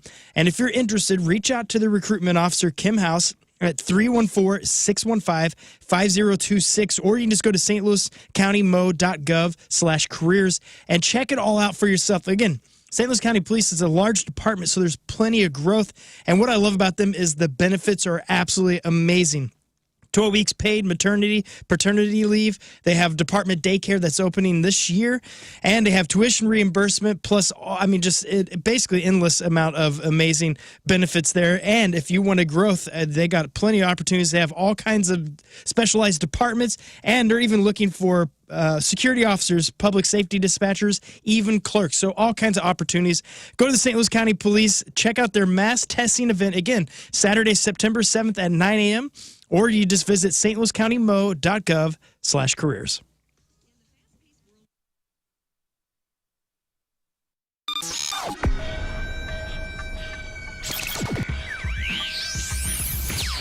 Check 1, 2, 3, 4, 5, 6, 7, 8, 9, 10. Check 1, check 2, check 3, check 4, 5, 6, 7. Ready to roll? We are backstage at Point Fest. Ladies and gentlemen, Brent and Barry from Shinedown. What's up, gentlemen? Well, How are hello. you? What's going on? How are you? It's great to see you. It's great to see you. Good First to see of you. all, Thanks for being cool with us because I was super, super late. I was very, very late. Some things in rock and roll haven't changed. The singers are usually late. Now listen, if we're going to do it, you are 18 minutes behind. I don't think that that's even late as far as rock stars go. I think that's just about flat. All right, we can take that. We can take that. Yeah. I don't know if do we look at ourselves as, the RS, the rock star type? You don't have to. I appreciate that you don't, but I do, and I can. You know what I mean? The reason I am late though is because I needed to take a shower because, quite frankly, I smelled like a farm animal. So I wanted to make sure that we were good today. So see, the 18 minutes late is completely. Do yourself a favor and go to rnrtires.com. It's a cool website. You get to put in your, model and make of your car, and you'll get to see exactly what new tires would look like on your new wheels would look like on your ride. And if you're ready to score big this season with 4 new tires for just $10, now is the time. R&R Tire Express makes that a breeze. Roll on brand new name brand tires for only $10 down. $10 down. That's it. Whether you're driving a car, a truck, a van, an SUV, doesn't matter. They've got the perfect tire match for you. And with R&R's flexible payment options, you are in control. No credit, no worries. Everybody drives away with a smile, and there's more. You'll also get R&R's exclusive peace of mind coverage. You've heard me talk about the tire rotation, balance, mount, flat repair, and more, all included, all free. Looking to upgrade your wheels as well? Check it out, rnrtires.com. I'm telling you, now's the time. Just $35 down. It gets you started on a fresh set of wheels all month long. Why wait? Score big. Now, when you go to the website, go to rnrtires.com/rnrmidwest and then enter the code SCORE. So that's rnrtires.com/rnrmidwest and enter the code SCORE, SCORE, because you scored an incredible, incredible deal. Everybody needs a little R&R. rnrtires.com. It's Lux, and I'm joined by Josh from Bad Flower. Dude, what's up? Cheers. How are you?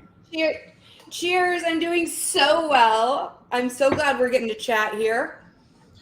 What is that? You got stickers on your cup. Oh my God, I got so many stickers. My vaccine sticker. I got my Canada sticker. I got all my good stickers. Nice. I'll hook you up with some stickers when you come here because we'll be seeing you in less than 2 weeks at Point Fest, which is very exciting. Wow. And then after that, you got a record coming out, so we got a lot to chat about today. I'm excited. Yes. So where are you in the world right now? Because I know you guys are currently on tour. Are you like in a bunker somewhere? No, we're not on tour. Right? I mean, we've just been doing like weekend festivals. Well, you start on the 10th or 9th, right? You start this week. Yeah, something like that. I'm in a barn. This is where I live. This is my home. Still on the farm. How's farm life? Farm life is great. I mean, it's been like very sparse. Like we've been doing shows over the weekend for the most part, or like just these random things. So it's go do a big drive, come back, spend like 2 days at home prepping for like the big headline tour, go leave again, try to come back and like get more stuff done. And like it's chaotic for sure. Who's keeping track of Maggie? Who's keeping track of the We have other people here who are watching. Okay, good. Thankfully, yeah. Good. And the other were you able to do all of the recording for the new record from the barn? A lot of it was done here, yeah, in this room. That's exceptional. I mean, the last time we talked, you had just bought it. You were literally like moving in. 30 had just come out. Your birthday, July 2020 is when it came out. So happy belated 31st. You've now bypassed that. Hey man, I'm still way above you, so like, cry me a river, all right? It's all downhill. But I'm wondering if the last year on the farm, getting to actually do some of the record there, what that was like as opposed to having to go into studios and whatnot. What was that like? It's the same. Yeah, it's the same for me because like even when we started this record, I started it at the house I was living at in California. So then we went into a different studio in California to like track drums for a couple songs, and then came back and did basically everything else there. I've gone to see Dr. Huatma to get a vasectomy, and Dr. Huatma's great. South County Urological, what a great place to go. So not only do they do vasectomies at South County Urological, they also treat kidney stones, which actually common in young people, runs in families. They'll treat you with minimally invasive techniques. They'll run tests to see why you're forming stones, give you recommendations to help prevent future stones. And they treat you quickly because they have a stone center specifically there at South County Urological. Also, the prostate health stuff. Now, we're doing the Zero Prostate Cancer Walk this weekend in honor of our buddy Jeff Burton. Getting a prostate cancer screening is so important. We've had Dr. Huatma in here to talk about that.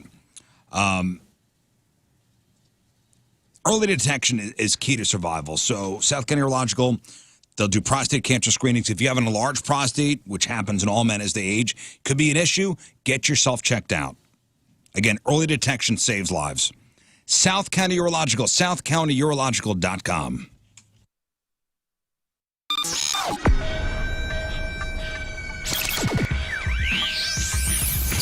All right, first big summer show of 2018. We've got 30 Seconds to Mars and Wellesley Arms and Walk the Moon and K-Flay. How are you? I'm doing great. And Victory stands for va-va-va-boom, because you'll be looking hot if you go to Victory Men's Health and get your health taken care of. Maybe you need to lose a few pounds. They got semaglutide treatment. They've got vitamin deficiencies. They can help you get medications. They can get you all hooked up with everything that you need, whatever's going on with your body, because they test your blood down to a microcellular level. They figure out what's going on with you, and they've got an entire team dedicated to getting your health back on track and getting you feeling like you did 10, 12, maybe even 15 years ago. So, fellas, if you're feeling a little, it's your 80%. Maybe you feel like you're at 70%. Let's get you topped off, get you back to 100. And you can do that at Victory Men's Health. It is worth the investment in your health. And there are 4 locations. You can go to victorymenshealth.com and schedule an appointment at one of the 4 locations today. There's one in Sunset Hills, and they just got a brand new cardiovascular testing system down there that I'm going to go test out next week. So they're adding stuff all the time to their repertoire. And there's also locations in Town and Country and East O'Fallon. So wherever you are, there should be one near you. So don't wait. Go to victorymenshealth.com, schedule yourself an appointment today, and take your health back in 2024.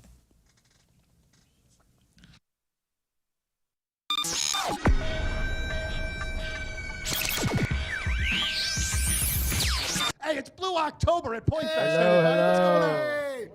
All right. Sorry, I had to do that. No, that's all right. You do whatever you need. We're The next 10 back. minutes are all about you. Hey, Jeff's wife. Just want to say hi, Jeff's wife. Hi, Jeff's daughter. I love y'all. So, okay, first and foremost, we were talking to Will just a second ago. To Will, my boy. Introducing me to Will. Yeah. I think one of the things that has become so apparent to me over time in meeting bands and talking to bands is that word chemistry. And how absolutely, positively crucial that is. And you can probably even like someone personally, but maybe not have that same musical connection. And it's got to be all of that. It's got to be all statement that. ever. Yeah, you vibe with somebody. You can vibe with anybody, you know what I'm saying? But when you get musically, like the other night, take for instance, we played a show last night. And just backstage after the show, I was listening to some cool Miles Davis jazz, right? Mm-hmm. And then I went to Bill Evans jazz, and he sat down with me, and for 30 minutes, we just started discussing how piano and jazz and the art of rock and roll make us feel. And just by talking to us at the end of the conversation, we were going, woo, woo, I love what we do. Yeah. You know, and then when we're on stage, you can play chords, and this guy will go off. It's a chemistry thing. It's a bonding thing, but the true lesson for a new person in a band is whether you can live with them in the bus. Right on. But you don't know that. Some people don't shower, dog. Some people don't shower. Some people don't change their socks. Okay, but then what do you do when you like a guy that you're auditioning with or what have you, but then you start to do shows and you're like, You sit down with them and say, we need to have a real big talk. I love you. And you would tell me if I have a booger on my nose, right? And he'd say, yeah. And I'd say, you got a big booger on your nose. And it's called you need to take a shower. and that's a legitimate conversation that you have had before. Not with this guy. .ficstl.org. Apply.ficstl.org. Maybe you're sitting in traffic right now and you're like, man, I'm headed to a job. I'm just not happy with this job. I don't know where it's going.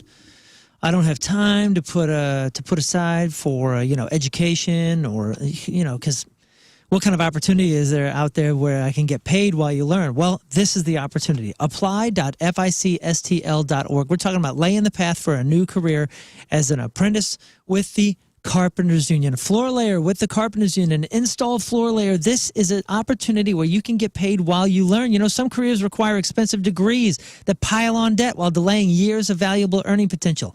Time to explore an alternative path. The Earn While You Learn education model allows hardworking individuals like yourself to make money while learning the skills necessary to embark on a successful career where you have options in union membership and union benefits. It's an incredible opportunity, and it all starts at apply.ficstl.org. That's apply.ficstl.org.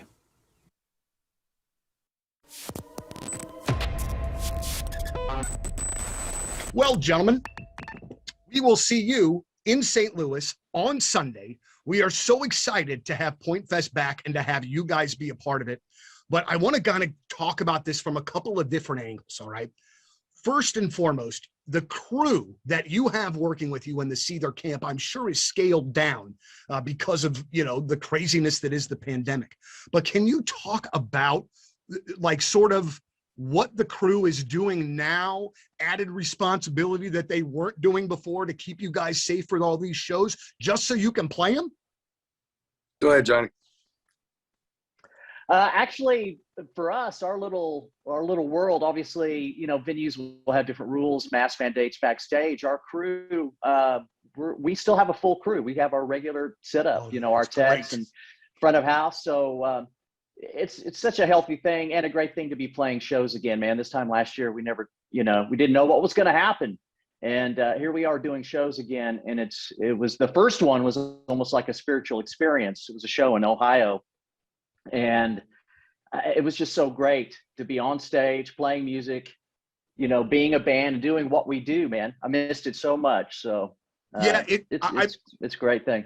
I've talked to a couple of folks, like myself that are in the industry and we're very lucky to be able to go to a lot of shows, but sometimes, unfortunately, in the job, sometimes there's burnout that creeps in, even for going to concerts.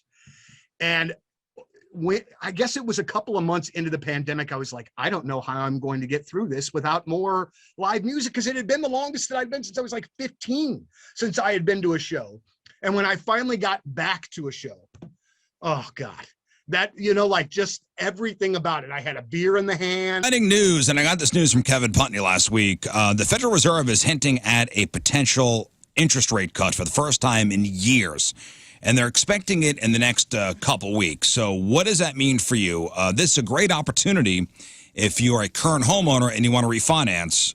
And it's a great opportunity if you're looking to buy a home, maybe your first home. Give Kevin Putney a call and have him get all the information to him. He'll monitor everything for you. He'll track rate changes to get you in at the exact right time.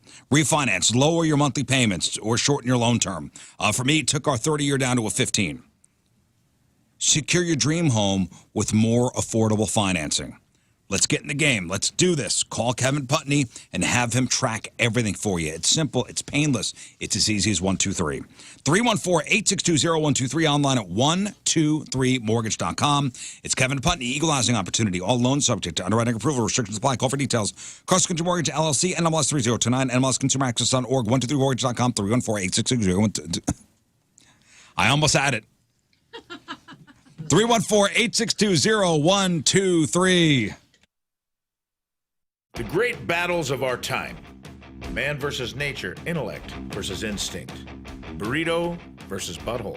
Here in this fortress of solitude, we reflect and ponder tough questions about life and ourselves. And the toughest question of all may be, what do I wish I could accomplish before I die? Mine eyes have seen the glory. The proverbial bucket list. That is it for us. Donnie Fandango is next. Appreciate y'all tuning in. Make sure you check out the clip of the day brought to you by Michael's Flooring. Moon, what is today's podcast title? I don't want to have to punch a bird. Okay. That's right. Somebody did say that today. All right, a couple things. Songs for Soldiers, Dustin Rao. Amazing organization. Get all the details. Get your tickets at 1057thepoint.com. All the links on there will lead you right to the Songs for Soldiers page. Tomorrow, join me at Hot Shots in St. Charles. I'll be there with Kerry Davis and our friends over at Bud Light. Watch some football. It's the Chiefs. It's the Ravens. And you have a chance to win some prizes. And tomorrow we'll have, I believe, Anthony Stalter on the air. Oh, really? To talk Pick'em Challenge. That's who you got from the Fast Lane? Oh, man. Emailed It's the back Fast instantly. Lane. I got the lamest guy out there. Dang it. Wow. Saw him yesterday. I have to see him again. Right? He'll be calling in. Oh, good. Okay, He'll great. be calling in. Damn, wouldn't even do the in person. I do want to see those I'm sweatpants glad in person, he's though. putting the effort in. Also, He's heard about Lern tomorrow, swinging at birds. He doesn't want to get swung on, you know? also tomorrow, a musical group called Van Halen will be here. Van Halen. It is the preeminent Van Halen tribute act who will be in Granite City tomorrow night. They'll be here in studio Tomorrow day. playing some songs for us. They will? Oh, yeah. I can't wait. Yep. Better not Van be any Hagar Halen stuff either. tomorrow. Well, you better make that abundantly clear. I'm going to mute them. What if that guy walks in and he's just Van Hagar? Yeah. David Lee Roth doesn't exist in Listen, this? I've seen what they look like. They're Van Halen, David Lee Roth. Or he's got Two-Face from Batman, like one half is David One Lee side Roth. is And, like, this is Hagar. all That would curly. actually be cool. That would Actually. be If somebody awesome. went that far, I would probably allow You'd for respect it. them? And his face is staged right on right now. And then he turns this way and does Panama. Yeah, it's pretty neat. That would be kind of cool. Dude, I like that. All right. Moon, what else you got? Hey, a lot of shows coming up, man. Teenage Dirtbags is playing Oxfest September 21st. That's during the day over with Lane Narrows. It's a charity thing over in Washington, Missouri. And then that same day, later that day, we play the Belleville Oktoberfest Teenage Dirtbags and Alabama Dirtbags. Closes out the show. That's going to be a huge day. And then the week after, we play Eureka Days. And then there's some shows in October I'll tell you coming up. But right now, on sale, 1057thepoint.com is Punk Rock Christmas, December 7th at the Pageant. 2 shows, a matinee show, 3 p.m. with family, 4 packs available. Those are limited, and they always sell out within a few days. So make sure you get on it. Punk Rock Christmas, December 7th at thepageant.com or 1057thepoint.com. Learn. Yes, come out to Oxfest September 21st. Like Moon said, I'm really excited for our band Lane Narrows to open it up at noon, and then the Dirtbags come on after us. To get all the details at Learn versus Radio on all of the socials. Rafe. Check out our links on the socials. I'm going to reshare them. For links to go to Skydive STL September 14th, you can come and register for a free skydive with me. And there's going to be food trucks and an event and music and Food truck fire and trucks. skydiving, too. Yeah. They're going to drop the... That's what I'm jumping out of. Chase this burger, dude. They're going to drop the food truck at the same time as That's you. going to be as you're in the air. I'm going to eat a pork steak in the air. Oh, my gosh. Do you want to be there for that kind of lit excitement? I think you do. So yeah, go on to their website, and if you don't want to, just register to win the free one, but also just sign up to do it. We're all going to be jumping that day. We're going to get a big group. It's pretty affordable and easy, and it doesn't take a ton of time. So we'll caravan down there and jump together. All right, thank you, Rafe.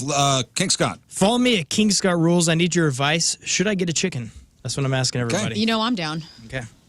All right, we leave you with a selection from our Teamers Member of the Day, brought to you by Hot Shot Sports Bar and Grill from St. Liberty, Illinois. Chris Harworth is our team. Yeah, Chris. And he wants to hear this song. Here it is. Have a great Nice. day. Thank you. Done it next. Learn goes to Keishi. See you tomorrow. Bye. Energy up! The Rizzuto Show.